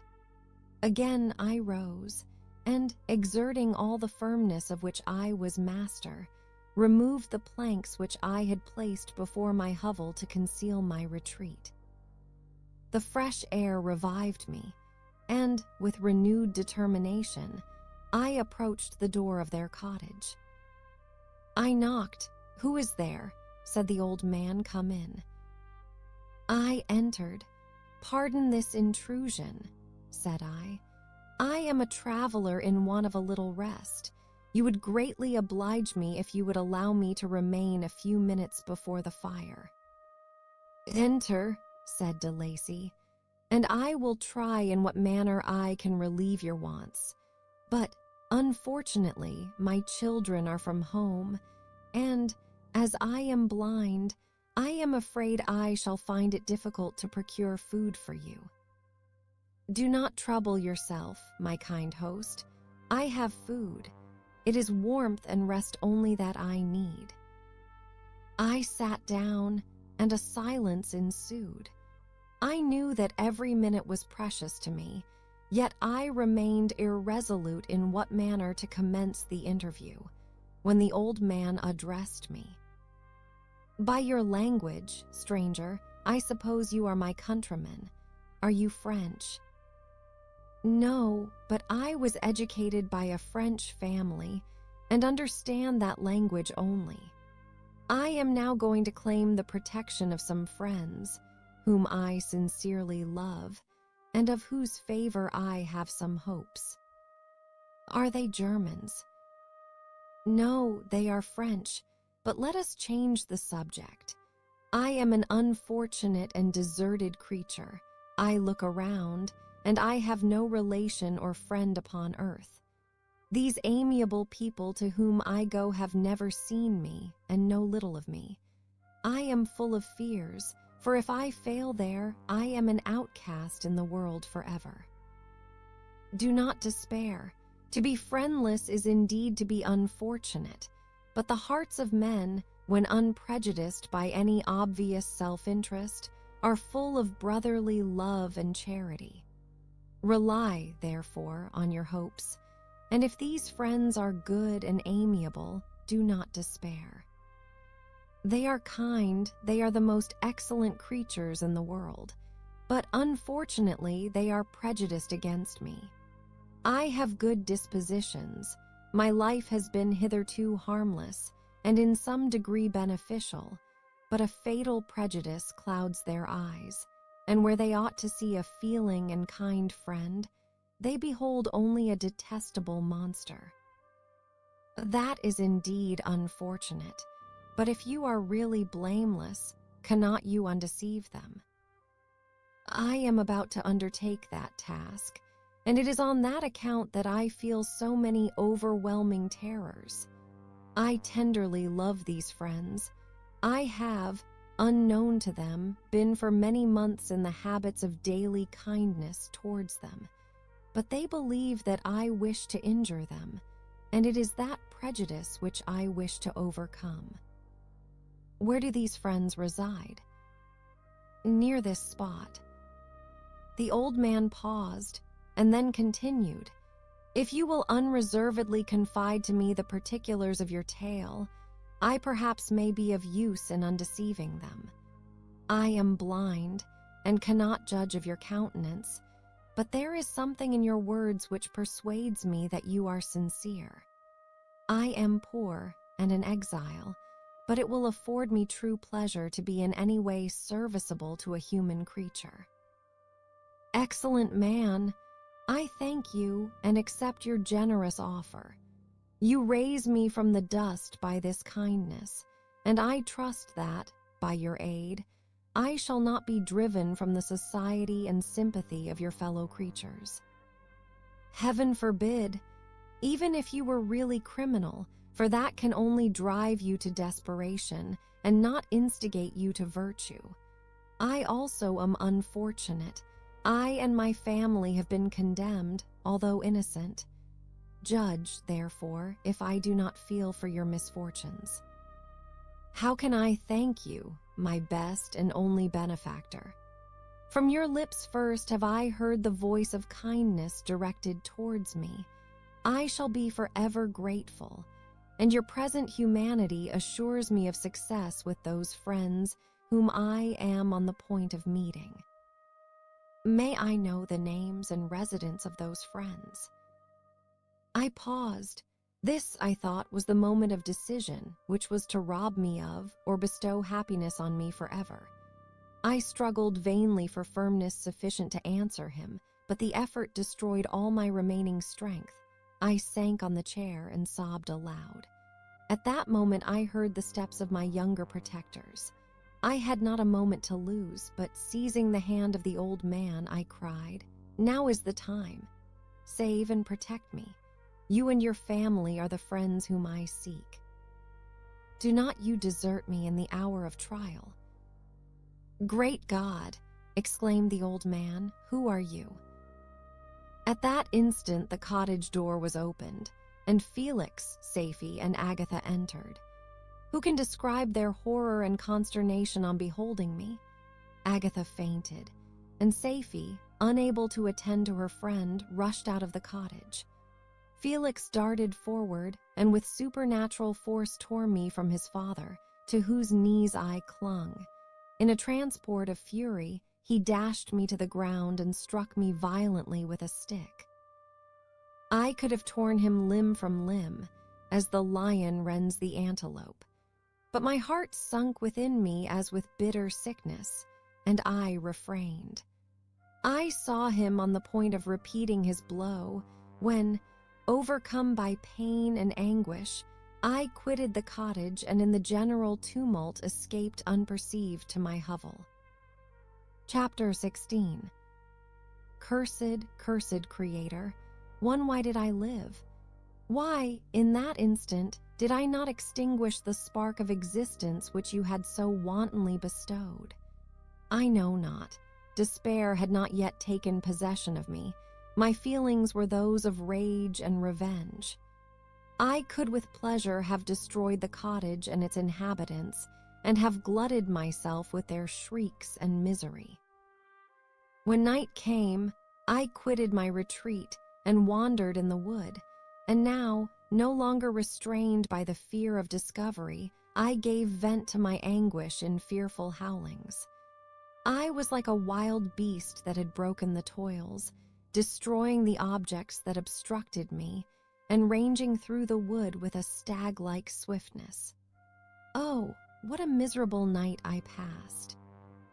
The cold stars shone in mockery, and the bare trees waved their branches above me. Now and then the sweet voice of a bird burst forth amidst the universal stillness. All, save I, were at rest or in enjoyment. I, like the arch-fiend, bore a hell within me, too, and finding myself unsympathized with, wished to tear up the trees, spread havoc and destruction around me, and then to have sat down and enjoyed the ruin. But this was a luxury of sensation that could not endure. I became fatigued with excessive bodily exertion, and sank on the damp grass in the sick impotence of despair. There was none among the myriads of men that existed who would pity or assist me, and should I feel kindness towards my enemies? No. From that moment I declared everlasting war against the species, and, more than all, against him who had formed me, and sent me forth to this insupportable misery. The sun rose. I heard the voices of men, and knew that it was impossible to return to my retreat during that day. Accordingly, I hid myself in some thick underwood, determining to devote the ensuing hours to reflection on my situation. The pleasant sunshine and the pure air of day restored me to some degree of tranquility, and when I considered what had passed at the cottage, I could not help believing that I had been too hasty in my conclusions. I had certainly acted imprudently. It was apparent that my conversation had interested the father in my behalf, and I was a fool in having exposed my person to the horror of his children. I ought to have familiarized the old De Lacy to me, and by degrees to have discovered myself to the rest of his family, when they should have been prepared for my approach. But I did not believe my errors to be irretrievable, and, after much consideration, I resolved to return to the cottage, seek the old man, and by my representations win him to my party. These thoughts calmed me, and in the afternoon I sank into a profound sleep, but the fever of my blood did not allow me to be visited by peaceful dreams. The horrible scene of the preceding day was forever acting before my eyes. The females were flying, and the enraged Felix tearing me from his father's feet. I awoke exhausted, and finding that it was already night, I crept forth from my hiding place and went in search of food. When my hunger was appeased, I directed my steps towards the well-known path that conducted to the cottage. All there was at peace. I crept into my hovel and remained in silent expectation of the accustomed hour when the family arose. That hour passed, the sun mounted high in the heavens, but the cottagers did not appear. I trembled violently, apprehending some dreadful misfortune. The inside of the cottage was dark, and I heard no motion. I cannot describe the agony of this suspense. Presently 2 countrymen passed by, but pausing near the cottage, they entered into conversation, using violent gesticulations. But I did not understand what they said, as they spoke the language of the country, which differed from that of my protectors. Soon after, however, Felix approached with another man. I was surprised, as I knew that he had not quitted the cottage that morning, and waited anxiously to discover, from his discourse, the meaning of these unusual appearances. "Do you consider," said his companion to him, "that you will be obliged to pay 3 months' rent and to lose the produce of your garden. I do not wish to take any unfair advantage, and I beg therefore that you will take some days to consider of your determination." "It is utterly useless," replied Felix. "We can never again inhabit your cottage. The life of my father is in the greatest danger, owing to the dreadful circumstance that I have related. My wife and my sister will never recover their horror. I entreat you not to reason with me any more. Take possession of your tenement and let me fly from this place." Felix trembled violently as he said this. He and his companion entered the cottage, in which they remained for a few minutes, and then departed. I never saw any of the family of de Lacy more. I continued for the remainder of the day in my hovel in a state of utter and stupid despair. My protectors had departed, and had broken the only link that held me to the world. For the first time the feelings of revenge and hatred filled my bosom, and I did not strive to control them, but, allowing myself to be borne away by the stream, I bent my mind towards injury and death. When I thought of my friends, of the mild voice of de Lacy, the gentle eyes of Agatha, and the exquisite beauty of the Arabian, these thoughts vanished, and a gush of tears somewhat soothed me. But again, when I reflected that they had spurned and deserted me, anger returned, a rage of anger, and unable to injure anything human, I turned my fury towards inanimate objects. As night advanced, I placed a variety of combustibles around the cottage, and, after having destroyed every vestige of cultivation in the garden, I waited with forced impatience until the moon had sunk to commence my operations. As the night advanced, a fierce wind arose from the woods and quickly dispersed the clouds that had loitered in the heavens. The blast tore along like a mighty avalanche, and produced a kind of insanity in my spirits that burst all bounds of reason and reflection. I lighted the dry branch of a tree and danced with fury around the devoted cottage, my eyes still fixed on the western horizon, the edge of which the moon nearly touched. A part of its orb was at length hid, and I waved my brand. It sunk, and with a loud scream, I fired the straw and heath and bushes, which I had collected. The wind fanned the fire, and the cottage was quickly enveloped by the flames three which clung to it, and licked it with their forked and destroying tongues. As soon as I was convinced that no assistance could save any part of the habitation, I quitted the scene and sought for refuge in the woods. And now, with the world before me, whither should I bend my steps? I resolved to fly far from the scene of my misfortunes, but to me, hated and despised, every country must be equally horrible. At length the thought of you crossed my mind. I learned from your papers that you were my father, my creator, and to whom could I apply with more fitness than to him who had given me life? Among the lessons that Felix had bestowed upon Safie, geography had not been omitted. I had learned from these the relative situations of the different countries of the earth. You had mentioned Geneva as the name of your native town, and towards this place I resolved to proceed. But how was I to direct myself? I knew that I must travel in a southwesterly direction to reach my destination, but the sun was my only guide. I did not know the names of the towns that I was to pass through, nor could I ask information from a single human being, but I did not despair. From you only could I hope for succor, although towards you I felt no sentiment but that of hatred. Unfeeling, heartless creator.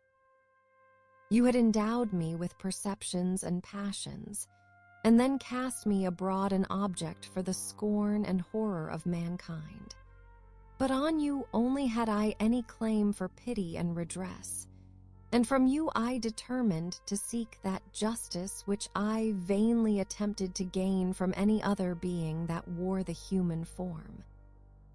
My travels were long, and the sufferings I endured intense. It was late in autumn when I quitted the district where I had so long resided. I traveled only at night, fearful of encountering the visage of a human being. Nature decayed around me, and the sun became heatless. Rain and snow poured around me. Mighty rivers were frozen. The surface of the earth was hard and chill and bare, and I found no shelter. Oh, earth, how often did I imprecate curses on the cause of my being? The mildness of my nature had fled, and all within me was turned to gall and bitterness.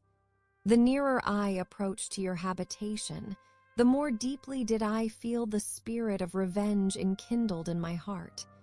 Snow fell, and the waters were hardened, but I rested not. A few incidents now and then directed me, and I possessed a map of the country, but I often wandered wide from my path. The agony of my feelings allowed me no respite. No incident occurred from which my rage and misery could not extract its food, but a circumstance that happened when I arrived on the confines of Switzerland, when the sun had recovered its warmth, and the earth again began to look green, confirmed in an especial manner the bitterness and horror of my feelings. I generally rested during the day, and traveled only when I was secured by night from the view of man. One morning, however, finding that my path lay through a deep wood, I ventured to continue my journey after the sun had risen. The day, which was one of the first of spring, cheered even me by the loveliness of its sunshine and the balminess of the air. I felt emotions of gentleness and pleasure that had long appeared dead revive within me.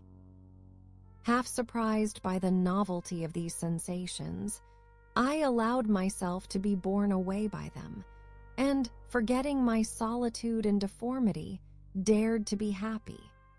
Soft tears again bedewed my cheeks, and I even raised my humid eyes with thankfulness towards the blessed sun which bestowed such joy upon me.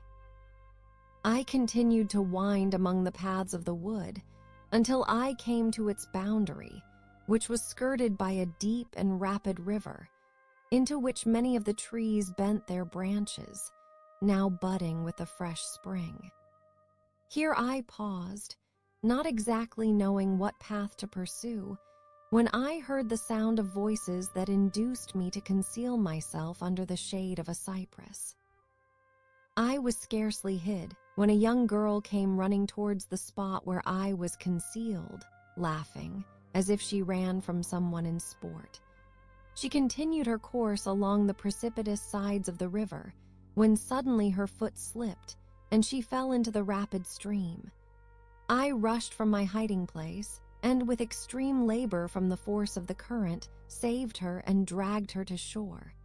She was senseless, and I endeavored by every means in my power to restore animation, when I was suddenly interrupted by the approach of a rustic, who was probably the person from whom she had playfully fled. On seeing me, he darted towards me, and tearing the girl from my arms, hastened towards the deeper parts of the wood. I followed speedily. I hardly knew why, but when the man saw me draw near, he aimed a gun, which he carried, at my body and fired. I sunk to the ground, and my injurer, with increased swiftness, escaped into the wood. This was then the reward of my benevolence. I had saved a human being from destruction, and, as a recompense, I now writhed under the miserable pain of a wound, which shattered the flesh and bone. The feelings of kindness and gentleness which I had entertained but a few moments before gave place to hellish rage and gnashing of teeth. Inflamed by pain, I vowed eternal hatred and vengeance to all mankind. But the agony of my wound overcame me. My pulses paused, and I fainted. For some weeks I led a miserable life in the woods, endeavoring to cure the wound which I had received. The ball had entered my shoulder, and I knew not whether it had remained there or passed through. At any rate, I had no means of extracting it. My sufferings were augmented also by the oppressive sense of the injustice and ingratitude of their infliction.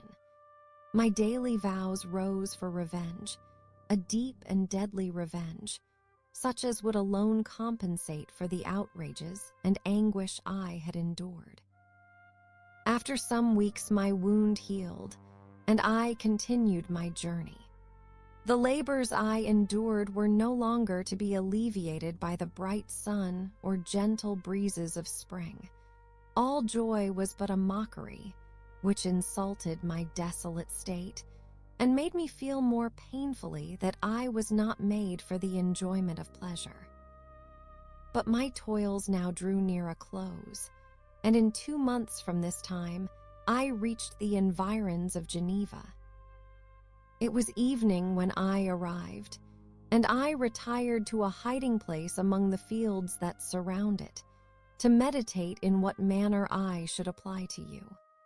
I was oppressed by fatigue and hunger, and far too unhappy to enjoy the gentle breezes of evening, or the prospect of the sun setting behind the stupendous mountains of Jura.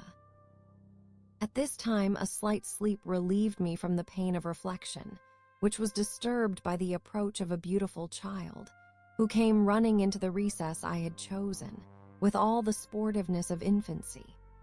Suddenly, as I gazed on him, an idea seized me that this little creature was unprejudiced, and had lived too short a time to have imbibed a horror of deformity. If, therefore, I could seize him, and educate him as my companion and friend, I should not be so desolate in this peopled earth. Urged by this impulse, I seized on the boy as he passed and drew him towards me.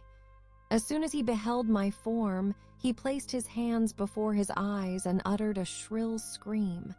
I drew his hand forcibly from his face and said, "Child, what is the meaning of this?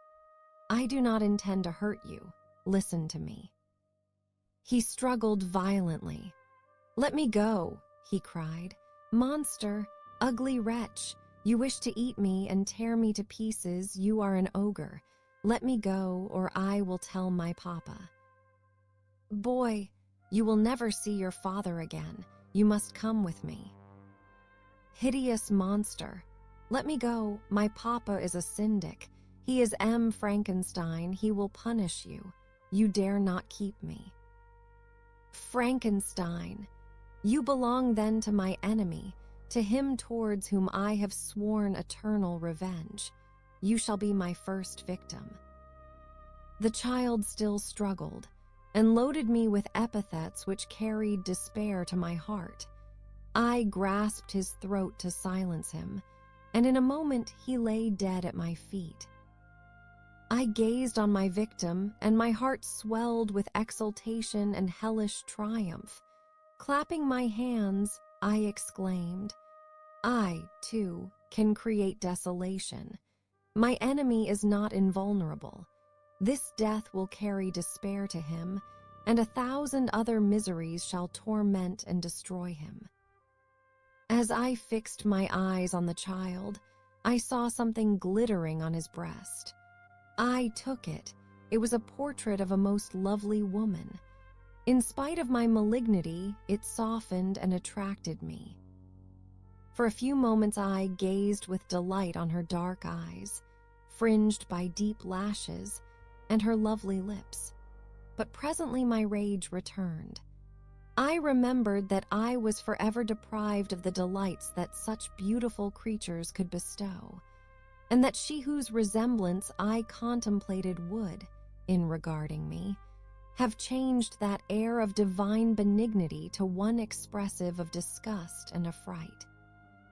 Can you wonder that such thoughts transported me with rage?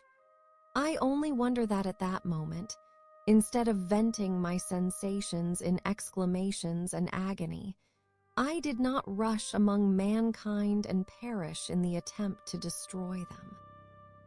While I was overcome by these feelings, I left the spot where I had committed the murder, and seeking a more secluded hiding place, I entered a barn which had appeared to me to be empty. A woman was sleeping on some straw. She was young, not indeed so beautiful as her whose portrait I held, but of an agreeable aspect and blooming in the loveliness of youth and health. Here, I thought, is one of those whose joy-imparting smiles are bestowed on all but me. And then I bent over her and whispered, "Awake, fairest, thy lover is near, he who would give his life but to obtain one look of affection from thine eyes. My beloved, awake." The sleeper stirred, a thrill of terror ran through me.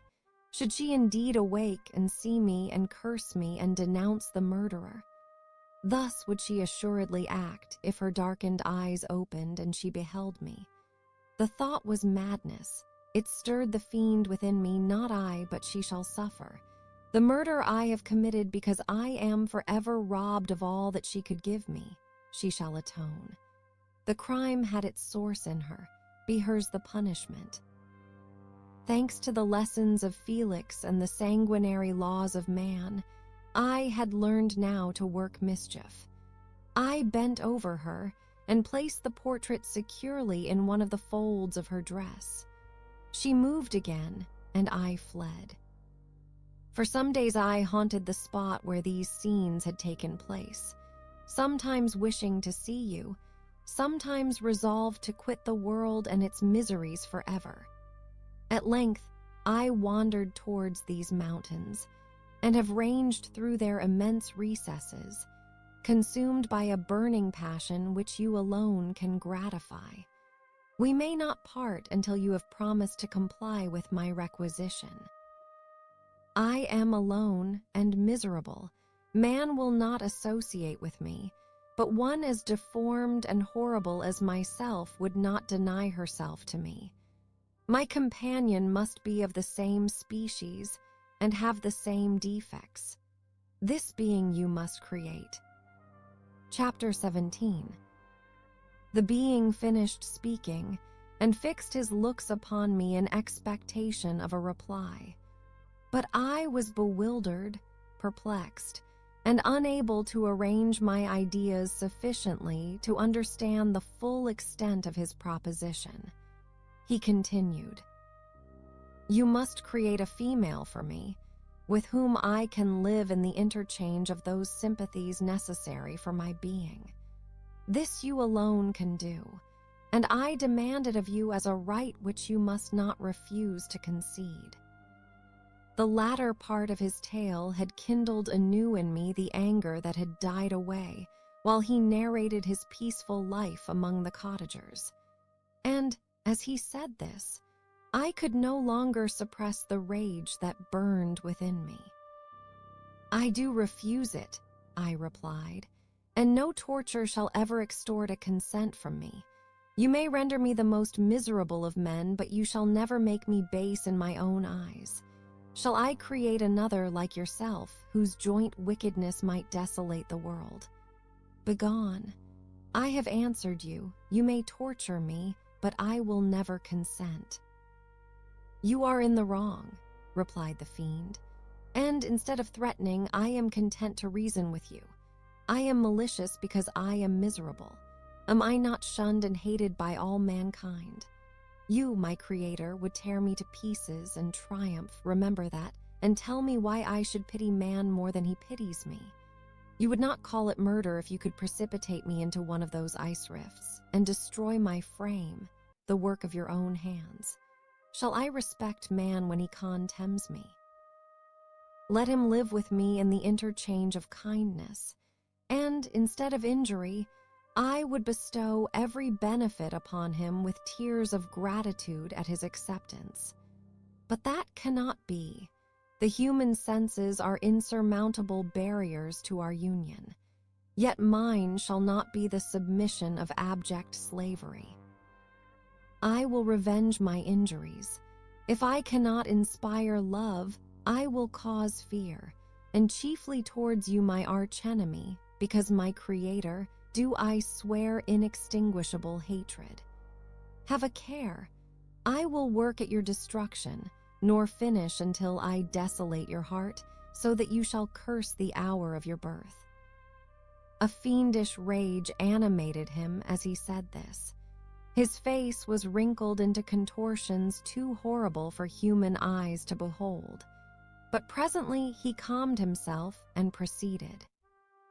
"I intended to reason. This passion is detrimental to me, for you do not reflect that you are the cause of its excess. If any being felt emotions of benevolence towards me, I should return them 100 and 100-fold.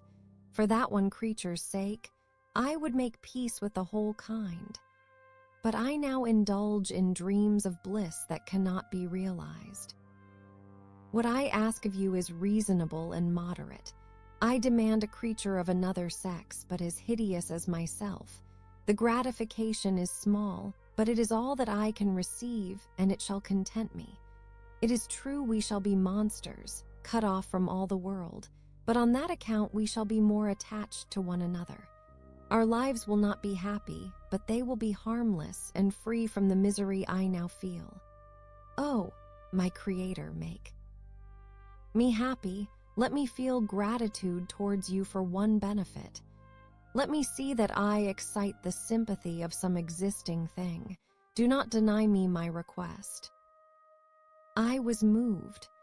I shuddered when I thought of the possible consequences of my consent, but I felt that there was some justice in his argument.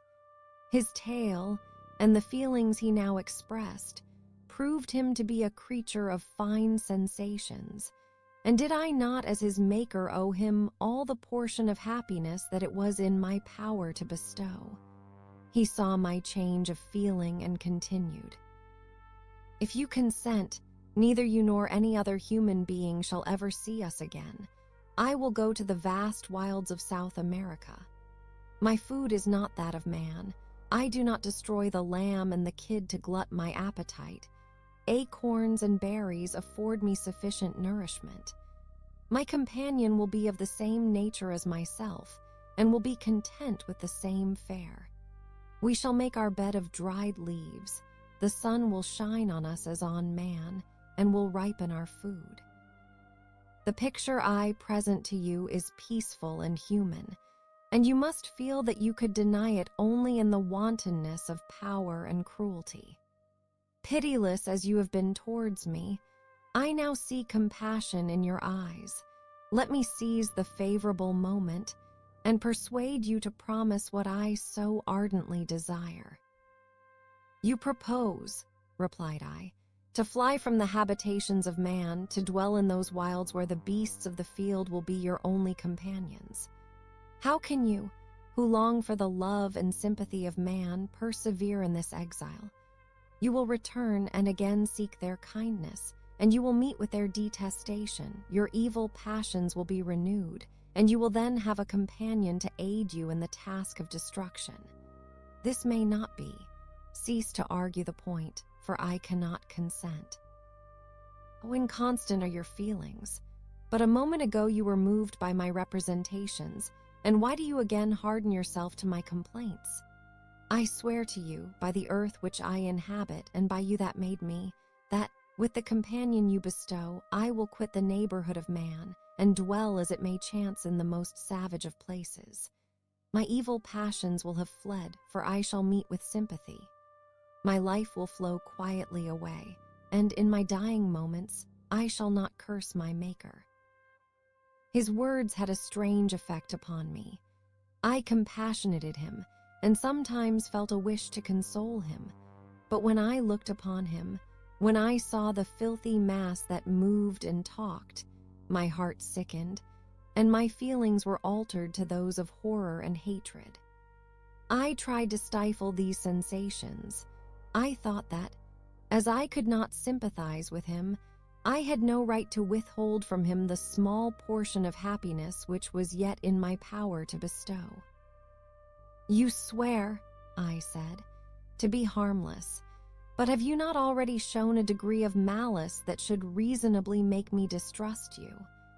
May not even this be a feint that will increase your triumph by affording a wider scope for your revenge? How is this? I must not be trifled with, and I demand an answer. If I have no ties and no affections, hatred and vice must be my portion. The love of another will destroy the cause of my crimes, and I shall become a thing of whose existence everyone will be ignorant. My vices are the children of a forced solitude that I abhor, and my virtues will necessarily arise when I live in communion with an equal.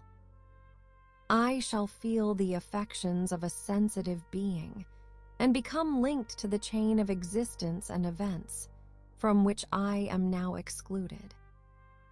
I paused some time to reflect on all he had related, and the various arguments which he had employed.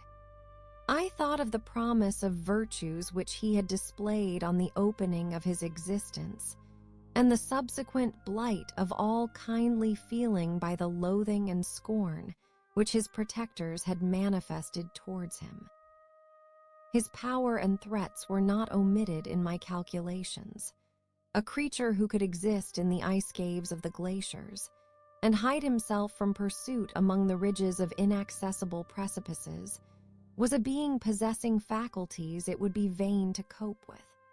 After a long pause of reflection, I concluded that the justice due both to him and my fellow creatures demanded of me that I should comply with his request. Turning to him, therefore, I said, "I consent to your demand, on your solemn oath to quit Europe forever, and every other place in the neighborhood of man, as soon as I shall deliver into your hands a female who will accompany you in your exile." "I swear," he cried, "by the sun and by the blue sky of heaven and by the fire of love that burns my heart, that if you grant my prayer, while they exist you shall never behold me again. Depart to your home and commence your labors. I shall watch their progress with unutterable anxiety, and fear not but that when you are ready I shall appear." Saying this, he suddenly quitted me, fearful, perhaps, of any change in my sentiments. I saw him descend the mountain with greater speed than the flight of an eagle, and quickly lost among the undulations of the sea of ice. His tale had occupied the whole day, and the sun was upon the verge of the horizon when he departed. I knew that I ought to hasten my descent towards the valley, as I should soon be encompassed in darkness, but my heart was heavy, and my steps slow. The labor of winding among the little paths of the mountains, and fixing my feet firmly as I advanced, perplexed me, occupied as I was by the emotions which the occurrences of the day had produced. Night was far advanced when I came to the halfway resting place and seated myself beside the fountain. The stars shone at intervals as the clouds passed from over them. The dark pines rose before me, and every here and there a broken tree lay on the ground. It was a scene of wonderful solemnity and stirred strange thoughts within me.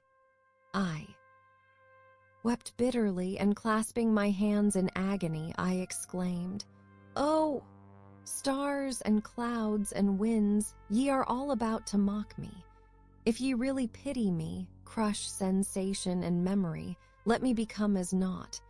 But if not, depart, depart, and leave me in darkness." These were wild and miserable thoughts, but I cannot describe to you how the eternal twinkling of the stars weighed upon me, and how I listened to every blast of wind as if it were a dull, ugly sirocco on its way to consume me.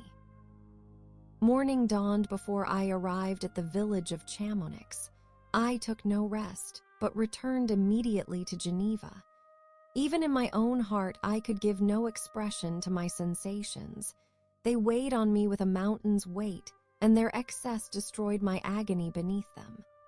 Thus I returned home, and entering the house, presented myself to the family.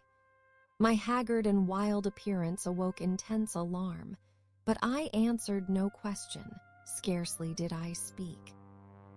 I felt as if I were placed under a ban, as if I had no right to claim their sympathies, as if never more might I enjoy companionship with them. Yet even thus I loved them to adoration, and to save them, I resolved to dedicate myself to my most abhorred task. The prospect of such an occupation made every other circumstance of existence pass for me like a dream, and that thought only had to me the reality of life. Chapter 18. Day after day, week after week, passed away on my return to Geneva, and I could not collect the courage to recommence my work. I feared the vengeance of the disappointed fiend, yet I was unable to overcome my repugnance to the task which was enjoined me. I found that I could not compose a female without again devoting several months to profound study and laborious disquisition. I had heard of some discoveries having been made by an English philosopher, the knowledge of which was material to my success, and I sometimes thought of obtaining my father's consent to visit England for this purpose. But I clung to every pretense of delay, and shrunk from taking the first step in an undertaking whose immediate necessity began to appear less absolute to me. A change indeed had taken place in me. My health, which had hitherto declined, was now much restored, and my spirits, when unchecked by the memory of my unhappy promise, rose proportionably. My father saw this change with pleasure, and he turned his thoughts towards the best method of eradicating the remains of my melancholy, which every now and then would return by fits, and with a devouring blackness overcast the approaching sunshine. At these moments I took refuge in the most perfect solitude. I passed whole days on the lake alone in a little boat, watching the clouds, and listening to the rippling of the waves, silent and listless. But the fresh air and bright sun seldom failed to restore me to some degree of composure, and on my return, I met the salutations of my friends with a readier smile and a more earful heart. It was after my return from one of these rambles that my father, calling me aside, thus addressed me. "I am happy to remark, my dear son, that you have resumed your former pleasures and seem to be returning to yourself, and yet you are still unhappy and still avoid our society. For some time I was lost in conjecture as to the cause of this, but yesterday an idea struck me, and if it is well-founded, I conjure you to avow it.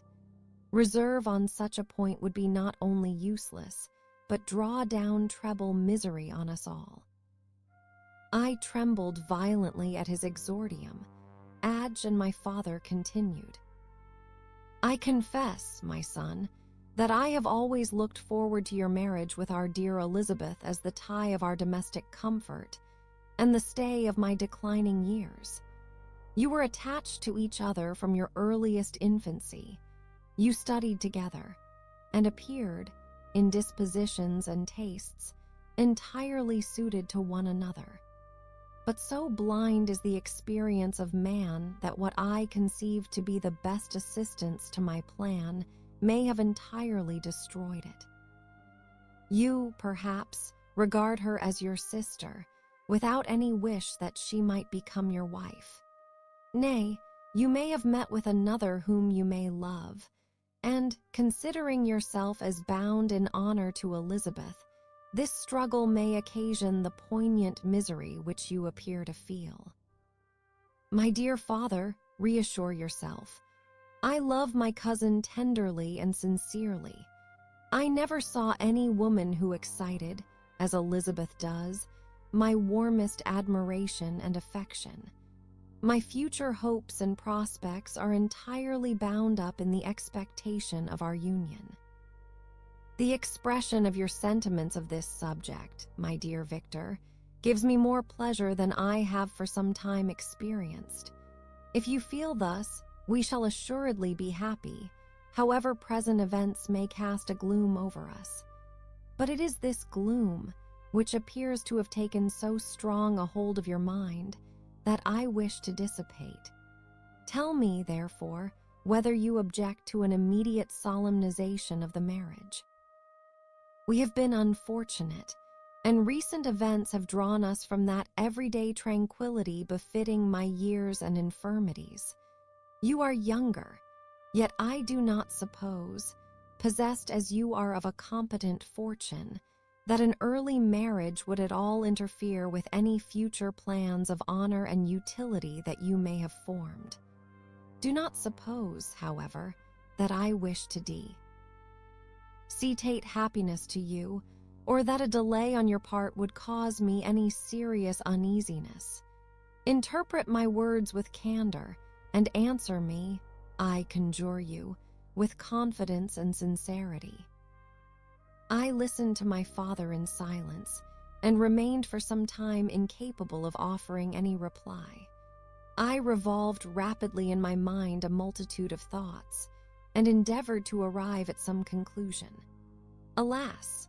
To me the idea of an immediate union with my Elizabeth was one of horror and dismay. I was bound by a solemn promise, which I had not yet fulfilled, and dared not break. Or, if I did, what manifold miseries might not impend over me and my devoted family? Could I enter into a festival with this deadly weight yet hanging round my neck, and bowing me to the ground? I must perform my engagement, and let the monster depart with his mate, before I allowed myself to enjoy the delight of an union from which I expected peace. I remembered also the necessity imposed upon me of either journeying to England, or entering into a long correspondence with those philosophers of that country, whose knowledge and discoveries were of indispensable use to me in my present undertaking.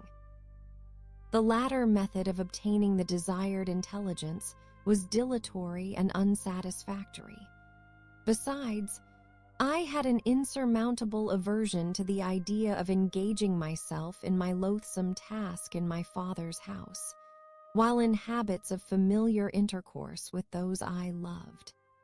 I knew that 1,000 fearful accidents might occur, the slightest of which would disclose a tale to thrill all connected with me with horror. I was aware also that I should often lose all self-command, all capacity of hiding the harrowing sensations that would possess me in the progress of my unearthly occupation. I must absent myself from all I loved while thus employed.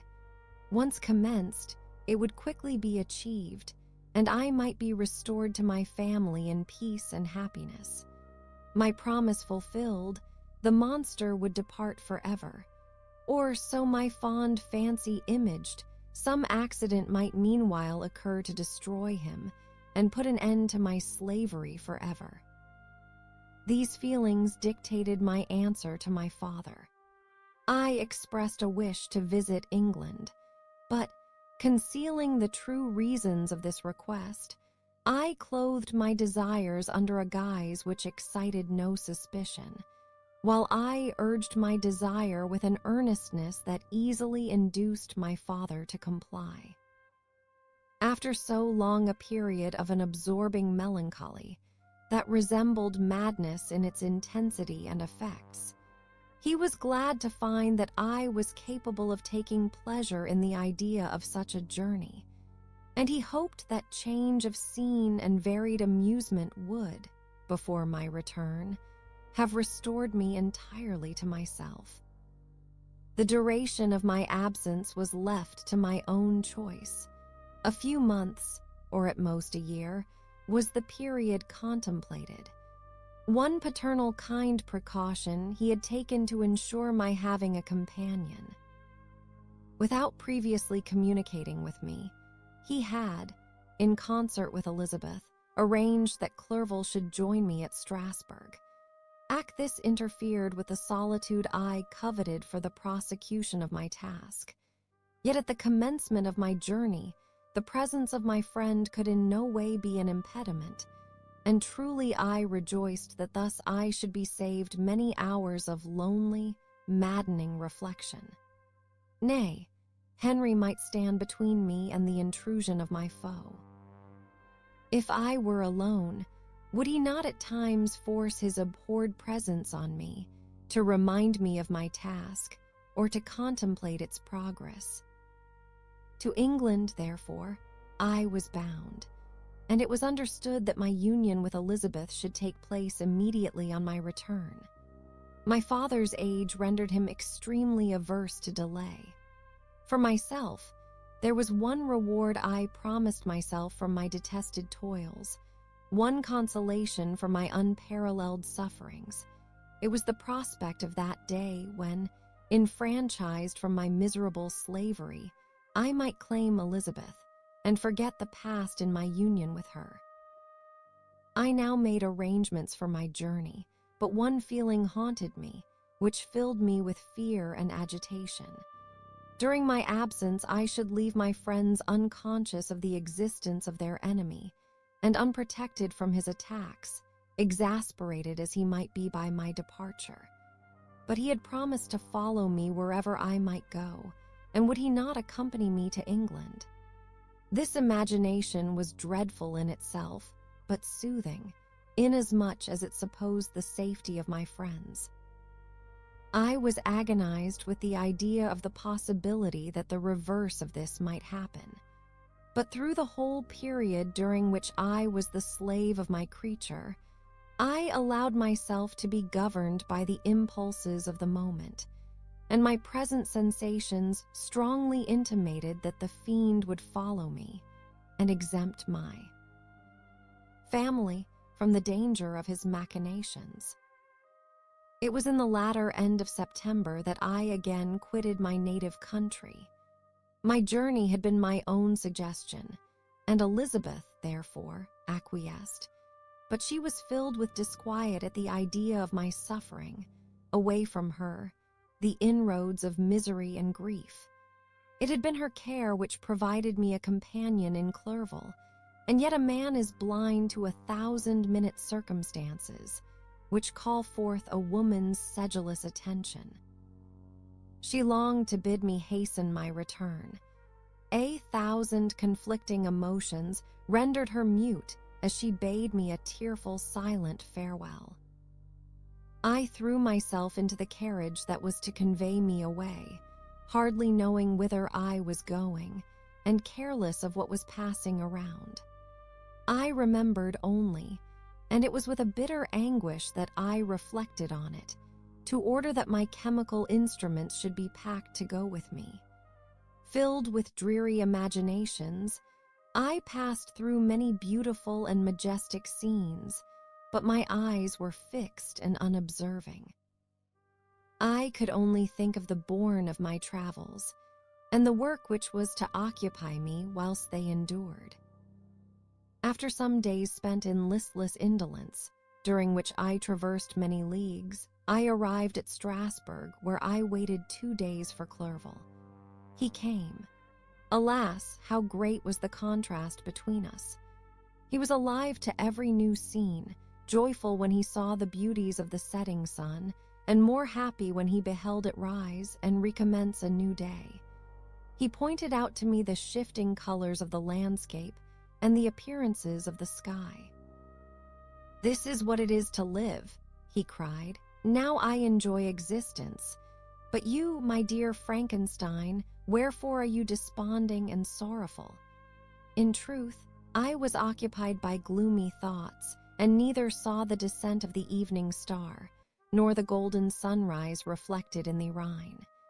And you, my friend, would be far more amused with the journal of Clerval, who observed the scenery with an eye of feeling and delight, than in listening to my reflections.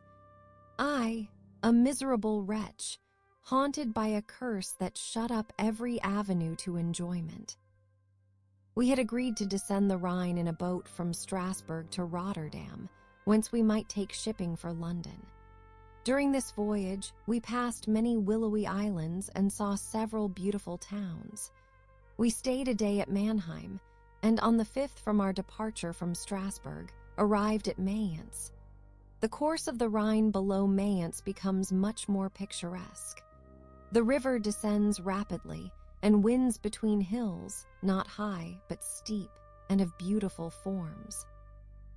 We saw many ruined castles standing on the edges of precipices, surrounded by black woods, high and inaccessible. This part of the Rhine, indeed, presents a singularly variegated landscape. In one spot you view rugged hills, ruined castles overlooking tremendous precipices, with the dark Rhine rushing beneath. And on the sudden turn of a promontory, flourishing vineyards, with green sloping banks, and a meandering river, and populous towns occupy the scene one. We traveled at the time of the vintage and heard the song of the laborers as we glided down the stream. Even I, depressed in mind, and my spirits continually agitated by gloomy feelings, even I was pleased. I lay at the bottom of the boat, and as I gazed on the cloudless blue sky, I seemed to drink in a tranquility to which I had long been a stranger. And if these were my sensations, who can describe those of Henry? He felt as if he had been transported to fairyland and enjoyed a happiness seldom tasted by man. "I have seen," he said, "the most beautiful scenes of my own country. I have visited the lakes of Lucerne and Uri, where the snowy mountains descend almost perpendicularly to the water, casting black and impenetrable shades, which would cause a gloomy and full appearance, were it not for the most verdant islands that relieve the eye by their gay appearance. I have seen this lake agitated by a tempest, when the wind tore up whirlwinds of water, and gave you an idea of what the waterspout must be on the great ocean. And the waves dash with fury the base of the mountain, where the priest and his mistress were overwhelmed by an avalanche, and where their dying voices are still said to be heard amid the pauses of the nightly wind. I have seen the mountains of La Valle and the Pays de Vaux, but this country, Victor, pleases me more than all those wonders. The mountains of Switzerland are more majestic and strange, but there is a charm in the banks of this divine river that I never before saw equaled. Look at that castle which overhang. Yes, yon precipice, and that also on the island, almost concealed amongst the foliage of those lovely trees, and now that group of laborers coming from among their vines, and that village half hid in the recess of the mountain.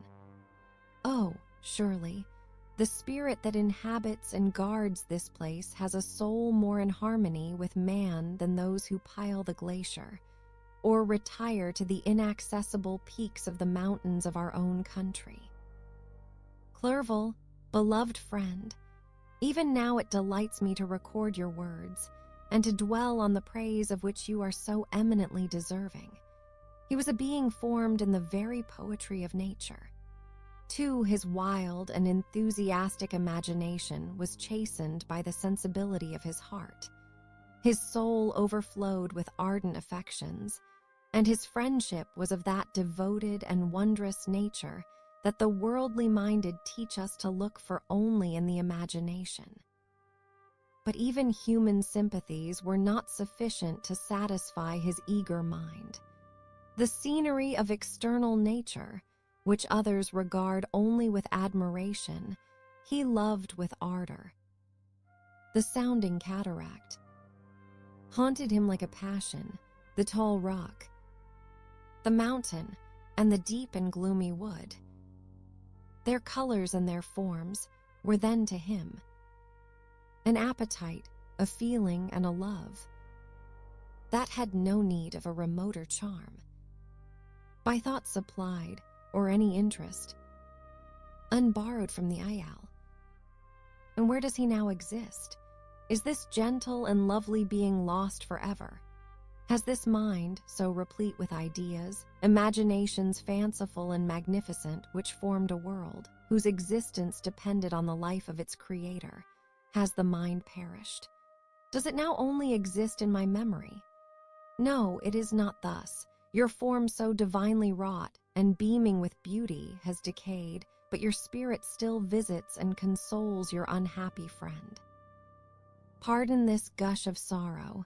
These ineffectual words are but a slight tribute to the unexampled worth of Henry, but they soothe my heart, overflowing with the anguish which his remembrance creates.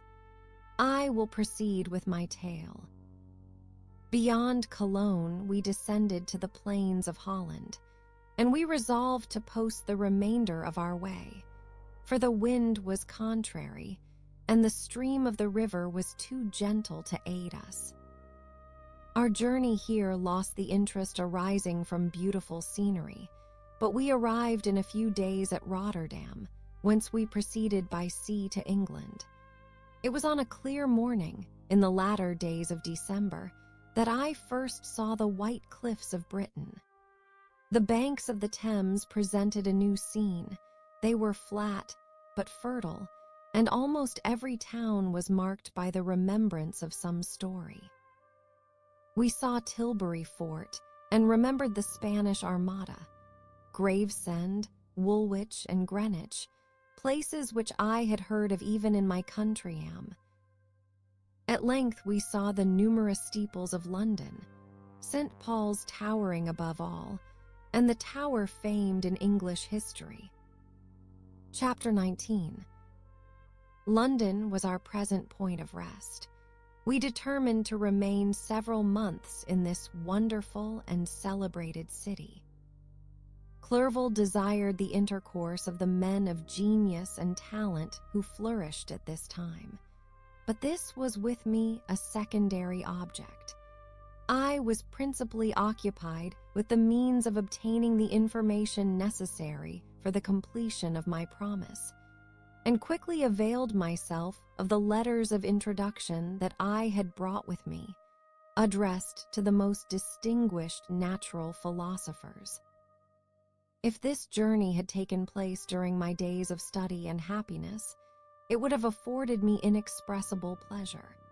But a blight had come over my existence, and I only visited these people for the sake of the information they might give me on the subject in which my interest was so terribly profound. Company was irksome to me. When alone, I could fill my mind with the sights of heaven and earth. The voice of Henry soothed me, and I could thus cheat myself into a transitory peace. But busy, uninteresting, joyous faces brought back despair to my heart. I saw an insurmountable barrier placed between me and my fellowmen. This barrier was sealed with the blood of William and Justine, and to reflect on the events connected with those names filled my soul with anguish. But in Clerval, I saw the image of my former self. He was inquisitive and anxious to gain experience and instruction. The difference of manners which he observed was to him an inexhaustible source of instruction and amusement. He was also pursuing an object he had long had in view. His design was to visit India, in the belief that he had in his knowledge of its various languages, and in the views he had taken of its society, the means of materially assisting the progress of European colonization and trade. In Britain, only could he further the execution of his plan when he was forever busy, and the only check to his enjoyments was my sorrowful and dejected mind. I tried to conceal this as much as possible, that I might not debar him from the pleasures natural to one who was entering on it. New scene of life, undisturbed by any care of bitter recollection. I often refused to accompany him, alleging another engagement, that I might remain alone. I now also began to collect the materials necessary for my new creation, and this was to me like the torture of single drops of water continually falling on the head. Every thought that was devoted to it was an extreme anguish, and every word that I spoke in allusion to it caused my lips to quiver and my heart to palpitate. After passing some months in London, we received a letter from a person in Scotland who had formerly been our visitor at Geneva. He mentioned the beauties of his native country and asked us if those were not sufficient allurements to induce us to prolong our journey as far north as Perth, where he resided. Clerval eagerly desired to accept this invitation, and I, although I abhorred society, wished to view again mountains and streams, and all the wondrous works with which nature adorns her chosen dwelling places. We had arrived in England at the beginning of October too, and it was now February. We accordingly determined to commence our journey towards the north at the expiration of another month. In this expedition, we did not intend to follow the great road to Edinburgh, but to visit Windsor, Oxford, Matlock, and the Cumberland Lakes, resolving to arrive at the completion of this tour about the end of July. I packed up my chemical instruments and the materials I had collected, resolving to finish my labors in some obscure nook in the northern highlands of Scotland. We quitted London on the 27th of March and remained a few days at Windsor, rambling in its beautiful forest. This was a new scene to us mountaineers. The majestic oaks, the quantity of game, and the herds of stately deer were all novelties to us. From thence we proceeded to Oxford. As we entered this city, our minds were filled with the remembrance of the events that had been transacted there more than a century and a half before. It was here that Charles I had collected his forces. This city had remained faithful to him, after the whole nation had forsaken his cause to join the standard of Parliament and liberty. The memory of that unfortunate king and his companions, the amiable Falkland, the insolent Goring, his queen and son, gave a peculiar interest to every part of the city, which they might be supposed to have inhabited the spirit of elder days found a dwelling here, and we delighted to trace its footsteps. If these feelings had not found an imaginary gratification, the appearance of the city had yet in itself sufficient beauty to obtain our admiration. The colleges are ancient and picturesque, the streets are almost magnificent, and the lovely Isisen which flows beside it through meadows of exquisite verdure is spread forth into a placid expanse of waters, which reflects its majestic assemblage of towers, and spires and domes embosomed among aged trees. I enjoyed this scene, and yet my enjoyment was embittered both by the memory of the past and the anticipation of the future. I was formed for peaceful happiness.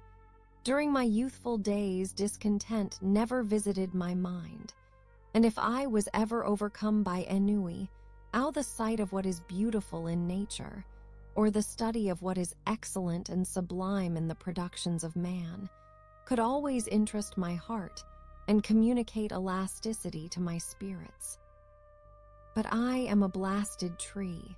The bolt has entered my soul, and I felt then that I should survive to exhibit what I shall soon cease to be, a miserable spectacle of wrecked humanity, pitiable to others and intolerable to myself.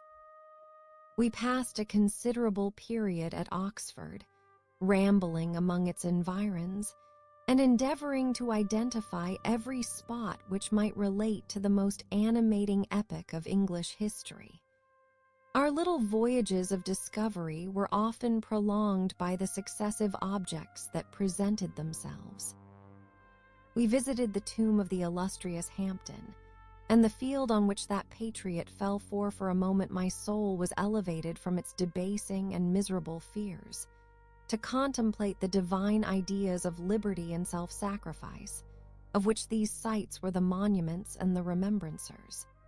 For an instant I dared to shake off my chains and look around me with a free and lofty spirit, but the iron had eaten into my flesh, and I sank again, trembling and hopeless, into my miserable self. We left Oxford with regret and proceeded to Matlock, which was our next place of rest. The country in the neighborhood of this village resembled, to a greater degree, the scenery of Switzerland, but everything is on a lower scale, and the green hills want the crown of distant white Alps, which always attend on the piney mountains of my native country.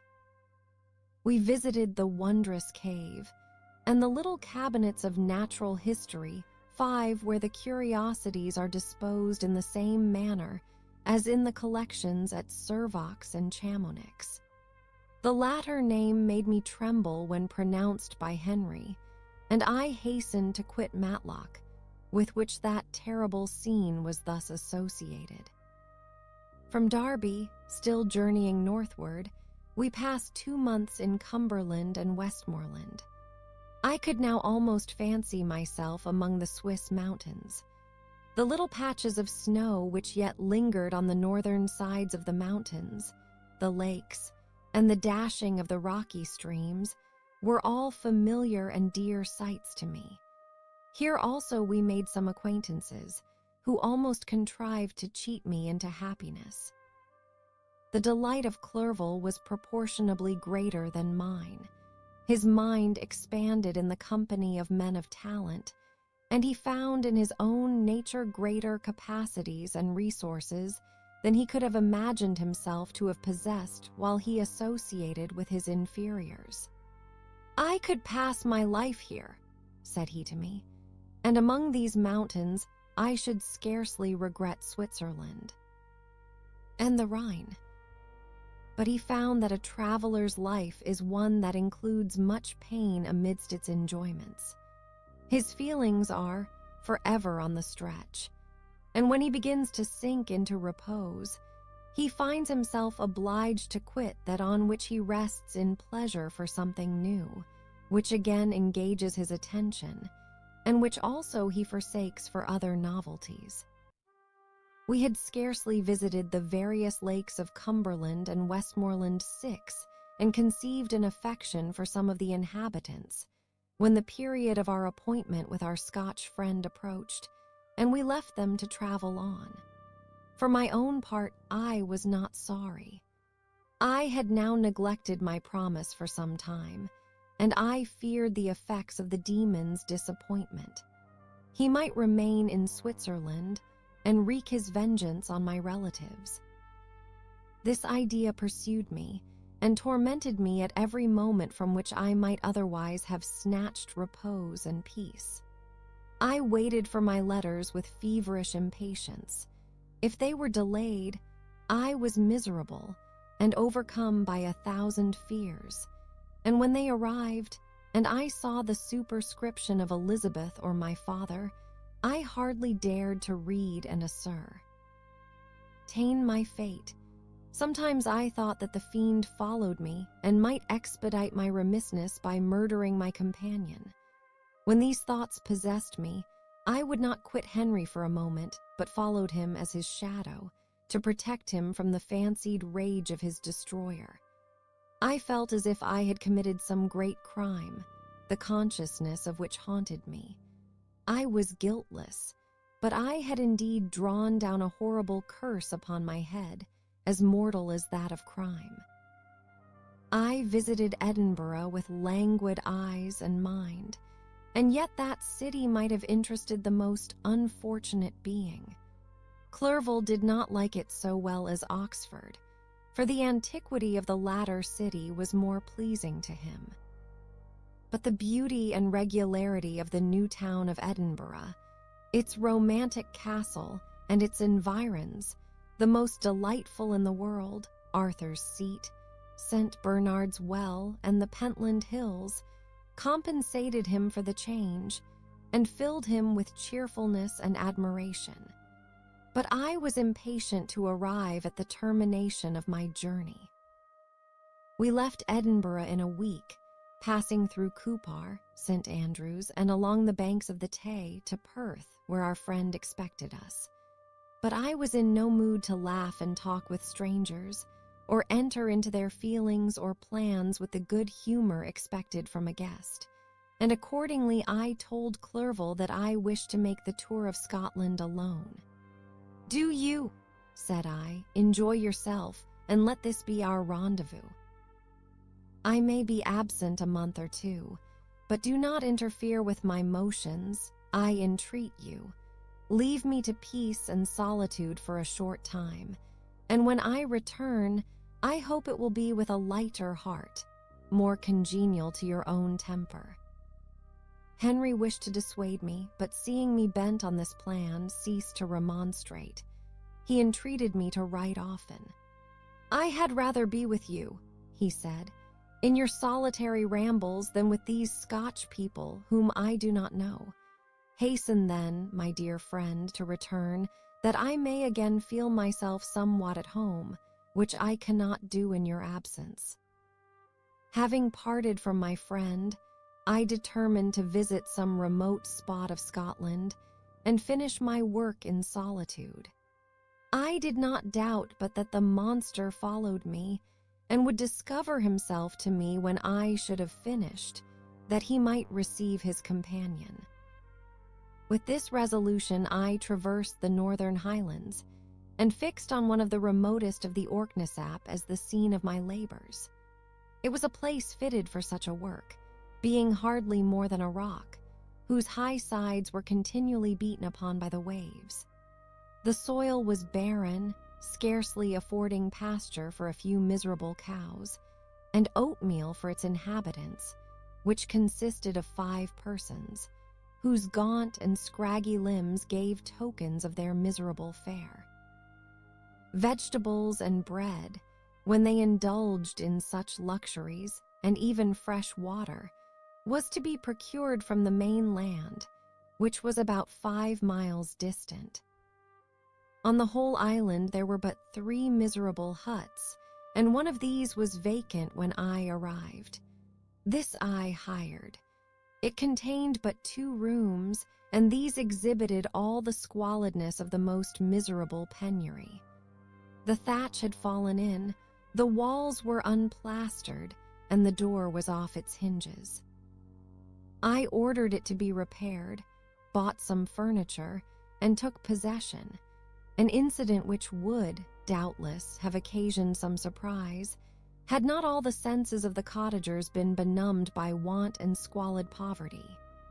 As it was, I lived ungazed at and unmolested, hardly thanked for the pittance of food and clothes which I gave. So much does suffering blunt even the coarsest sensations of men. In this retreat I devoted the morning to labor, but in the evening, when the weather permitted, I walked on the stony beach of the sea to listen to the waves as they roared and dashed at my feet. It was a monotonous yet ever-changing scene. I thought of Switzerland. It was far different from this desolate and appalling landscape. Its hills are covered with vines, and its cottages are scattered thickly in the plains. Its fair lakes reflect a blue and gentle sky, and, when troubled by the winds, their tumult is but as the play of a lively infant when compared to the roarings of the giant ocean.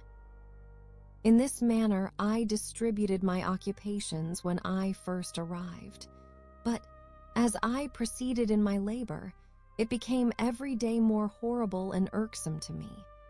Sometimes I could not prevail on myself to enter my laboratory for several days, and at other times I toiled day and night in order to complete my work.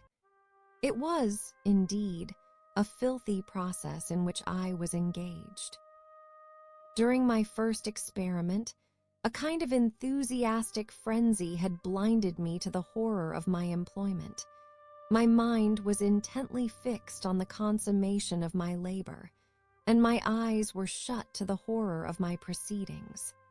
But now I went to it in cold blood, and my heart often sickened at the work of my hands. Thus situated, employed in the most detestable occupation, immersed in a solitude where nothing could for an instant call my attention from the actual scene in which I was engaged, my spirits became unequal. I grew restless and nervous. Every moment I feared to meet my persecutor. Sometimes I sat with my eyes fixed on the ground, fearing to raise them, lest they should encounter the object which I so much dreaded to behold. I feared to wander from the sight of my fellow creatures, lest when alone he should come to claim his companion. In the meantime, I worked on, and my labor was already considerably advanced. I looked towards its completion with a tremulous and eager hope, which I dared not trust myself to question, but which was intermixed with obscure forebodings of evil that made my heart sicken in my bosom. Chapter 20. I sat one evening in my laboratory. The sun had set, and the moon was just rising from the sea. I had not sufficient light for my employment, and I remained idle, in a pause of consideration of whether I should leave my labor for the night, or hasten its conclusion by an unremitting attention to it. As I sat, a train of reflection occurred to me, which led me to consider the effects of what I was now doing. 3 years before I was engaged in the same manner, and had created a fiend whose unparalleled barbarity had desolated my heart, and filled it forever with the bitterest remorse. I was now about to form another being, of whose dispositions I was alike ignorant. She might become 10,000 times more malignant than her mate, and delight, for its own sake, in murder and wretchedness. He had sworn to quit the neighborhood of man and hide himself in deserts, but she had not. And she, who in all probability was to become a thinking and reasoning animal, might refuse to comply with a compact made before her creation. They might even hate each other. The creature who already lived loathed his own deformity, and might he not conceive a greater abhorrence for it when it came before his eyes in the female form?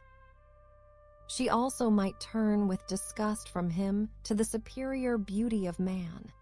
She might quit him, and he be again alone, exasperated by the fresh provocation of being deserted by one of his own species.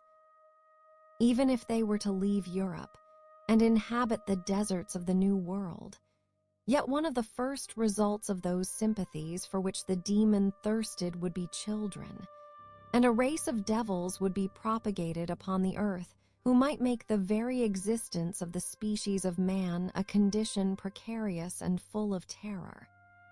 Had I right, for my own benefit, to inflict this curse upon everlasting generations? I had before been moved by the sophisms of the being I had created. I had been struck senseless by his fiendish threats. But now, for the first time, the wickedness of my promise burst upon me.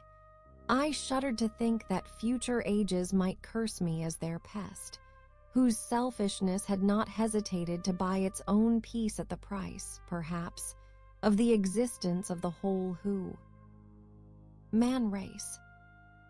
I trembled and my heart failed within me, when on looking up I saw by the light of the moon the demon at the casement.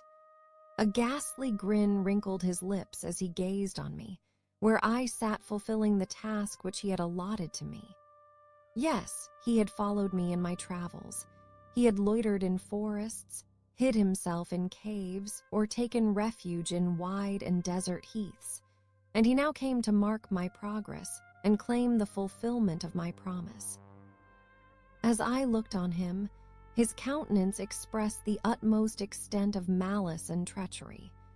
I thought with a sensation of madness on my promise of creating another like to him, and trembling with passion, tore to pieces the thing on which I was engaged. The wretch saw me destroy the creature on whose future existence he depended for happiness, and, with a howl of devilish despair and revenge, withdrew. I left the room and, locking the door, made a solemn vow in my own heart never to resume my labors. And then, with trembling steps, I sought my own apartment. I was alone. None were near me to dissipate the gloom and relieve me from the sickening oppression of the most terrible reveries. Several hours passed, and I remained near my window gazing on the sea. It was almost motionless, for the winds were hushed, and all nature reposed under the eye of the quiet moon.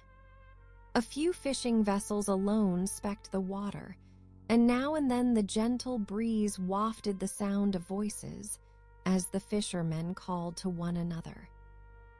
I felt the silence, although I was hardly conscious of its extreme profundity, until my ear was suddenly arrested by the paddling of oars near the shore, and a person landed close to my house. In a few minutes after, I heard the creaking of my door, as if someone endeavored to open it softly. I trembled from head to foot. I felt a presentiment of who it was, and wished to rouse one of the peasants who dwelt in a cottage not far from mine. But I was overcome by the sensation of helplessness, so often felt in frightful dreams, when you in vain endeavor to fly from an impending danger, and was rooted to the spot. Presently I heard the sound of footsteps along the passage, the door opened, and the wretch whom I dreaded appeared. Shutting the door, he approached me and said, in a smothered voice, "You have destroyed the work which you began. What is it that you intend? Do you dare to break your promise? I have endured toil and misery. I left Switzerland with you. I crept along the shores of the Rhine, among its willow islands and over the summits of its hills. I have dwelt many months in the heaths of England and among the deserts of Scotland. I have endured incalculable fatigue and cold and hunger. Do you dare destroy my hopes? Begone! I do break my promise. Never will I create another like yourself, equal in deformity and wickedness. Slave, I before reasoned with you, but you have proved yourself unworthy of my condescension. Remember that I have power. You believe yourself miserable, but I can make you so wretched that the light of day will be hateful to you. You are my creator, but I am your master. Obey. The hour of my irresolution is past, and the period of your power is arrived. Your threats cannot move me to do an act of wickedness, but they confirm me in a determination of not creating you a companion in vice. Shall I, in cool blood, set loose upon the earth a demon, whose delight is in death and wretchedness? Begone. I am firm, and your words will only exasperate my rage. The monster saw my determination in my face, and gnashed his teeth in the impotence of anger. Shall each man, cried he, find a wife for his bosom, and each beast have his mate, and I be alone? I had feelings of affection, and they were requited by detestation and scorn. Man, you may hate, but beware. Your hours will pass in dread and misery, and soon the bolt will fall which must ravish from you your happiness forever. Are you to be happy while I grovel in the intensity of my wretchedness? You can blast my other passions, but revenge remains, revenge, henceforth dearer than light or food. I may die, but first you, my tyrant and tormentor, shall curse the sun that gazes on your misery. Beware, for I am fearless and therefore powerful. I will watch with the wiliness of a snake that I may sting with its venom. Man, you shall repent of the injuries you inflict. Devil, cease, and do not poison the air with these sounds of malice. I have declared my resolution to you, and I am no coward to bend beneath words. Leave me, I am inexorable. It is well, I go, but remember I shall be with you on your wedding night. 1. I started forward and exclaimed, Villain! Before you sign my death warrant, be sure that you are yourself safe. I would have seized him, but he eluded me and quitted the house with precipitation. In a few moments I saw him in his boat, which shot across the waters with an arrowy swiftness, and was soon lost amidst the waves. All was again silent, but his words rung in my ears. I burned with rage to pursue the murderer of my peace and precipitate him into the ocean. I walked up and down my room hastily and perturbed, while my imagination conjured up 1,000 images to torment and sting me. Why had I not followed him and closed with him in mortal strife? But I had suffered him to depart, and he had directed his course towards the mainland. I shuddered to think who might be the next victim sacrificed to his insatiate revenge, and then I thought again of his words, I will be with you on your wedding night. That then was the period fixed for the fulfillment of my destiny. In that hour I should die, and at once satisfy and extinguish his malice. The prospect did not move me to fear, yet when I thought of why beloved Elizabeth, of her tears and endless sorrow, when she should find her lover so barbarously snatched from her. Tears, the first I had shed for many months, streamed from my eyes, and I resolved not to fall before my enemy without a bitter struggle. The night passed away, and the sun rose from the ocean. My feelings became calmer, if it may be called calmness, when the violence of rage sinks into the depths of despair. I left the house, the horrid scene of the last night's contention, and walked on the beach of the sea, which I almost regarded as an insuperable barrier between me and my fellow creatures. Nay, a wish that such should prove the fact stole across me. I desired that I might pass my life on that barren rock, wearily, it is true, but uninterrupted by any sudden shock of misery. If I returned, it was to be sacrificed, or to see those whom I most loved die under the grasp of a demon whom I had myself created. I walked about the isle like a restless specter, separated from all it loved and miserable in the separation. When it became noon and the sun rose higher, I lay down on the grass and was overpowered by a deep sleep. I had been awake the whole of the preceding night. My nerves were agitated, and my eyes inflamed by watching and misery. The sleep into which I now sunk refreshed me, and when I awoke, I again felt as if I belonged to a race of human beings like myself, and I began to reflect upon what had passed with greater composure. Yet still the words of the fiend rung in my ears like a death knell. They appeared like a dream, yet distinct and oppressive as a reality. The sun had far descended, and I still sat on the shore, satisfying my appetite, which had become ravenous with an oaten cake, when I saw a fishing boat land close to me, and one of the men brought me a packet. It contained letters from Geneva and one from Clerval, entreating me to join him. He said that he was wearing away his time fruitlessly where he was, that letters from the friends he had formed in London desired his return to complete the negotiation they had entered into for his Indian enterprise. He could not any longer delay his departure, but as his journey to London might be followed, even sooner than he now conjectured, by his longer voyage, he entreated me to bestow as much of my society on him as I could spare. He besought me, therefore, to leave my solitary Slee, and to meet him at Perth, that we might proceed southwards together. This letter in a degree recalled me to life, and I determined to quit my island at the expiration of 2 days. Yet before I departed, there was a task to perform, on which I shuddered to reflect.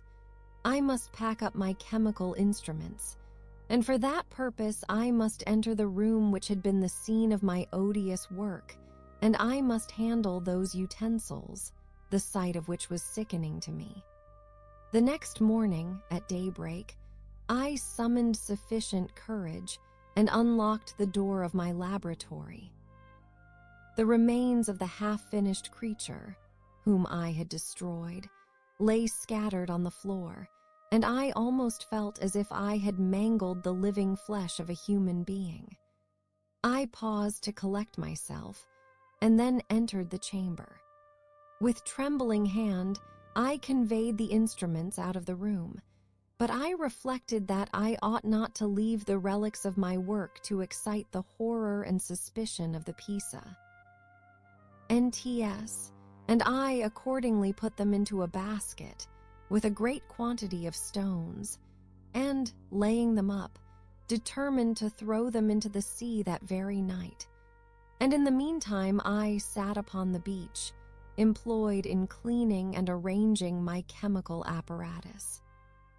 Nothing could be more complete than the alteration that had taken place in my feelings since the night of the appearance of the demon. I had before regarded my promise with a gloomy despair, as a thing that, with whatever consequences, must be fulfilled. But I now felt as if a film had been taken from before my eyes, and that I, for the first time, saw clearly. The idea of renewing my labors did not for one instant occur to me. The threat I had heard weighed on my thoughts, but I did not reflect that a voluntary act of mine could avert it. I had resolved in my own mind that to create another like the fiend I had first made would be an act of the basest and most atrocious selfishness, and I banished from my mind every thought that could lead to a different conclusion. Between 2 and 3 in the morning the moon rose, and I then, putting my basket aboard a little skiff, sailed out about 4 miles from the shore. The scene was perfectly solitary. A few boats were returning towards land, but I sailed away from them. I felt as if I was about the commission of a dreadful crime, and avoided with shuddering anxiety any encounter with my fellow creatures.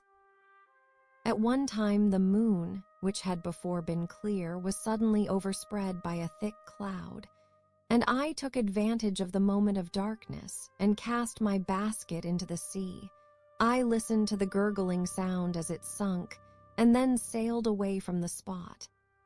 The sky became clouded, but the air was pure, although chilled by the northeast breeze that was then rising. But it refreshed me and filled me with such agreeable sensations that I resolved to prolong my stay on the water, and, fixing the rudder in a direct position, stretched myself at the bottom of the boat. Clouds hid the moon, everything was obscure, and I heard only the sound of the boat, as its keel cut through the waves. The murmur lulled me, and in a short time I slept soundly. I do not know how long I remained in this situation, but when I awoke I found that the sun had already mounted considerably. The wind was high, and the waves continually threatened the safety of my little skiff. I found that the wind was northeast, and must have driven me far from the coast from which I had embarked. I endeavored to change my course, but quickly found that, if I again made the attempt, the boat would be instantly filled with water. Thus situated, my only resource was to drive before the wind. I confess that I felt a few sensations of terror.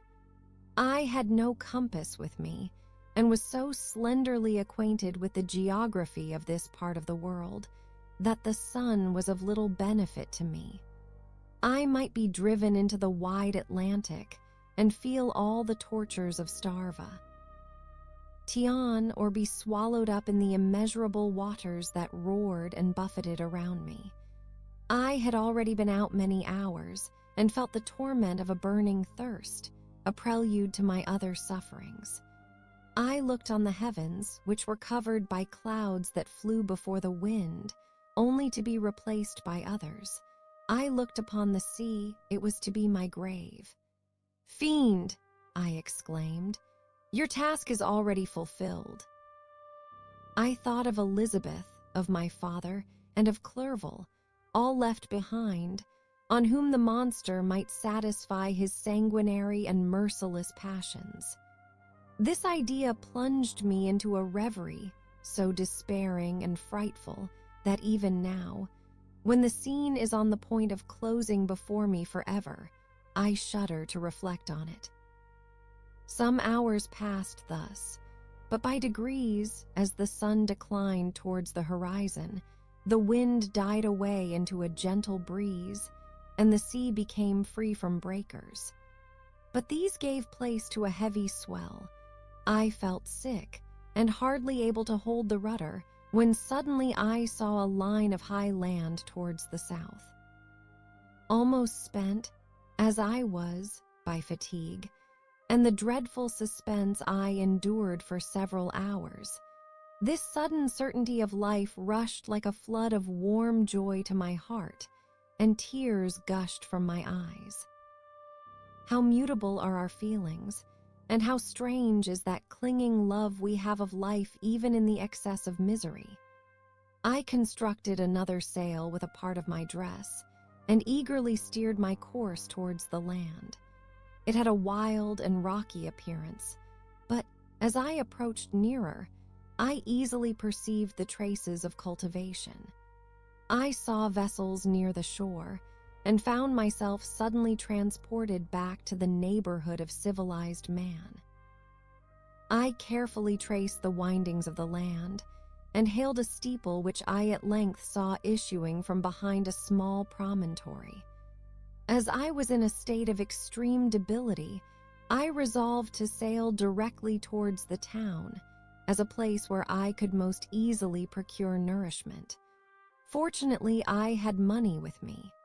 As I turned the promontory, I perceived a small, neat town and a good harbor, which I entered, my heart bounding with joy at my unexpected escape. As I was occupied in fixing the boat and arranging the sails, several people crowded towards the spot. They seemed much surprised at my appearance, but instead of offering me any assistance, whispered together with gestures that at any other time might have produced in me a slight sensation of alarm. As it was, I merely remarked that they spoke English, and I therefore addressed them in that language. "My good friends," said I, "will you be so kind as to tell me the name of this town and inform me where I am?" "You will know that soon enough," replied a man with a hoarse voice. "Maybe you are come to a place that will not prove much to your taste, but you will not be consulted as to your quarters, I promise you." I was exceedingly surprised on receiving so rude an answer from a stranger, and I was also disconcerted on perceiving the frowning and angry countenances of his companions. "Why do you answer me so roughly?" I replied. "Surely it is not the custom of Englishmen to receive strangers so inhospitably." "I do not know," said the man, "what the custom of the English may be, but it is the custom of the Irish to hate villains." While this strange dialogue continued, I perceived the crowd rapidly increase. Their faces expressed a mixture of curiosity and anger, which annoyed and in some degree alarmed me. I inquired the way to the inn, but no one replied. I then moved forward, and a murmuring sound arose from the crowd as they followed and surrounded me, when an ill-looking man approaching tapped me on the shoulder and said, "Come, sir, you must follow me to Mr. Kerwin's to give an account of yourself." Who is Mr. Kerwin? Why am I to give an account of myself? Is not this a free country? Aye, sir, free enough for honest folks. Mr. Kerwin is a magistrate, and you are to give an account of the death of a gentleman who was found murdered here last night. This answer startled me, but I presently recovered myself. I was innocent. That could easily be proved. Accordingly, I followed my conductor in silence and was led to one of the best houses in the town. I was ready to sink from fatigue and hunger, but being surrounded by a crowd, I thought it politic to rouse all my strength, that no physical debility might be construed into apprehension or conscious guilt. Little did I then expect the calamity that was in a few moments to overwhelm me, and extinguish in horror and despair all fear of ignominy or death. I must pause here, for it requires all my fortitude to recall the memory of the frightful events which I am about to relate, in proper detail, to my recollection. Chapter 21. I was soon introduced into the presence of the magistrate, an old benevolent man, with calm and mild manners. He looked upon me, however, with some degree of severity, and then, turning towards my conductors, he asked who appeared as witnesses on this occasion.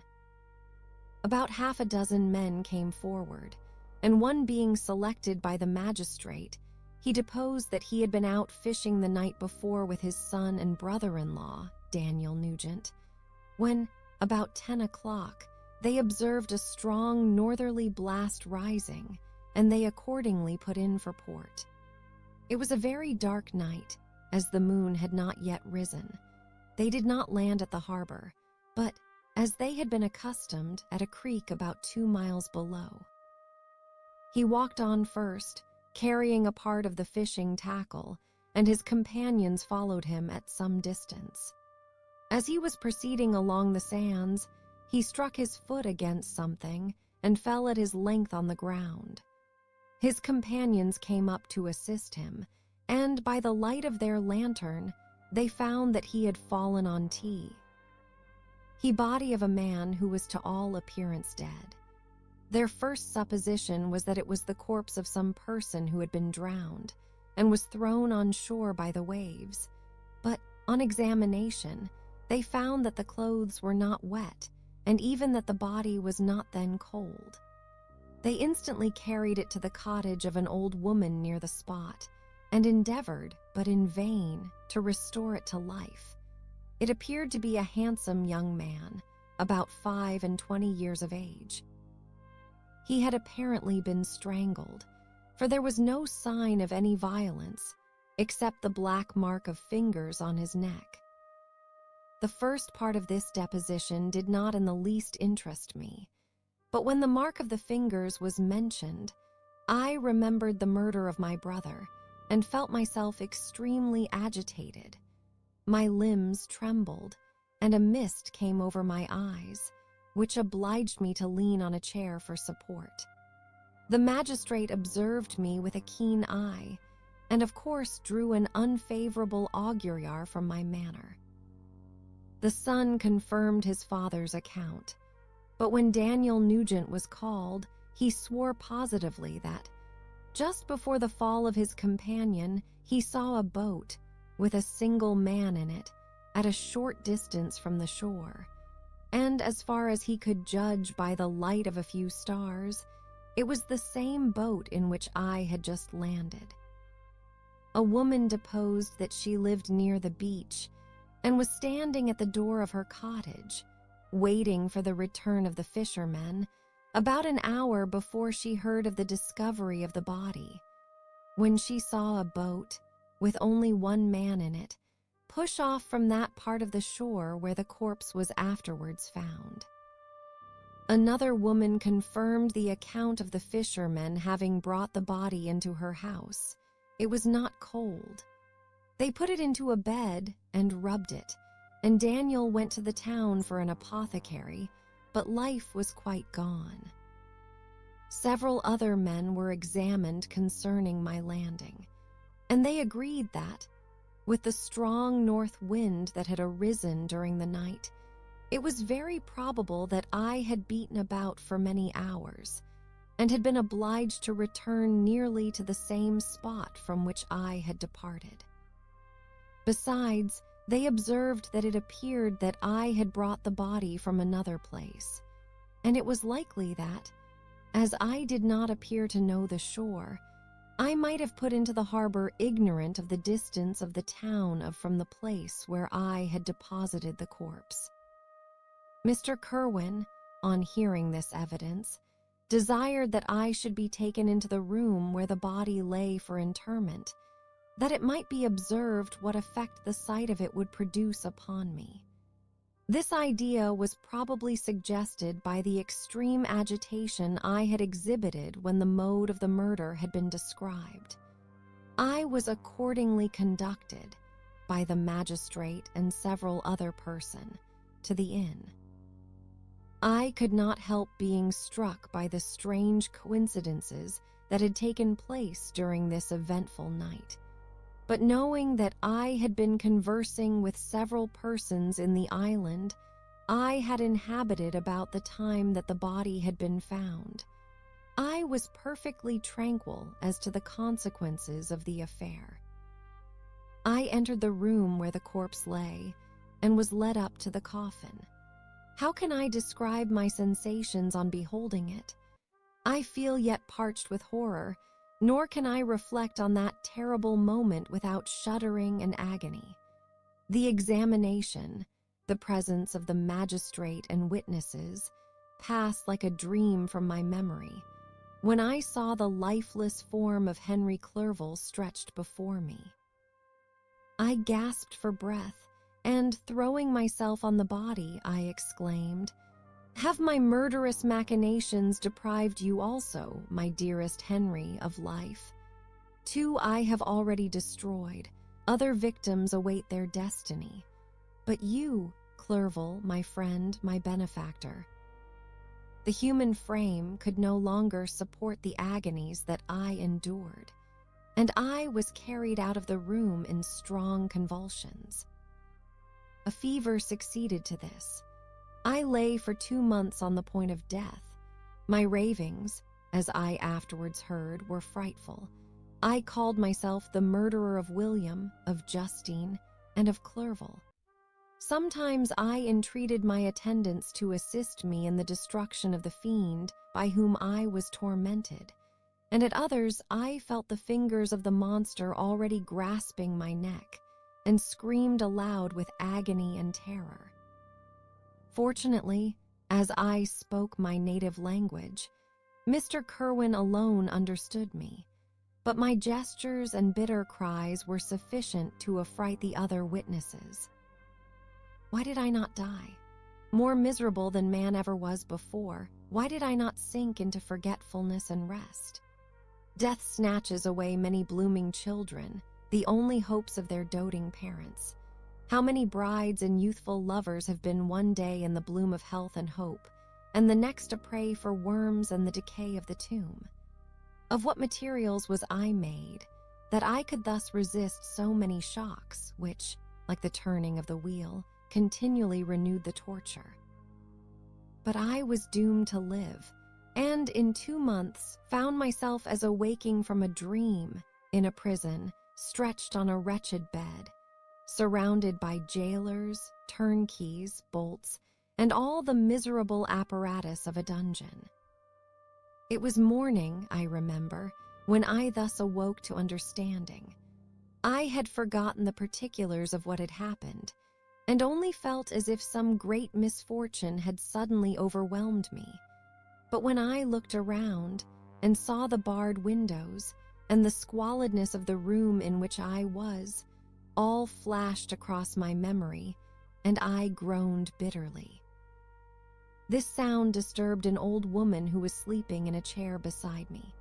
She was a hired nurse, the wife of one of the turnkeys, and her countenance expressed all those bad qualities which often characterize that class.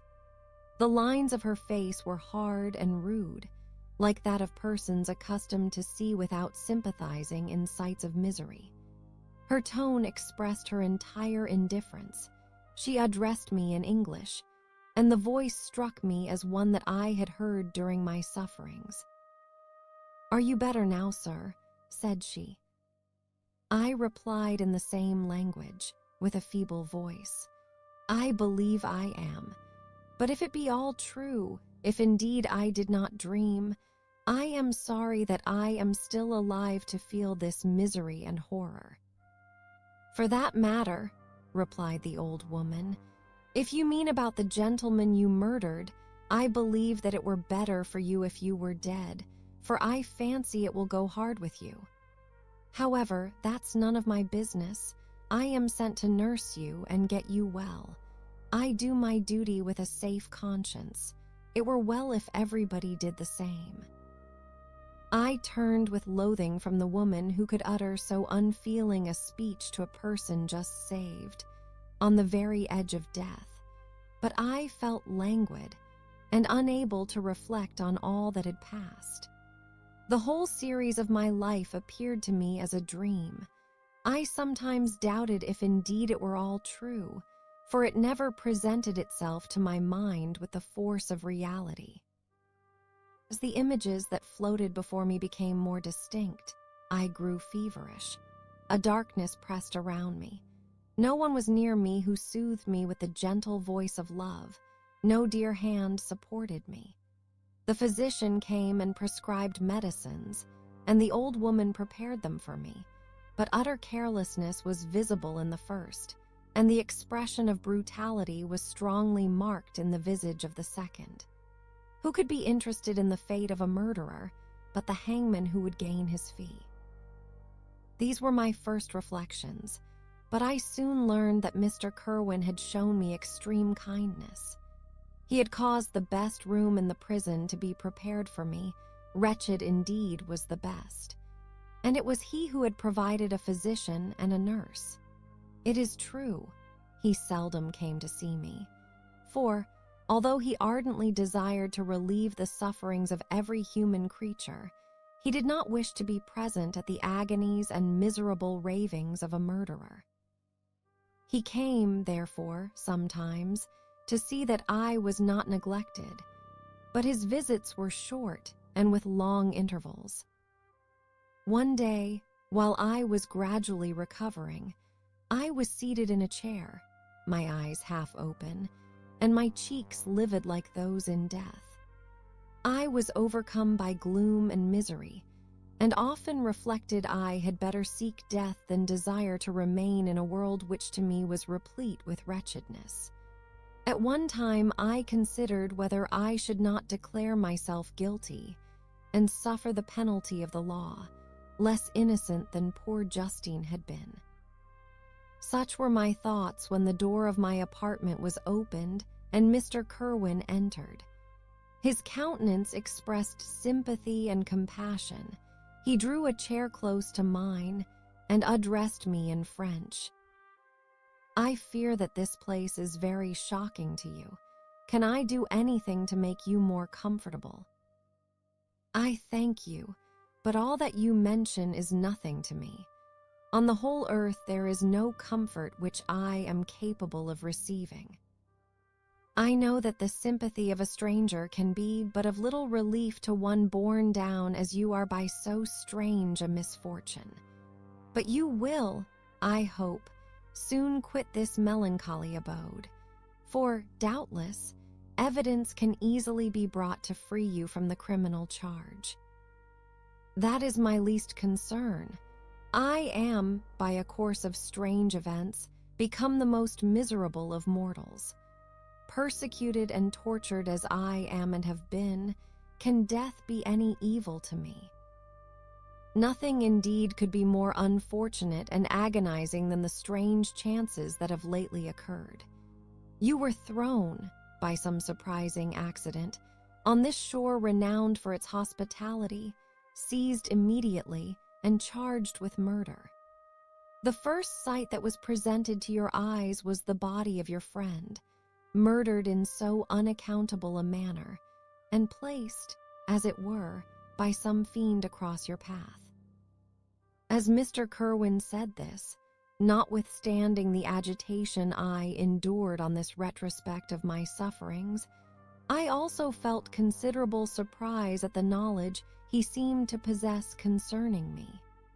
I suppose some astonishment was exhibited in my countenance, for Mr. Kerwin hastened to say, "Immediately upon your being taken ill, all the papers that were on your person were brought me, and I examined them that I might discover some trace by which I could send to your relations an account of your misfortune and illness. I found several letters, and, among others, one which I discovered from its commencement to be from your father. I instantly wrote to Geneva. Nearly 2 months have elapsed since the departure of my letter. But you are ill, even now you tremble. You are unfit for agitation of any kind.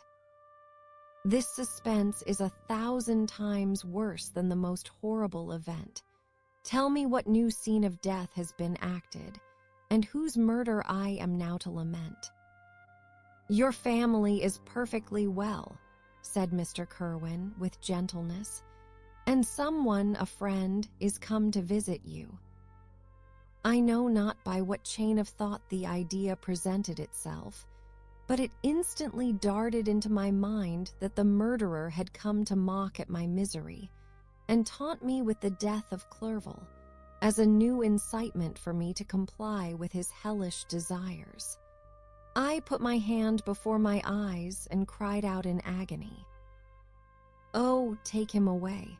I cannot see him. For God's sake, do not let him enter."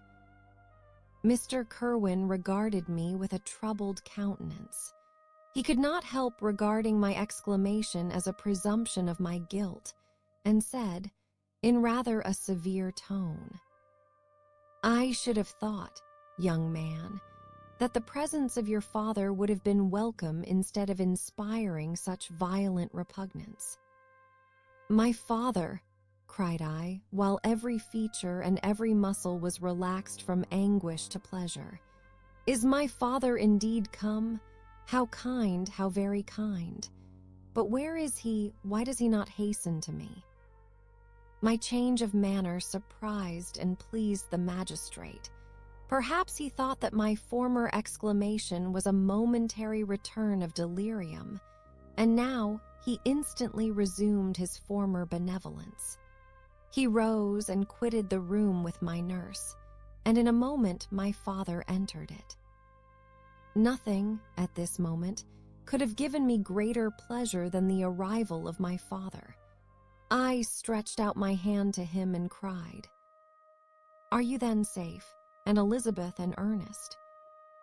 My father calmed me with assurances of their welfare, and endeavored, by dwelling on these subjects so interesting to my heart, to raise my desponding spirits, but he soon felt that a prison cannot be the abode of cheerfulness.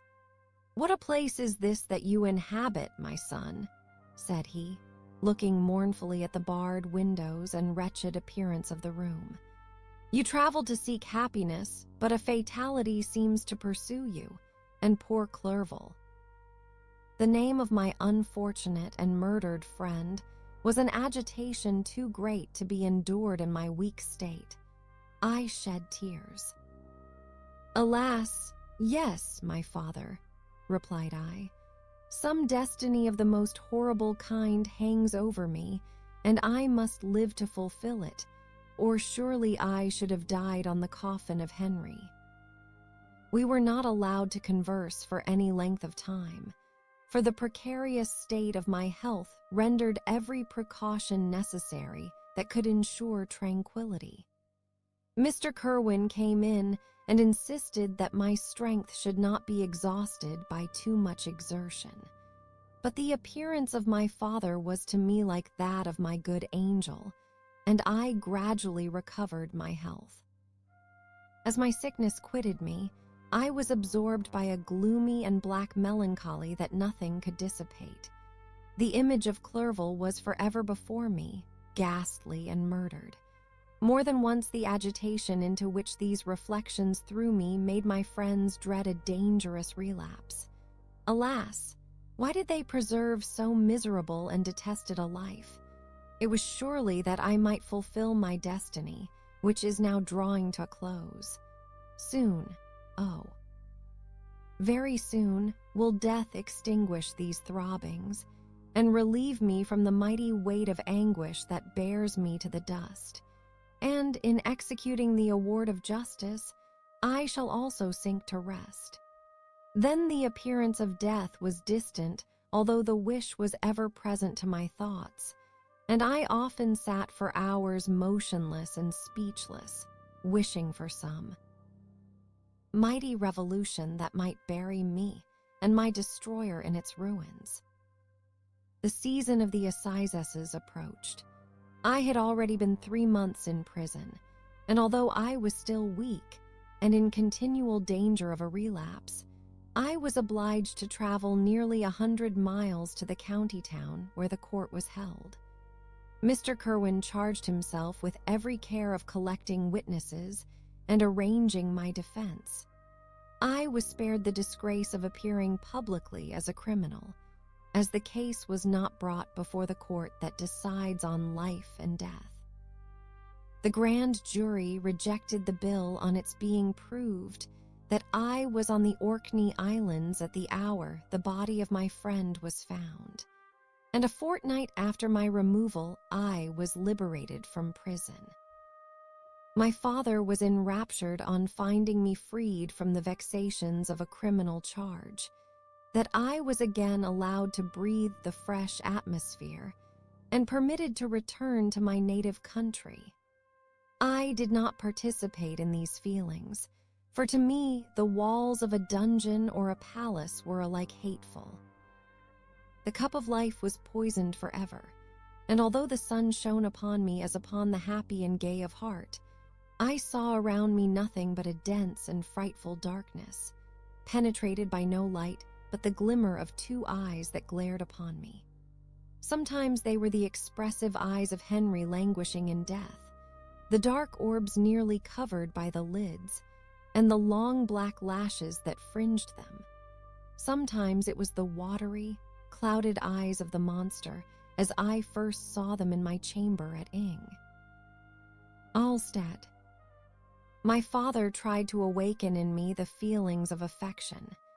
He talked of Geneva, which I should soon visit, of Elizabeth and Ernest, but these words only drew deep groans from me.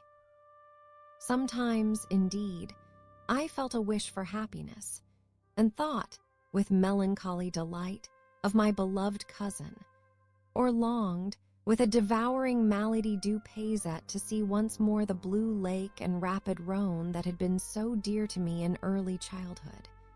But my general state of feeling was a torpor in which a prison was as welcome a residence as the divinest scene in nature, and these fits were seldom interrupted but by paroxysms of anguish and despair. At these moments, I often endeavored to put an end to the existence I loathed, and it required unceasing attendance and vigilance to restrain me from committing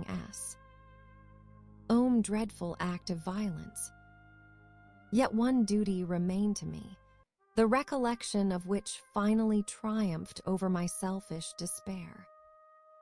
It was necessary that I should return without delay to Geneva, there to watch over the lives of those I so fondly loved, and to lie in wait for the murderer, that if any chance led me to the place of his concealment, or if he dared again to blast me by his presence, I might, with unfailing aim, put an end to the existence of the monstrous image which I had endued with the mockery of a soul still more monstrous.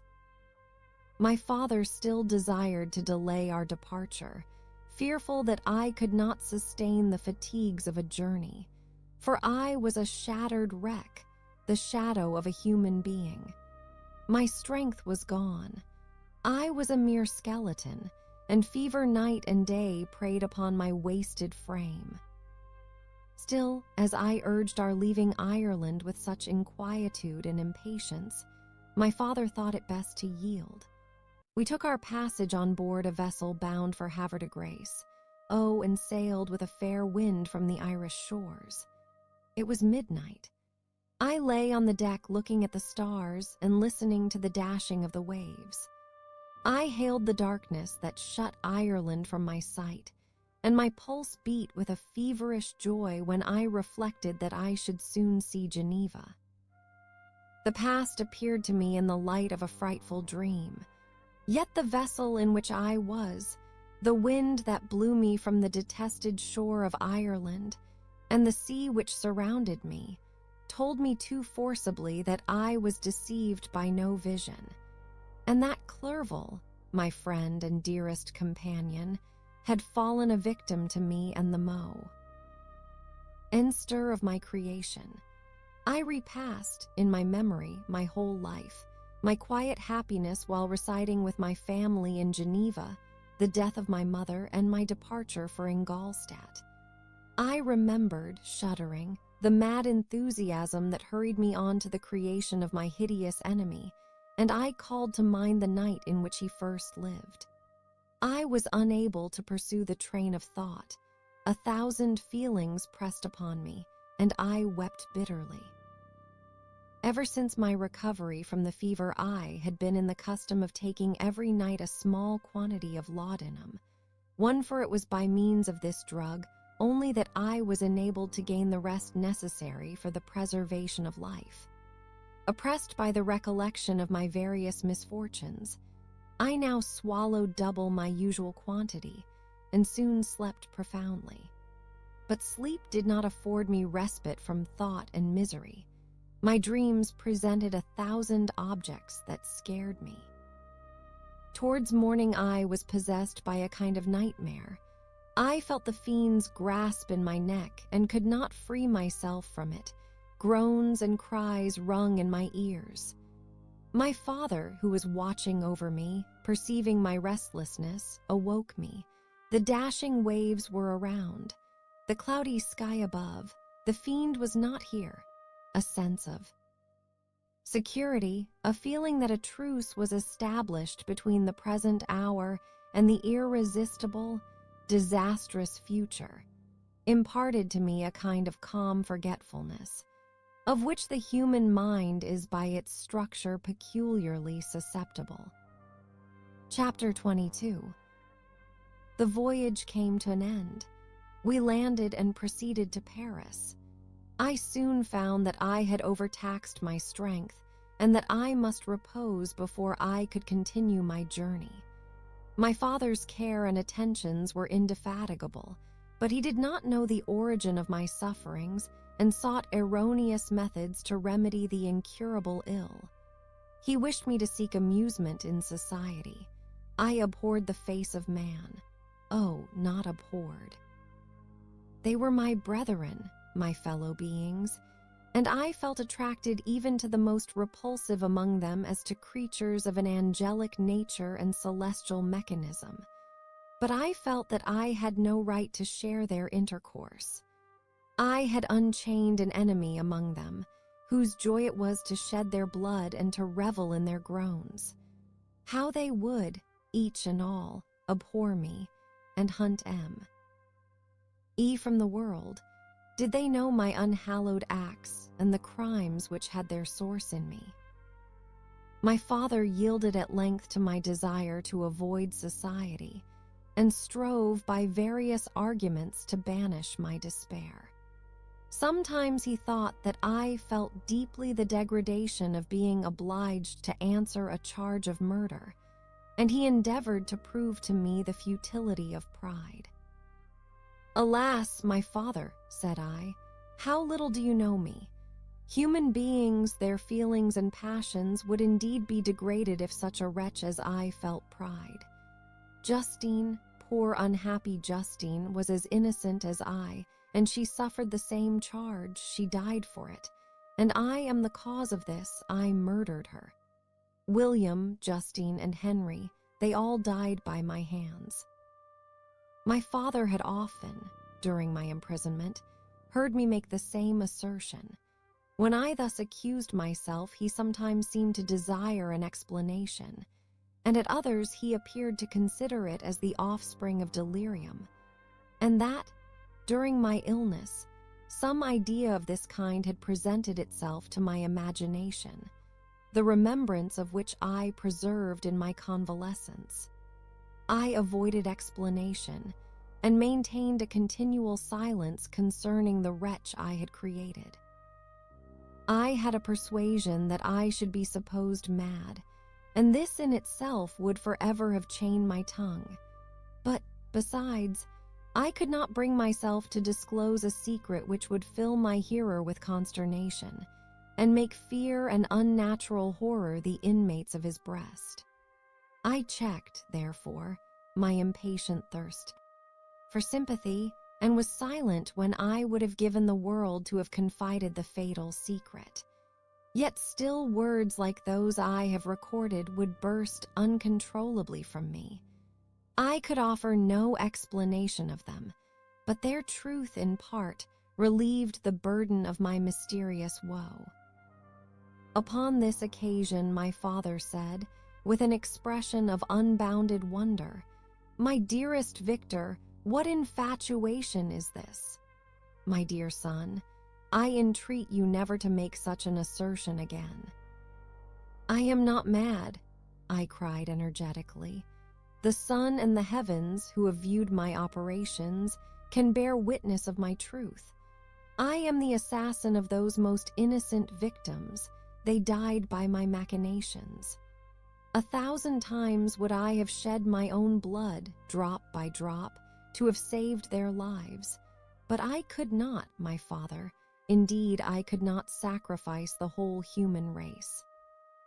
The conclusion of this speech convinced my father that my ideas were deranged, and he instantly changed the subject of our conversation and endeavored to alter the course of my thoughts. He wished as much as possible to obliterate the memory of the scenes that had taken place in Ireland, and never alluded to them, or suffered me to speak of my misfortunes.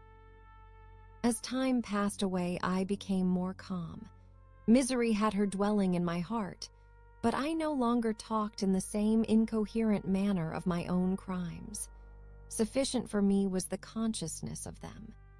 By the utmost self-violence, I curbed the imperious voice of wretchedness, which sometimes desired to declare itself to the whole world, and my manners were calmer and more composed than they had ever been since my journey to the Sea of Ice-One. A few days before we left Paris on our way to Switzerland, I received the following letter from Elizabeth. "My dear friend, it gave me the greatest pleasure to receive a letter from my uncle dated at Paris. You are no longer at a formidable distance, and I may hope to see you in less than a fortnight. My poor cousin, how much you must have suffered. I expect to see you looking even more ill than when you quitted Geneva. This winter has been passed most miserably, tortured as I have been by anxious suspense. Yet I hope to see peace in your countenance, and to find that your heart is not totally void of comfort and tranquility. Yet I fear that the same feelings now exist that made you so miserable a year ago, even perhaps augmented by time. I would not disturb you at this period when so many misfortunes weigh upon you, but a conversation that I had with my uncle previous to his departure renders some explanation necessary before we meet." Explanation? You may possibly say, what can Elizabeth have to explain? If you really say this, my questions are answered and all my doubts satisfied. But you are distant from me, and it is possible that you may dread and yet be pleased with this explanation. And in a probability of this being the case, I dare not any longer postpone writing what, during your absence, I have often wished to express to you, but have never had the courage to begin. You well know, Victor, that our union had been the favorite plan of your parents ever since our infancy. We were told this when young, and taught to look forward to it as an event that would certainly take place. We were affectionate playfellows during childhood, and, I believe, dear and valued friends to one another as we grew older. But as brother and sister often entertain a lively affection towards each other without desiring a more intimate union, may not such also be our case? Tell me, dearest Victor, answer me, I conjure you, by our mutual happiness, with simple truth, do you not love another? You have traveled. You have spent several years of your life at Ingolstadt, and I confess to you, my friend, that when I saw you last autumn so unhappy, flying to solitude from the society of every creature, I could not help supposing that you might regret our connection and believe yourself bound in honor to fulfill the wishes of your parents, although they opposed themselves to your inclinations. But this is false reasoning. I confess to you, my friend, that I love you, and that in my airy dreams of futurity you have been my constant friend and companion. But it is your happiness I desire as well as my own, when I declare to you that our marriage would render me eternally miserable unless it were the dictate of your own free choice.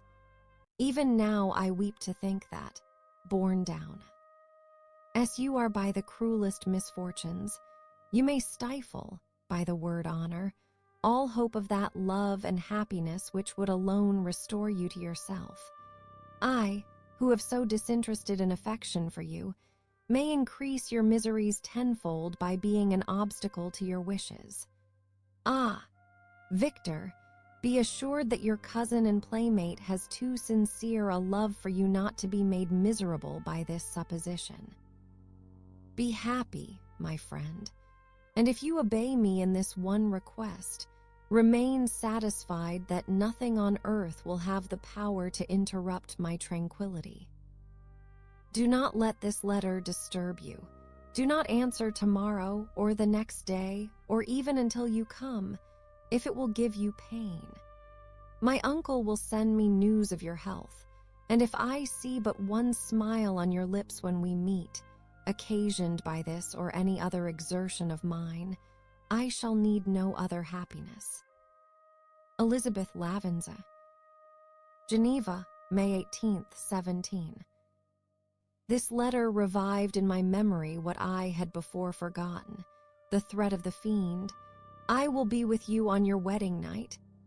Such was my sentence, and on that night would the demon employ every art to destroy me, and tear me from the glimpse of happiness which promised partly to console my sufferings. On that night he had determined to consummate his crimes by my death. Well, be it so. A deadly struggle would then assuredly take place, in which if he were victorious I should be at peace and his power over me be at an end. If he were vanquished I should be a free man. Alas, what freedom! Such as the peasant enjoys when his family have been massacred before his eyes, his cottage burnt, his lands laid waste, and he is turned adrift, homeless, penniless, and alone, but such would be my liberty, except that in my Elizabeth I possessed a treasure. Alas, balanced by those horrors of remorse and guilt which would pursue me until death. Sweet and beloved Elizabeth, I read and reread her letter, and some softened feelings stole into my heart and dared to whisper paradisiacal dreams of love and joy. But the apple was already eaten, and the angel's arm bared to drive me from all hope. Yet I would die to make her happy. If the monster executed his threat, death was inevitable.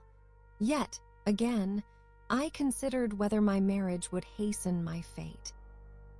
My destruction might indeed arrive a few months sooner, but if my torturer should suspect that I postponed it influenced by his menaces, he would surely find other, and perhaps more dreadful, means of revenge.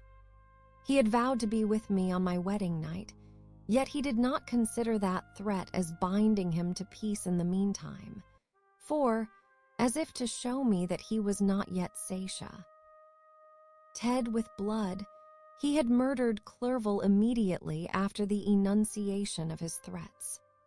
I resolved, therefore, that if my immediate union with my cousin would conduce either to hers or my father's happiness, my adversary's designs against my life should not retard it a single hour. In this state of mind, I wrote to Elizabeth. My letter was calm and affectionate. "I fear, my beloved girl," I said, "little happiness remains for us on earth, yet all that I may one day enjoy is centered in you.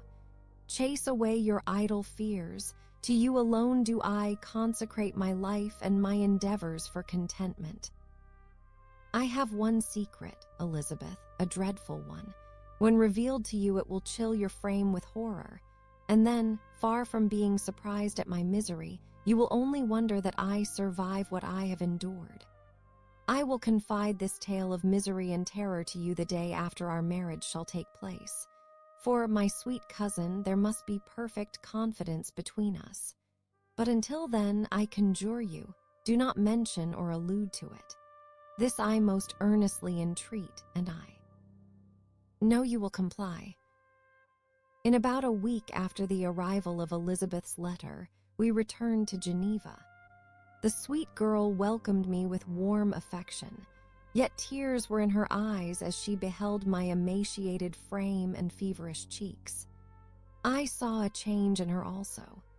She was thinner and had lost much of that heavenly vivacity that had before charmed me, but her gentleness and soft looks of compassion made her a more fit companion for one blasted and miserable as I was.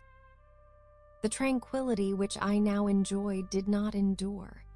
Memory brought madness with it, and when I thought of what had passed, a real insanity possessed me.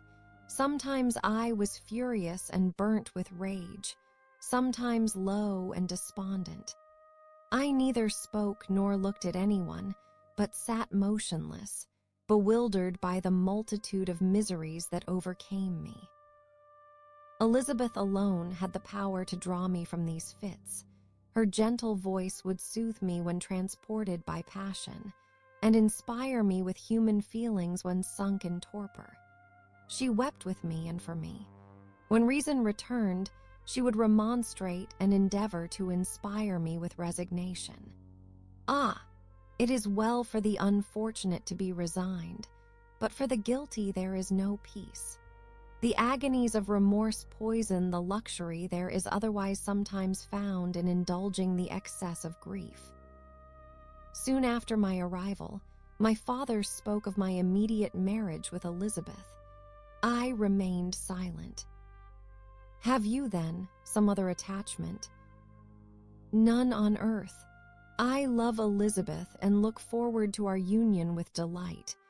Let the day, therefore, be fixed, and on it I will consecrate myself, in life or death, to the happiness of my cousin." "My dear Victor, do not speak thus. Heavy misfortunes have befallen us, but let us only cling closer to what remains, and transfer our love for those whom we have lost to those who yet live. Our circle will be small, but bound close by the ties of affection and mutual misfortune. And when time shall have softened your despair, new and dear objects of care will be born to replace those of whom we have been so cruelly deprived." Such were the lessons of my father, but to me the remembrance of the threat returned. Nor can you wonder that, omnipotent as the fiend had yet been in his deeds of blood, I should almost regard him as invincible, and that when he had pronounced the words, "I shall be with you on your wedding night," I should regard the threatened fate as unavoidable. But death was no evil to me if the loss of Elizabeth were balanced with it, and I therefore, with a contented and even cheerful countenance, agreed with my father that, if my cousin would consent, the ceremony should take place in 10 days, and thus put, as I imagined, the seal to my fate. Great God!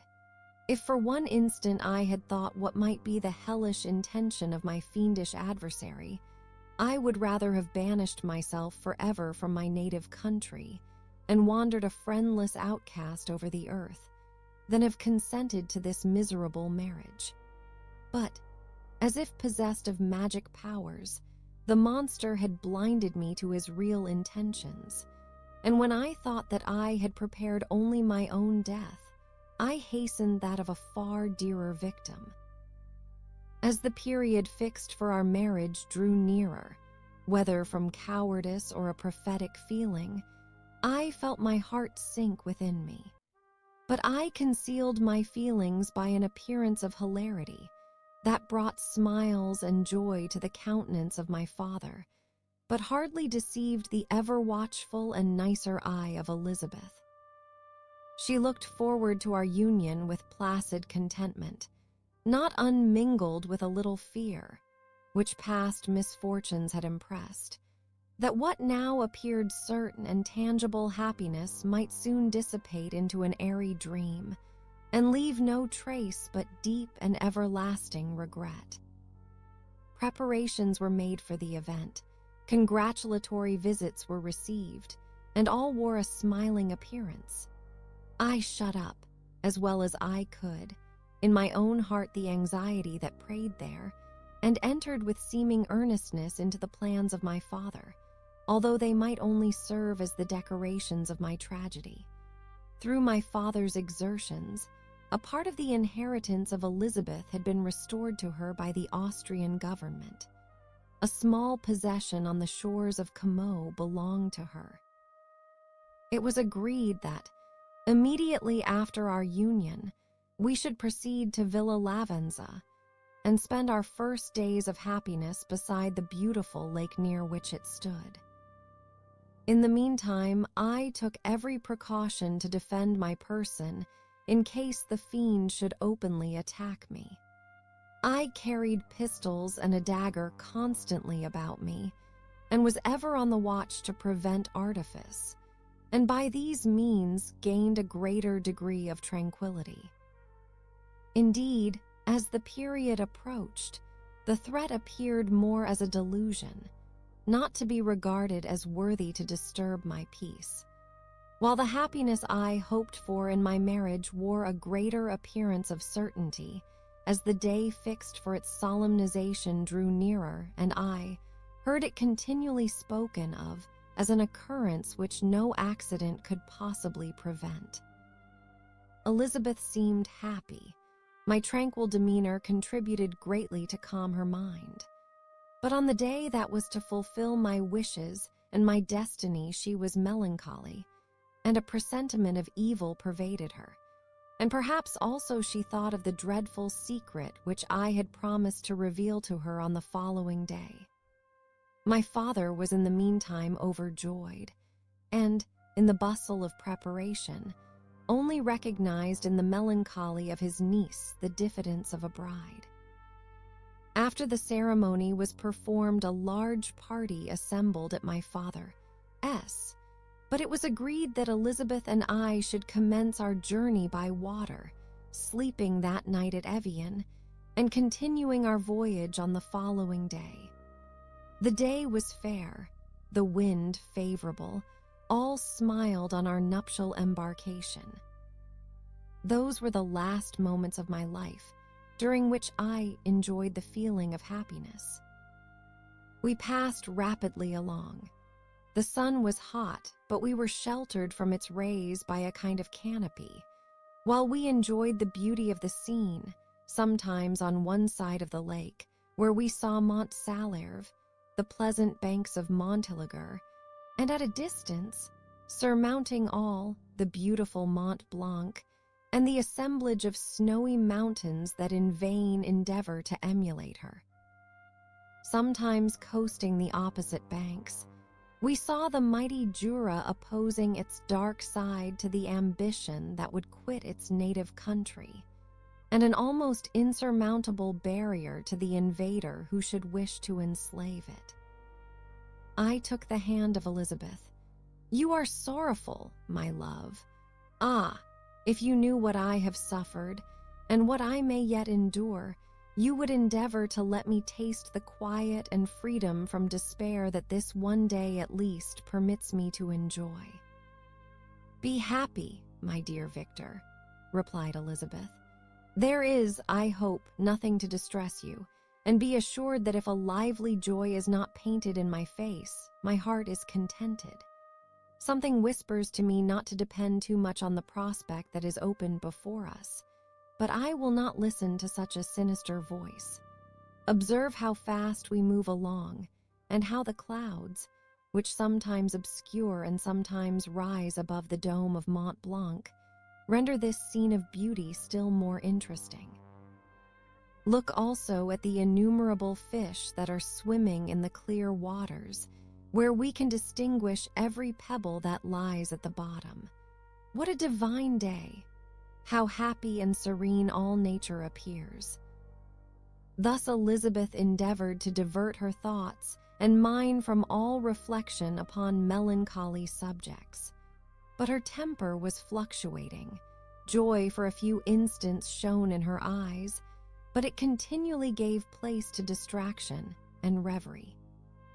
The sun sunk lower in the heavens. We passed the river Drance and observed its path through the chasms of the higher and the glens of the lower hills. The Alps here come closer to the lake, and we approach the amphitheater of mountains which forms its eastern boundary.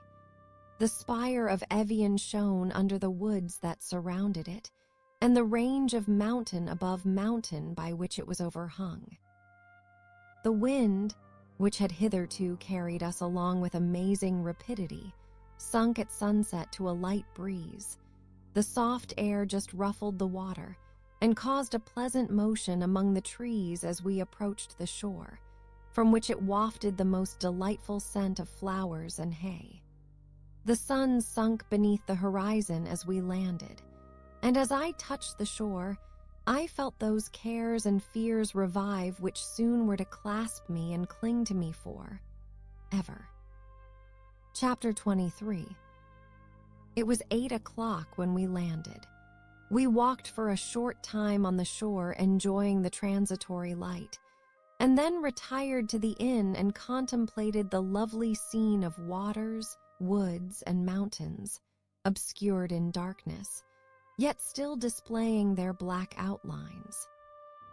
The wind, which had fallen in the south, now rose with great violence in the west. The moon had reached her summit in the heavens and was beginning to descend.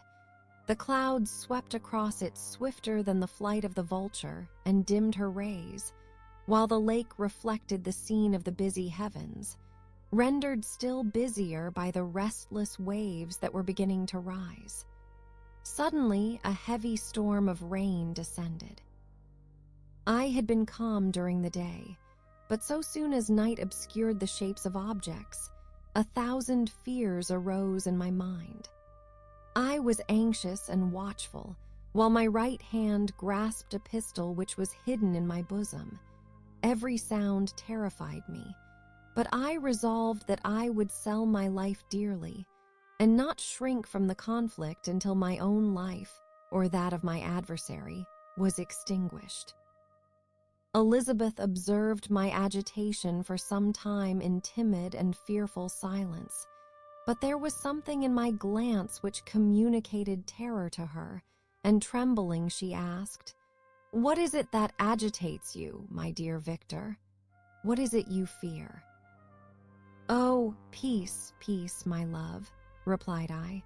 "This night and all will be safe, but this night is dreadful, very dreadful." I passed an hour in this state of mind, when suddenly I reflected how fearful the combat which I momentarily expected would be to my wife, and I earnestly entreated her to retire, resolving not to join her until I had obtained some knowledge as to the situation of my enemy. She left me, and I continued some time walking up and down the passages of the house, and inspecting every corner that might afford a retreat to my adversary. But I discovered no trace of him, and was beginning to conjecture that some fortunate chance had intervened to prevent the execution of his menaces, when suddenly I heard a shrill and dreadful scream. It came from the room into which Elizabeth had retired. As I heard it, the whole truth rushed into my mind. My arms dropped. The motion of every muscle and fiber was suspended. I could feel the blood trickling in my veins and tingling in the extremities of my limbs. This state lasted but for an instant. The scream was repeated, and I rushed into the room. Great God, why did I not then expire? Why am I here to relate the destruction of the best hope and the purest creature of earth? She was there, lifeless and inanimate, thrown across the bed, her head hanging down, and her pale and distorted features half covered by her hair. Everywhere I turn, I see the same figure, her bloodless arms and relaxed form flung by the murderer on its bridal bier. When could I behold this and live? Alas! Life is obstinate and clings closest where it is most hated. For a moment only did I lose recollection. I fell senseless on the ground. When I recovered, I found myself surrounded by the people of the inn. Their countenances expressed a breathless terror, but the horror of others appeared only as a mockery, a shadow of the feelings that oppressed me. I escaped from them to the room where lay the body of Elizabeth, my love, my wife, so lately living, so dear, so worthy. She had been moved from the posture in which I had first beheld her, and now, as she lay, her head upon her arm, and a handkerchief thrown across her face and neck, I might have supposed her asleep. I rushed towards her and embraced her with ardor, but the deadly languor and coldness of the limbs told me that what I now held in my arms had ceased to be the Elizabeth whom I had loved and cherished. The murderous mark of the fiend's grasp was on her neck, and the breath had ceased to issue from her lips too. While I still hung over her in the agony of despair, I happened to look up. The windows of the room had before been darkened, and I felt a kind of panic on seeing the pale yellow light of the moon illuminate the chamber. The shutters had been thrown back, and, with a sensation of horror not to be described, I saw at the open window a figure the most hideous and abhorred. A grin was on the face of the monster. He seemed to jeer as with his fiendish finger he pointed towards the corpse of my wife. I rushed towards the window and, drawing a pistol from my bosom, fired. But he eluded me, leaped from his station, and, running with the swiftness of lightning, plunged into the lake. The report of the pistol brought a crowd into the room. I pointed to the spot where he had disappeared, and we followed the track with boats. Nets were cast, but in vain. After passing several hours, we returned hopeless, most of my companions believing it to have been a form conjured up by my fancy. After having landed, they proceeded to search the country, parties going in different directions among the woods and vines. I attempted to accompany them and proceeded a short distance from the house, but my head whirled round. My steps were like those of a drunken man. I fell at last in a state of utter exhaustion. A film covered my eyes, and my skin was parched with the heat of fever. In this state, I was carried back and placed on a bed, hardly conscious of what had happened. My eyes wandered round the room as if to seek something that I had lost. After an interval, I arose and, as if by instinct, crawled into the room where the corpse of my beloved lay. There were women weeping around. I hung over it and joined my sad tears to theirs. All this time no distinct idea presented itself to my mind, but my thoughts rambled to various subjects, reflecting confusedly on my misfortunes and their cause. I was bewildered in a cloud of wonder and horror. The death of William, the execution of Justine, the murder of Clerval, and lastly of my wife. Even at that moment I knew not that my only remaining friends were safe from the malignity of the fiend. My father even now might be writhing under his grasp, and Ernest might be dead at his feet. This idea made me shudder and recalled me to action. I started up and resolved to return to Geneva with all possible speed. There were no horses to be procured, and I must return by the lake, but the wind was unfavorable and the rain fell in torrents. However, it was hardly morning, and I might reasonably hope to arrive by night. I hired men to row and took an oar myself, for I had always experienced relief from mental torment in bodily exercise. But the overflowing misery I now felt, and the excessive agitation that I endured, rendered me incapable of any exertion. I threw down the oar, and leaning my head upon my hands gave way to every gloomy idea that arose. If I looked up, I saw the scenes which were familiar to me in my happier time, and which I had contemplated but the day before in the company of her who was now but a shadow and a recollection. Tears streamed from my eyes. The rain had ceased. For a moment, and I saw the fish play in the waters as they had done a few hours before. They had then been observed by Elizabeth. Nothing is so painful to the human mind as a great and sudden change. The sun might shine or the clouds might lower, but nothing could appear to me as it had done the day before. A fiend had snatched from me every hope of future happiness. No creature had ever been so miserable as I was. So frightful an event is single in the history of man. But why should I dwell upon the incidents that followed this last overwhelming event? Mine has been a tale of horrors. I have reached their acme, and what I must now relate can but be tedious to you. Know that, one by one, my friends were snatched away. I was left desolate. My own strength is exhausted, and I must tell, in a few words, what remains of my hideous narration. I arrived at Geneva. My father and Ernest yet lived, but the former sunk under the tidings that I bore. I see him now, excellent and venerable old man. His eyes wandered in vacancy, for they had lost their charm and their delight. His Elizabeth, his more than daughter, whom he doted on with all that affection which a man feels, who in the decline of life, having few affections, clings more earnestly to those that remain. Cursed, cursed be the fiend that brought misery on his gray hairs, and doomed him to waste in wretchedness. He could not live under the horrors that were accumulated around him. The springs of existence suddenly gave way. He was unable to rise from his bed, and in a few days he died in my arms. What then became of me?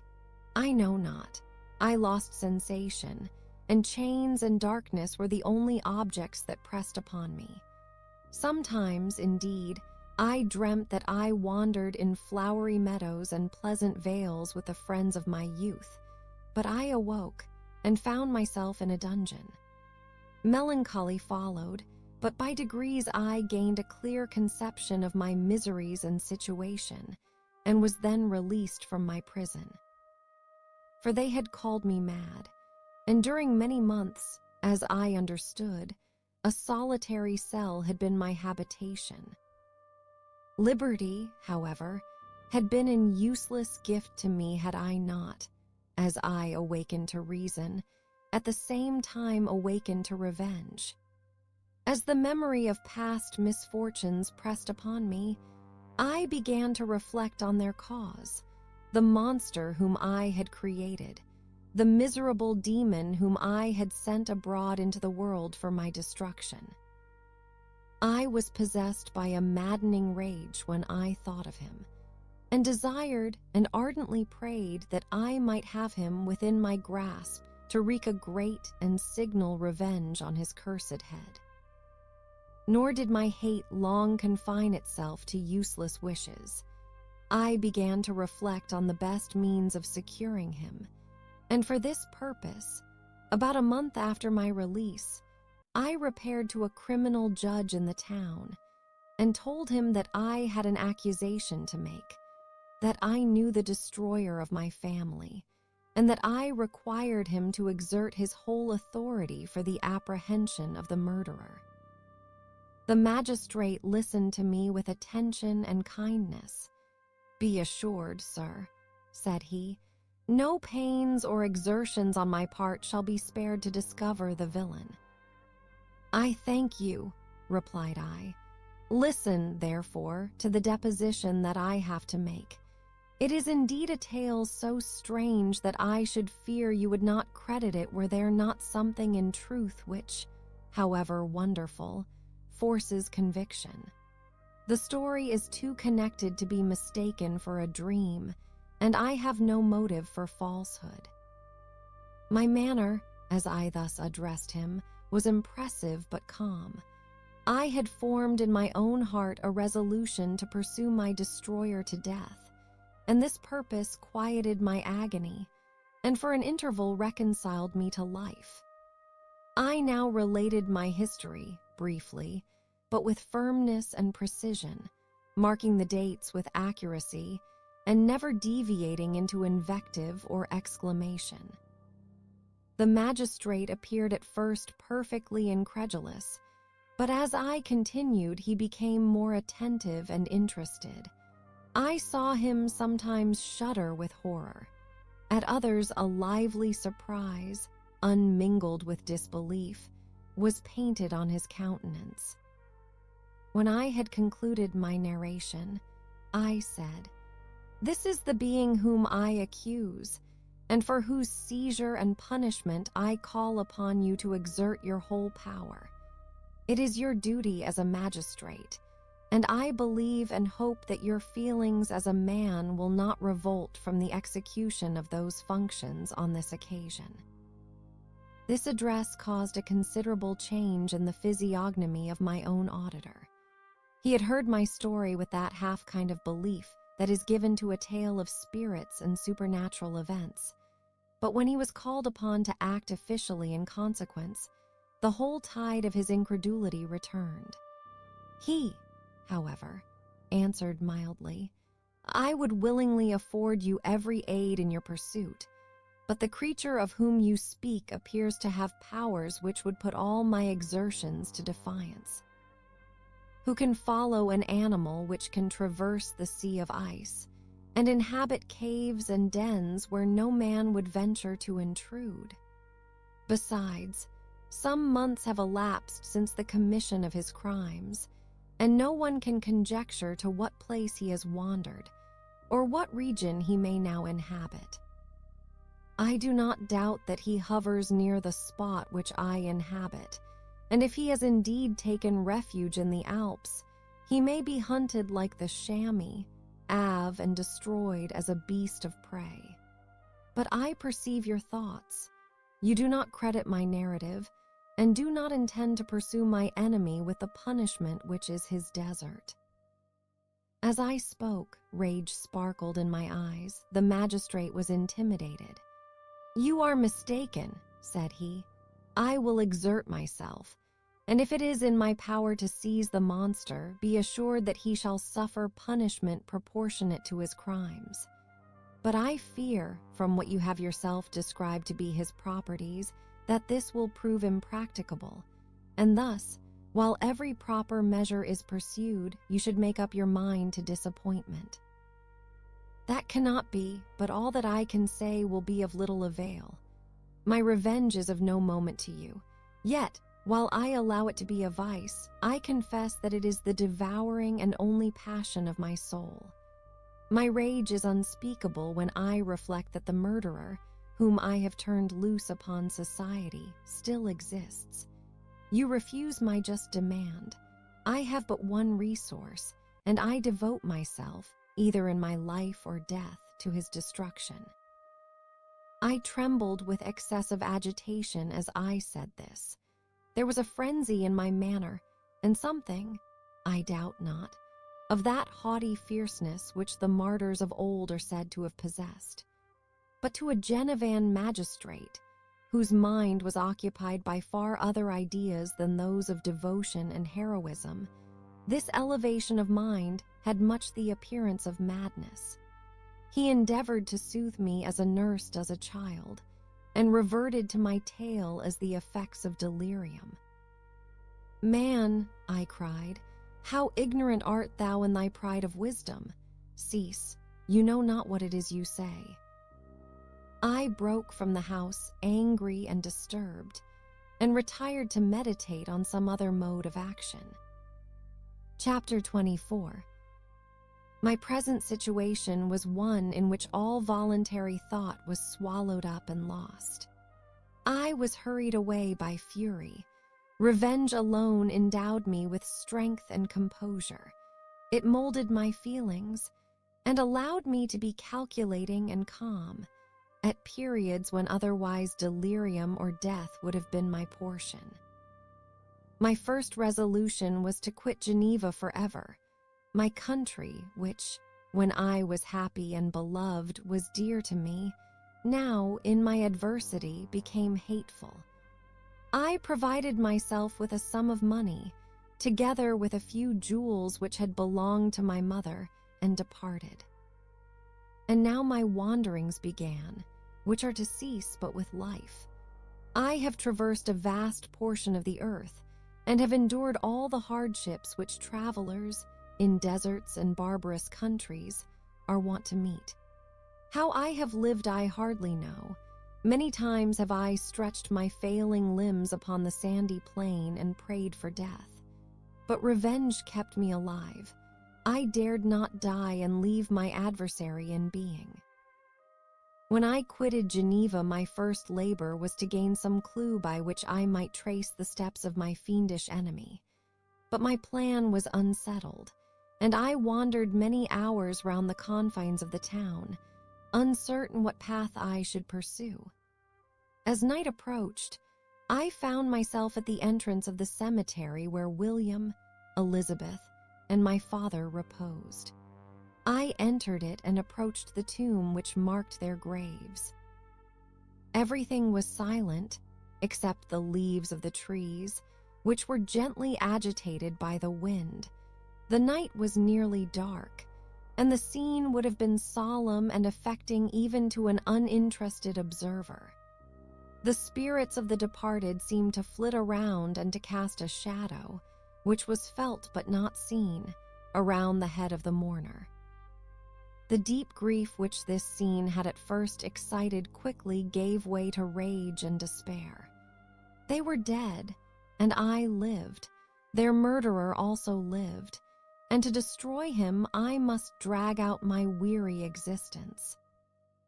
I knelt on the grass and kissed the earth, and with quivering lips exclaimed, "By the sacred earth on which I kneel, by the shades that wander near me, by the deep and eternal grief that I feel, I swear, and by thee, O night, and the spirits that preside over thee, to pursue the demon who caused this misery until he or I shall perish in mortal conflict. For this purpose I will preserve my life. To execute this dear revenge will I again behold the sun and tread the green herbage of earth, which otherwise should vanish from my eyes forever. And I call on you, spirits of the dead, and on you, wandering ministers of vengeance, to aid and conduct me in my work. Let the cursed and hellish monster drink deep of agony, Let him feel the despair that now torments me. 1. I had begun my abjuration with solemnity, and an awe which almost assured me that the shades of my murdered friends heard and approved my devotion. But the furies possessed me as I concluded, and rage choked my utterance. I was answered through the stillness of night by a loud and fiendish laugh. It rung on my ears long and heavily. The mountains re-echoed it, and I felt as if all hell surrounded me with mockery and laughter. Surely in that moment I should have been possessed by frenzy and have destroyed my miserable existence, but that my vow was heard, and that I was reserved for vengeance. The laughter died away when a well-known and abhorred voice, apparently close to my ear, addressed me in an audible whisper. I am satisfied, miserable wretch. You have determined to live, and I am satisfied. I darted towards the spot from which the sound proceeded, but the devil eluded my grasp. Suddenly the broad disk of the moon arose and shone full upon his ghastly and distorted shape as he fled with more than mortal speed. I pursued him, and for many months this has been my task. Guided by a slight clue, I followed the windings of the Rhone, but vainly. The blue Mediterranean appeared, and by a strange chance, I saw the fiend enter by night and hide himself in a vessel bound for the Black Sea.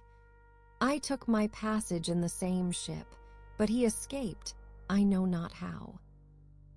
Amidst the wilds of Tartary and Russia, although he still evaded me, I have ever followed in his track too. Sometimes the peasants, scared by this horrid apparition, informed me of his path. Sometimes he himself, who feared that if I lost all trace of him I should despair and die, left some mark to guide me. The snows descended on my head, and I saw the print of his huge step on the white plain. To you first entering on life, to whom care is new and agony unknown, how can you understand what I have felt and still feel? Cold, want, and fatigue were the least pains which I was destined to endure. I was cursed by some devil and carried about with me my eternal hell. Yet still a spirit of good followed and directed my steps, and when I most murmured, would suddenly extricate me from seemingly insurmountable difficulties. Sometimes, when nature, overcome by hunger, sunk under the exhaustion, a repast was prepared for me in the desert that restored and inspirited me. The fare was, indeed, coarse, such as the peasants of the country ate, but I will not doubt that it was set there by the spirits that I had invoked to aid me. Often, when all was dry, the heavens cloudless, and I was parched by thirst, a slight cloud would bedim the sky, shed the few drops that revived me, and vanish. I followed, when I could, the courses of the rivers, but the demon generally avoided these, as it was here that the population of the country chiefly collected. In other places, human beings were seldom seen, and I generally subsisted on the wild animals that crossed my path. I had money with me, and gained the friendship of the villagers by distributing it, or I brought with me some food that I had killed, which, after taking a small part, I always presented to those who had provided me with fire and utensils for cooking. My life as it passed thus was indeed hateful to me, and it was during sleep alone that I could taste joy. Zero blessed sleep. Often, when most miserable, I sank to repose, and my dreams lulled me even to rapture. The spirits that guarded me had provided these moments, or rather hours of happiness, that I might retain strength to fulfill my pilgrimage. Deprived of this respite, I should have sunk under my hardships. During the day, I was sustained and inspirited by the hope of night. For in sleep I saw my friends, my wife, and my beloved country. Again I saw the benevolent countenance of my father, heard the silver tones of my Elizabeth's voice, and beheld Clerval enjoying health and youth. Often, when wearied by a toilsome march, I persuaded myself that I was dreaming until night should come, and that I should then enjoy reality in the arms of my dearest friends. What agonizing fondness did I feel for them? How did I cling to their dear forms, as sometimes they haunted even my waking hours, and persuade myself that they still lived? At such moments vengeance, that burned within me, died in my heart, and I pursued my path towards the destruction of the demon more as a task enjoined by heaven, as the mechanical impulse of some power of which I was unconscious, than as the ardent desire of my soul. What his feelings were whom I pursued I cannot know. Sometimes, indeed, he left marks in writing on the barks of the trees, or cut in stone, that guided me and instigated my fury. My reign is not yet over. These words were legible in one of these inscriptions. You live, and my power is complete. Follow me. I seek the everlasting ices of the north, where you will feel the misery of cold and frost to which I am impassive. You will find near this place, if you follow not too tardily, a dead hare. Eat and be refreshed. Come on, my enemy. We have yet to wrestle for our lives, but many hard and miserable hours must you endure until that period shall arrive. Scoffing devil, again do I vow vengeance. Again do I devote thee, miserable fiend, to torture and death. Never will I give up my search until he or I perish. And then with what ecstasy shall I join my Elizabeth and my departed friends, who even now prepare for me the reward of my tedious toil and horrible pilgrimage. As I still pursued my journey to the northward, the snows thickened and the cold increased in a degree almost too severe to support. The peasants were shut up in their hovels, and only a few of the most hardy ventured forth to seize the animals whom starvation had forced from their hiding places to seek for prey.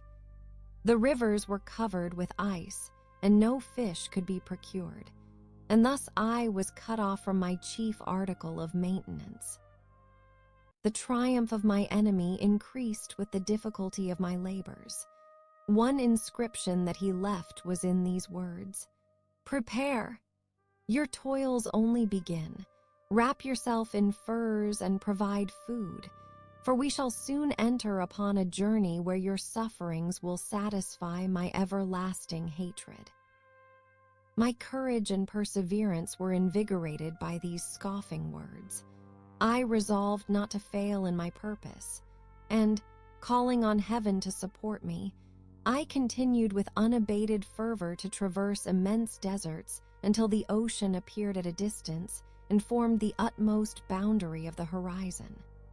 Oh, how unlike it was to the blue seas of the south.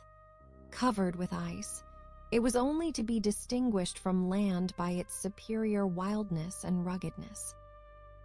The Greeks wept for joy when they beheld the Mediterranean from the hills of Asia, and hailed with rapture the boundary of their toils.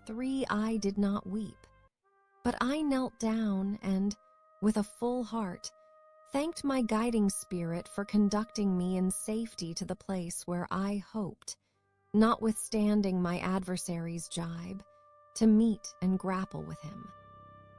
Some weeks before this period I had procured a sledge and dogs, and thus traversed the snows with inconceivable speed.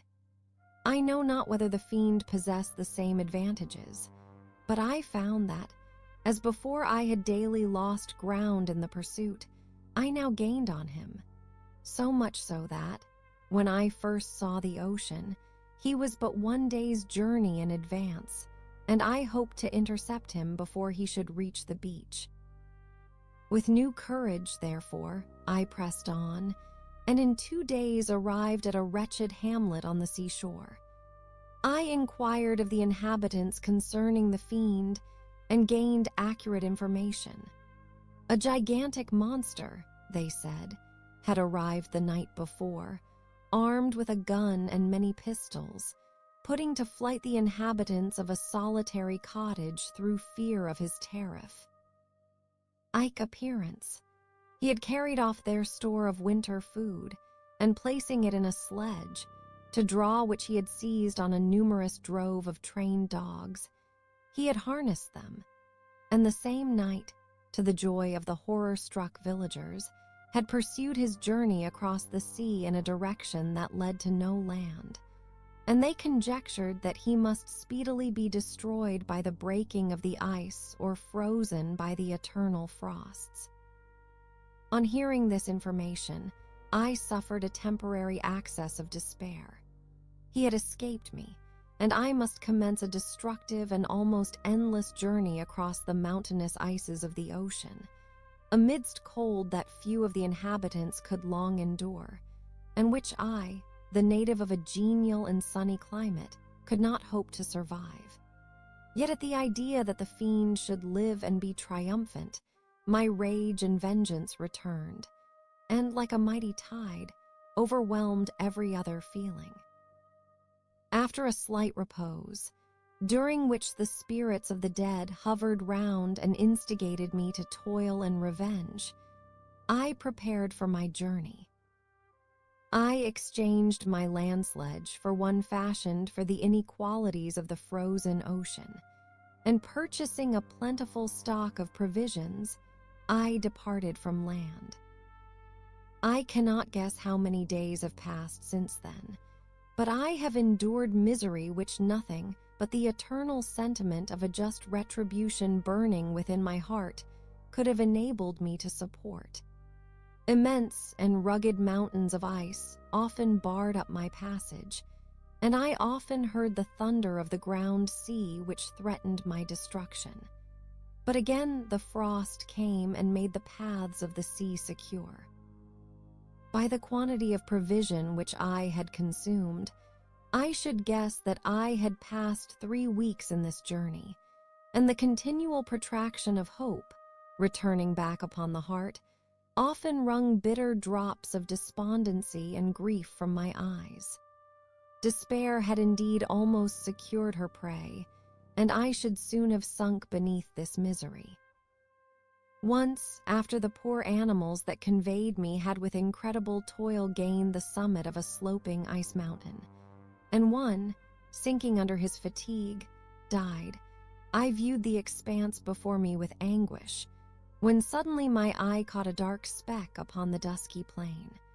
I strained my sight to discover what it could be, and uttered a wild cry of ecstasy when I distinguished a sledge and the distorted proportions of a well-known form within. Oh, what a burning gush did hope revisit my heart. Warm tears filled my eyes, which I hastily wiped away that they might not intercept the view I had of the demon. But still my sight was dimmed by the burning drops until, giving way to the emotions that oppressed me, I wept aloud. But this was not the time for delay. I disencumbered the dogs of their dead companion, gave them a plentiful portion of food, and after an hour's rest, which was absolutely necessary, and yet which was bitterly irksome to me, I continued my route. The sledge was still visible, nor did I again lose sight of it except at the moments when for a short time some ice rock concealed it with its intervening crags. I indeed perceptibly gained on it, and when, after nearly 2 days' journey, I beheld my enemy at no more than a mile distant, my heart bounded within me. But now, when I appeared almost within grasp of my foe, my hopes were suddenly extinguished, and I lost all trace of him more utterly than I had ever done before. A ground sea was heard, The thunder of its progress, as the waters rolled and swelled beneath me, became every moment more ominous and terrific. I pressed on, but in vain. The wind arose, the sea roared, and, as with the mighty shock of an earthquake, it split and cracked with a tremendous and overwhelming sound. The work was soon finished.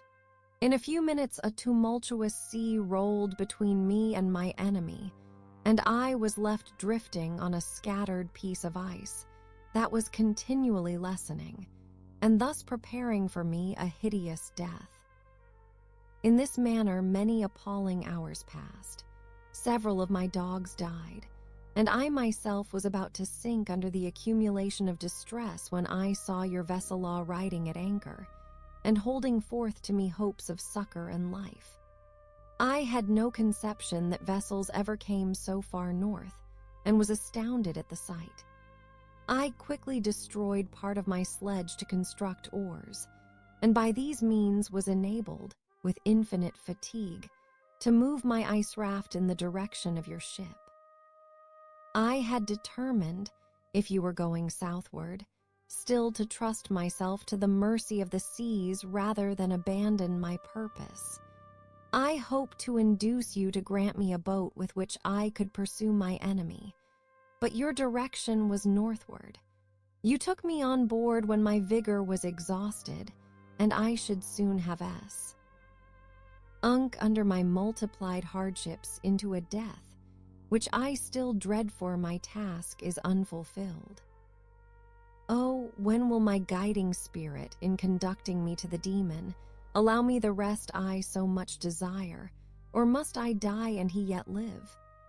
If I do, swear to me, Walton, that he shall not escape, that you will seek him and satisfy my vengeance in his death. And do I dare to ask of you to undertake my pilgrimage, to endure the hardships that I have undergone? No, I am not so selfish. Yet when I am dead, if he should appear, if the ministers of vengeance should conduct him to you, swear that he shall not live, swear that he shall not triumph over my accumulated woes, and survive to add to the list of his dark crimes. He is eloquent and persuasive, and once his words had even power over my heart, but trust him not. His soul is as hellish as his form, full of treachery and fiend-like mal. Ice, hear him not, call on the names of William, Justine, Clerval, Elizabeth, my father, and of the wretched Victor, and thrust your sword into his heart. I will hover near and direct the steel aright. Walton, in continuation.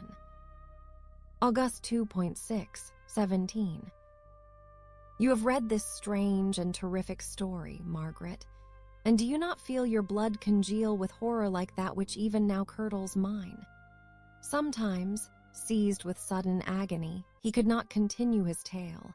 At others, his voice broken, yet piercing, uttered with difficulty the words so replete with anguish.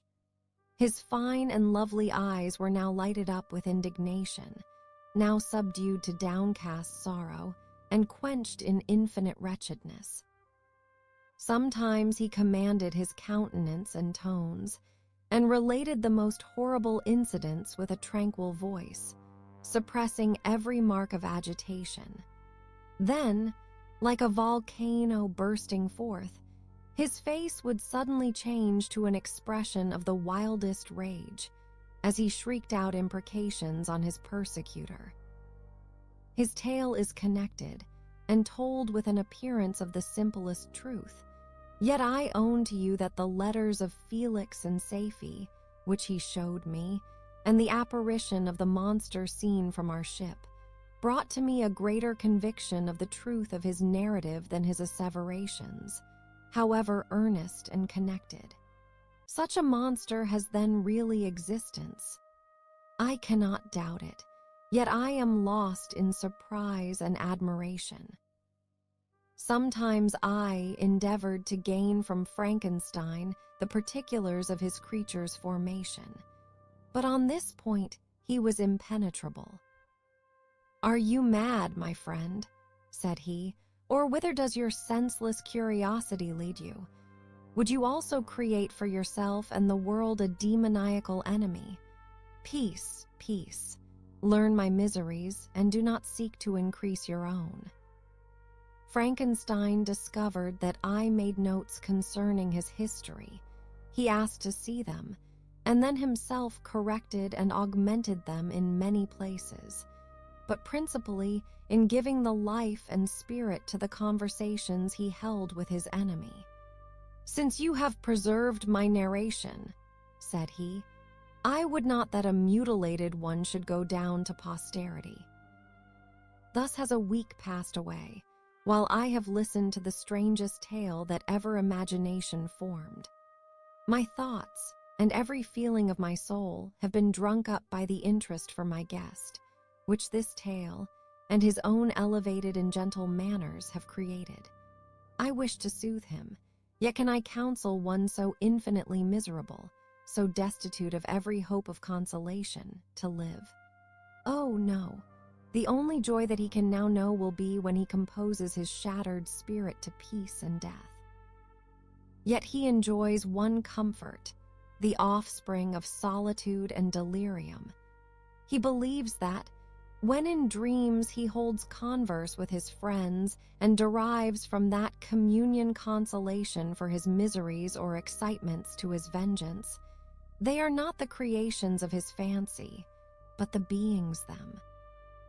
Selves who visit him from the regions of a remote world. This faith gives a solemnity to his reveries that render them to me almost as imposing and interesting as truth. Our conversations are not always confined to his own history and misfortunes. On every point of general literature he displays unbounded knowledge and a quick and piercing apprehension. His eloquence is forcible and touching, nor can I hear him, when he relates a pathetic incident or endeavors to move the passions of pity or love, without tears. What a glorious creature must he have been in the days of his prosperity, when he is thus noble and godlike in ruin. He seems to feel his own worth and the greatness of his fall. "When younger," said he, "I believed myself destined for some great enterprise. My feelings are profound, but I possessed a coolness of judgment that fitted me for illustrious achievements. This sentiment of the worth of my nature supported me when others would have been oppressed, for I deemed it criminal to throw away in useless grief those talents that might be useful to my fellow creatures. When I reflected on the work I had completed, no less a one than the creation of a sensitive and rational animal, I could not rank myself with the herd of common projectors. But this thought, which supported me in the commencement of my career, now serves only to plunge me lower in the dust. All my speculations and hopes are as nothing, and, like the archangel who aspired to omnipotence, I am chained in an eternal hell, for my imagination was vivid, yet my powers of analysis and application were intense. By the union of these qualities, I conceived the idea and executed the creation of a man. Even now I cannot recollect without passion my reveries while the work was incomplete. I trod heaven in my thoughts, now exulting in my powers, now burning with the idea of their effects. From my infancy I was imbued with high hopes and a lofty ambition, but how am I sunk? Oh! My friend, if you had known me as I once was, you would not recognize me in this state of degradation. Despondency rarely visited my heart. A high destiny seemed to bear me on until I fell, never, never again to rise.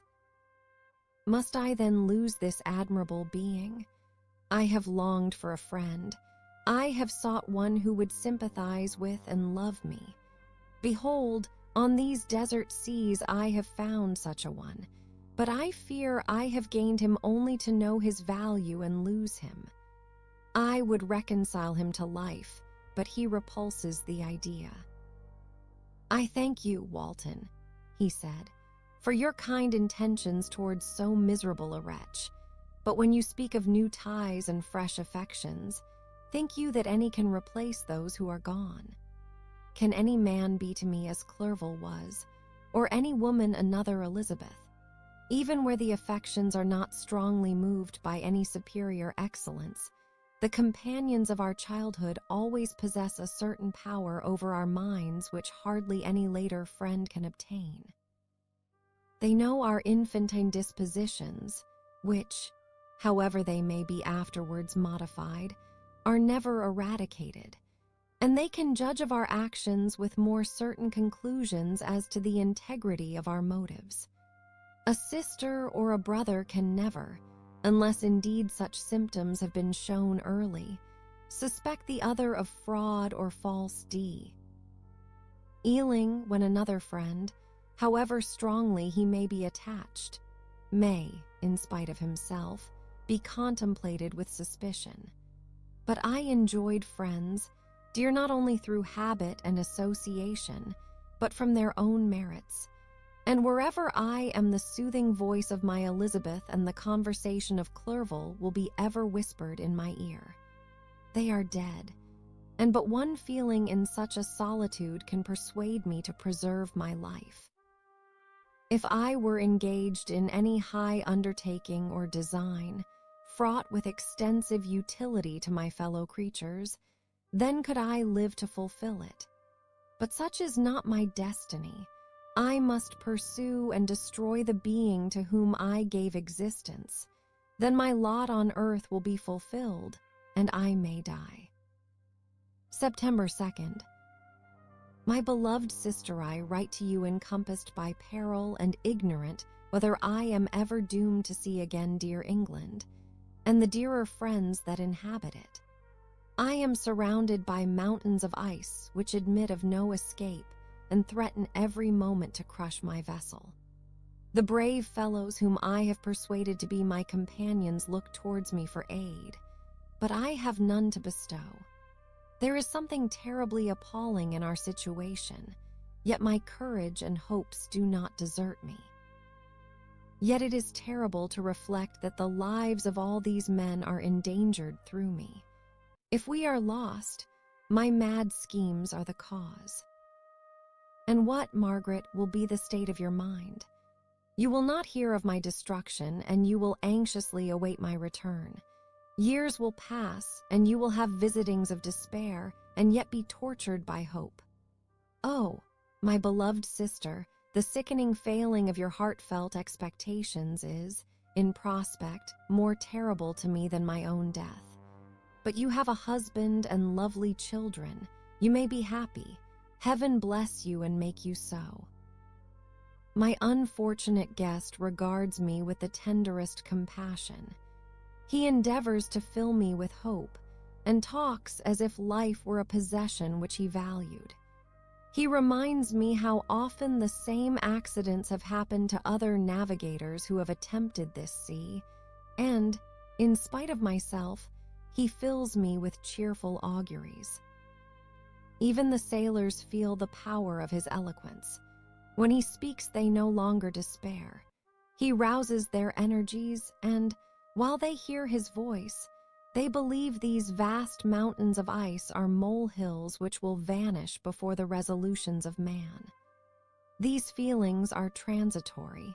Each day of expectation delayed fills them with fear, and I almost dread a mutiny caused by this despair. September SDH. A scene has just passed of such uncommon interest that although it is highly probable that these papers may never reach you, yet I cannot forbear recording it. We are still surrounded by mountains of ice, still in imminent danger of being crushed in their conflict. The cold is excessive, and many of my unfortunate comrades have already found a grave amidst this scene of desolation. Frankenstein has daily declined in health. A feverish fire still glimmers in his eyes, but he is exhausted, and when suddenly roused to any exertion, he speedily sinks again into apparent lifelessness. I mentioned in my last letter the fears I entertained of a mutiny. This morning, as I sat watching the wan countenance of my friend, his eyes half closed and his limbs hanging listlessly, I was roused by half a dozen of the sailors who demanded admission into the cabin. They entered, and their leader addressed me. He told me that he and his companions had been chosen by the other sailors to come in deputation to me, to make me a requisition which, in justice, I could not refuse. We were immured in ice and should probably never escape, but they feared that if, as was possible, the ice should dissipate and a free passage be opened, I should be rash enough to continue my voyage and lead them into fresh dangers after they might happily have surmounted this. They insisted, therefore, that I should engage with a solemn promise that if the vessel should be freed, I would instantly direct my course southward. This speech troubled me. I had not despaired, nor had I yet conceived the idea of returning if set free. Yet could I, in justice or even in possibility, refuse this demand? I hesitated before I answered, when Frankenstein, who had at first been silent and indeed appeared hardly to have force enough to attend, now roused himself, his eyes sparkled, and his cheeks flushed with momentary vigor. Turning towards the men, he said, "What do you mean? What do you demand of your captain? Are you then so easily turned from your design? Did you not call this a glorious expedition? And wherefore was it glorious? Not because the way was smooth and placid as a southern sea, but because it was full of dangers and terror, because at every new incident your fortitude was to be called forth and your courage exhibited, because danger and death surrounded it, and these you were to brave and overcome. For this was it an honorable undertaking. You were hereafter to be hailed as the benefactors of your species, your names adored as belonging to brave men who encountered death for honor and the benefit of mankind. And now, behold, with the first imagination of danger, or, if you will, the RSD mighty and terrific trial of your courage, you shrink away, and are content to be handed down as men who had not strength enough to endure cold and peril. And so, poor souls, they were chilly and returned to their warm firesides. Why, that requires not this preparation. You need not have come thus far and dragged your captain to the shame of a defeat, merely to prove yourselves cowards. Oh, be men, or be more than men. Be steady to your purposes and firm as a rock. This ice is not made of such stuff as your hearts may be. It is mutable and cannot withstand you if you say that it shall not. Do not return to your families with the stigma of disgrace marked on your brows. Return as heroes who have fought and conquered, and who know not what it is to turn their backs on the foe." He spoke this with a voice so modulated to the different feelings expressed in his speech, with an eye so full of lofty design and heroism, that can you wonder that these men were moved? They looked at one another and were unable to reply. I spoke. I told them to retire and consider of what had been said, that I would not lead them farther north if they strenuously desired the contrary, but that I hoped that, with reflection, their courage would return. They retired, and I turned towards my friend, but he was sunk in languor and almost deprived of life. How all this will terminate I know not, but I had rather die than return shamefully, my purpose unfulfilled. Yet I fear such will be my fate. The men, unsupported by ideas of glory and honor, can never willingly continue to endure their present hardships. September 7th. The die is cast. I have consented to return if we are not destroyed. 5 Thus are my hopes blasted by cowardice and indecision. I come back ignorant and disappointed. It requires more philosophy than I possess to bear this injustice with patience. September 12th. It is past. I am returning to England. I have lost my hopes of utility and glory. I have lost my friend. But I will endeavor to detail these bitter circumstances to you, my dear sister. And while I am wafted towards England and towards you, I will not despond. September 9th, the ice began to move, and roarings like thunder were heard at a distance as the islands split and cracked in every direction. We were in the most imminent peril, but as we could only remain passive, my chief attention was occupied by my unfortunate guest, whose illness increased in such a degree that he was entirely confined to his bed. The ice cracked behind us and was driven with force towards the north. A breeze sprung from the west, and on the 11th the passage towards the south became perfectly free. When the sailors saw this, and that their return to their native country was apparently assured, a shout of tumultuous joy broke from them, loud and long continued. Frankenstein, who was dozing, awoke and asked the cause of the tumult. "They shout," I said, "because they will soon return to England." "Do you then really return?" "Alas, yes. I cannot withstand their demands. I cannot lead them unwillingly to danger, and I must return." "Do so, if you will, but I will not.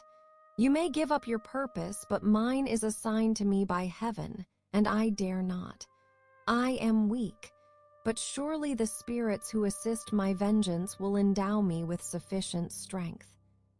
Saying this, he endeavored to spring from the bed, but the exertion was too great for him.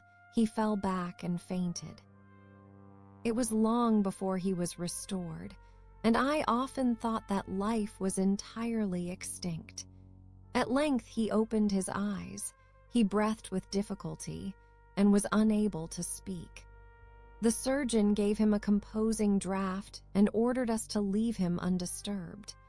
In the meantime, he told me that my friend had certainly not many hours to live. His sentence was pronounced, and I could only grieve and be patient. I sat by his bed watching him. His eyes were closed, and I thought he slept.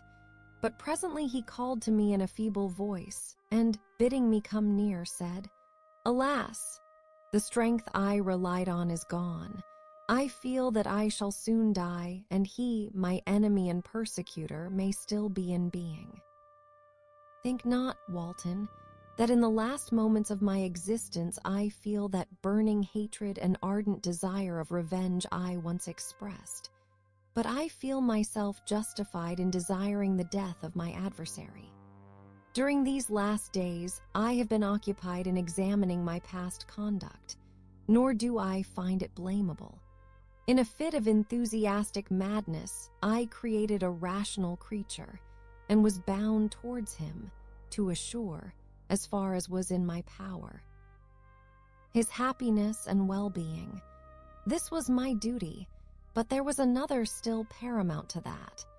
My duties towards the beings of my own species had greater claims to my attention because they included a greater proportion of happiness or misery.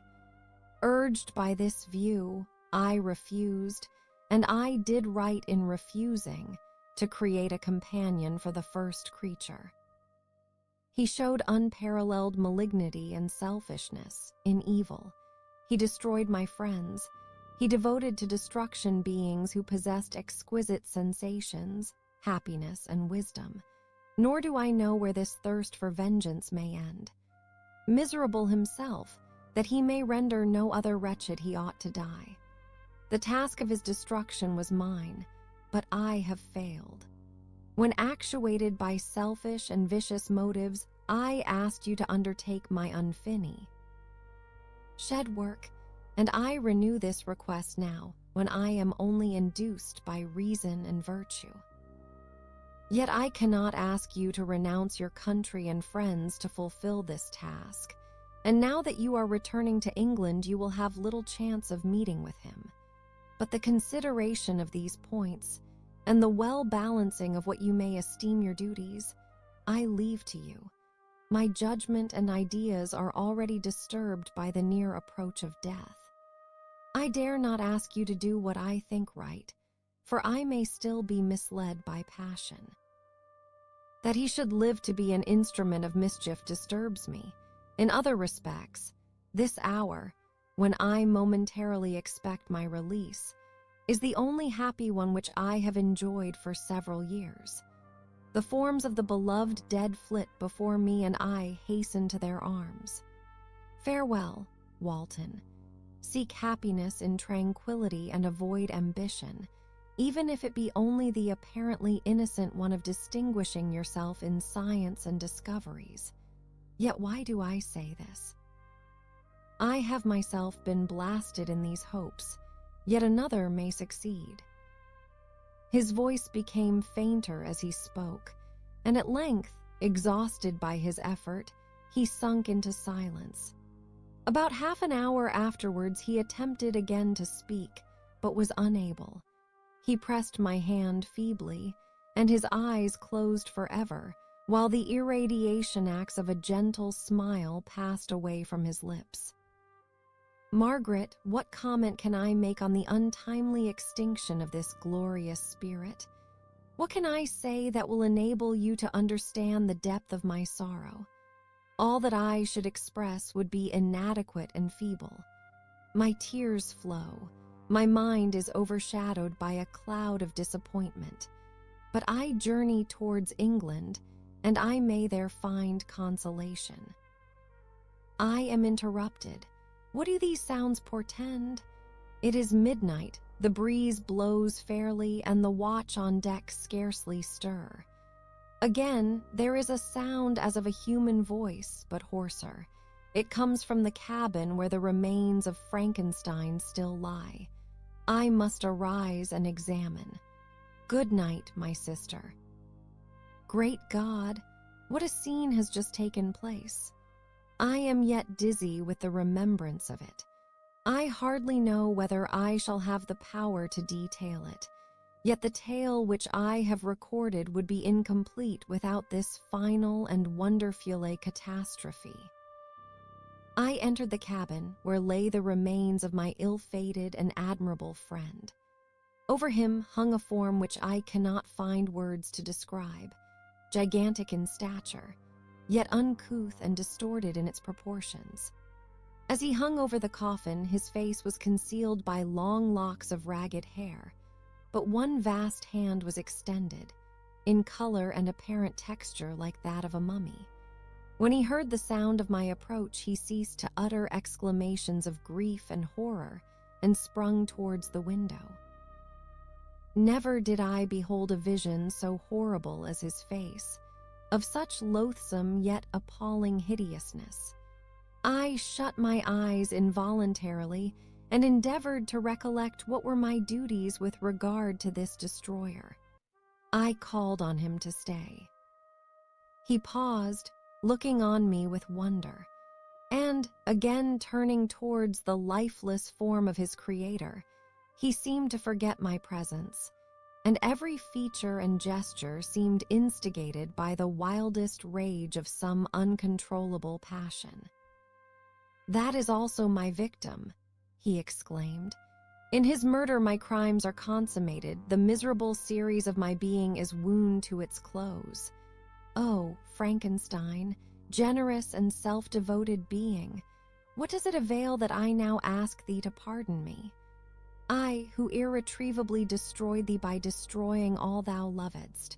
Alas, he is cold, he cannot answer me." His voice seemed suffocated, and my first impulses, which had suggested to me the duty of obeying the dying request of my friend, in destroying his enemy, were now suspended by a mixture of curiosity and compassion. I approached this tremendous being. I dared not again raise my eyes to his face, There was something so scaring and unearthly in his ugliness. I attempted to speak, but the words died away on my lips. The monster continued to utter wild and incoherent self-reproaches. At length I gathered resolution to address him in a pause of the tempest of his passion. "Your repentance," I said, "is now superfluous.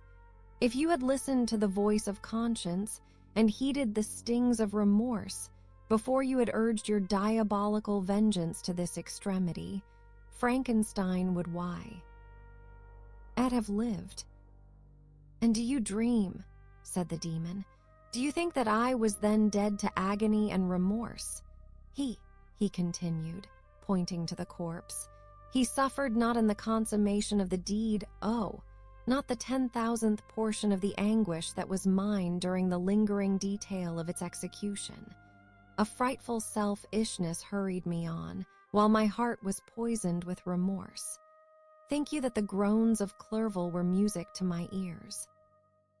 My heart was fashioned to be susceptible of love and sympathy, and when wrenched by misery to vice and hatred, it did not endure the violence of the change without torture such as you cannot even imagine." 6. After the murder of Clerval, I returned to Switzerland heartbroken and overcome. I pitied Frankenstein. My pity amounted to horror. I abhorred myself. But when I discovered that he, the author at once of my existence and of its unspeakable torments, dared to hope for happiness, that while he accumulated wretchedness and despair upon me, he sought his own enjoyment in feelings and passions from the indulgence of which I was forever barred, then impotent envy and bitter indignation filled me with an insatiable thirst for vengeance. I recollected my threat and resolved that it should be accomplished.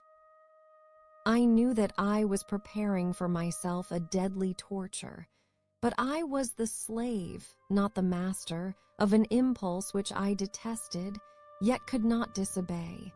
Yet when she died, nay, then I was miserable. I had cast off all feeling, subdued all anguish, to riot in the excess of my despair. Evil thenceforth became my good 7 urged thus far. I had no choice but to adapt my nature to an element which I had willingly chosen. The completion of my demoniacal design became an insatiable passion, and now it is ended. There is my last victim. I was at first touched by the expressions of his misery, yet when I called to mind what Frankenstein had said of his powers of eloquence and persuasion, and when I again cast my eyes on the lifeless form of my friend, indignation was rekindled within me. "Wretch," I said, "it is well that you come here to whine over the desolation that you have made. You throw a torch into a pile of buildings, and when they are consumed you sit among the ruins and lament the fall. Hypocritical fiend. If he whom you mourn still lived, still would he be the object, again would he become the prey of your accursed vengeance. It is not pity that you feel. You lament only because the victim of your malignity is withdrawn from your power." "Oh, it is not thus, interrupted the being. "Yet such must be the impression conveyed to you by what appears to be the purport of my actions. Yet I seek not a fellow feeling in my misery. No sympathy may I ever find. When I first sought it, it was the love of virtue, the feelings of happiness and affection with which my whole being overflowed, that I wished to be participated. But now that virtue has become to me a shadow, and that happiness and affection are turned into bitter and loathing despair, in what should I seek for sympathy? I am content to suffer alone while my suffering shall endure. When I die, I am well satisfied that abhorrence and opprobrium should load my memory. Once my fancy was soothed with dreams of virtue, of fame, and of enjoyment. Once I falsely. hoped to meet with beings who, pardoning my outward form, would love me for the excellent qualities which I was capable of unfolding. I was nourished with high thoughts of honor and devotion, but now crime has degraded me beneath the meanest animal. No guilt, no mischief, no malignity, no misery can be found comparable to mine. When I run over the frightful catalogue of my sins, I cannot believe that I am the same creature whose thoughts were once filled with sublime and transcendent visions of the beauty and the majesty of goodness. But it is even so. The fallen angel becomes a malignant devil. Yet even that enemy of God and man had friends and associates in his desolation. I am alone 8. You, who call Frankenstein your friend, seem to have a knowledge of my crimes and his misfortunes. But in the detail which he gave you of them, he could not sum up the hours and months of misery which I endured, wasting in impotent passions. For while I destroyed his hopes, I did not satisfy my own desires. They were forever ardent and craving. Still I desired love and fellowship, and I was still spurned. Was there no injustice in this? Am I to be thought the only criminal when all humankind sinned against me? Why do you not hate Felix, who drove his friend from his door with contumely? Why do you not execrate the rustic who sought to destroy the savior of his child? Nay, these are virtuous and immaculate beings. I, the miserable and the abandoned, am an abortion, to be arned at, and kicked, and trampled on. Even now my blood boils at the recollection of this injustice 9. But it is true that I am a wretch. I have murdered the lovely and the helpless. I have strangled the innocent as they slept, and grasped to death his throat who never injured me or any other living thing. I have devoted my Creator, the select specimen of all that is worthy of love and admiration among men, to misery. I have pursued him even to that irremediable ruin. There he lies, white and cold in death. You hate me, but your abhorrence cannot equal that with which I regard myself. I look on the hands which executed the deed. I think on the heart in which the imagination of it was conceived, and long for the moment when these hands will meet my eyes, when that imagination will haunt my thoughts no more. Fear not that I shall be the instrument of future mischief. My work is nearly complete. Neither yours nor any man's death is needed to consummate the series of my being and accomplish that which must be done, but it requires my own. Do not think that I shall be slow to perform this sacrifice. I shall quit your vessel on the ice raft which brought me thither, and shall seek the most northern extremity of the globe. I shall collect my funeral pile and consume to ashes this miserable frame, that its remains may afford no light to any curious and unhallowed wretch who would create such another as I have been. I shall die. I shall no longer feel the agonies which now consume me, or be the prey of feelings unsatisfied, yet unquenched. He is dead who called me into being, and when I shall be no more, the very remembrance of us both will speedily vanish. I shall no longer see the sun or stars, or feel the winds play on my cheeks. Light, feeling, and sense will pass away, and in this condition must I find my happiness. Some years ago, when the images which this world affords first opened upon me, when I felt the cheering warmth of summer, and heard the rustling of the leaves and the warbling of the birds, and these were all to me, I should have wept to die. Now it is my only consolation. Polluted by crimes and torn by the bitterest remorse, where can I find rest but in death? Farewell, I leave you, and in you the last of humankind whom these eyes will ever behold. Farewell, Frankenstein. If thou wert yet alive, and yet cherished a desire of revenge against me, it would be better satiated in my life than in my destruction. But it was not so. Thou didst seek my extinction that I might not cause greater wretchedness.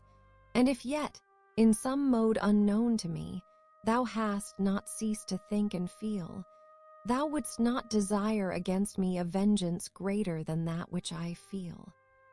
Blasted as thou wert, my agony was still superior to thine, for the bitter sting of remorse will not cease to rankle in my wounds until death shall close them forever. But soon, he cried with sad and solemn enthusiasm, I shall die, and what I now feel be no longer felt. Soon these burning miseries will be extinct. I shall ascend my funeral pile triumphantly and exult in the agony of the torturing flames. The light of that conflagration will fade away. My ashes will be swept into the sea by the wind's ten. My spirit will sleep in peace, or if it thinks, it will not surely think thus. Farewell. He sprung from the cabin window, as he said this, upon the ice raft which lay close to the vessel. He was soon borne away by the waves and lost in darkness and distance.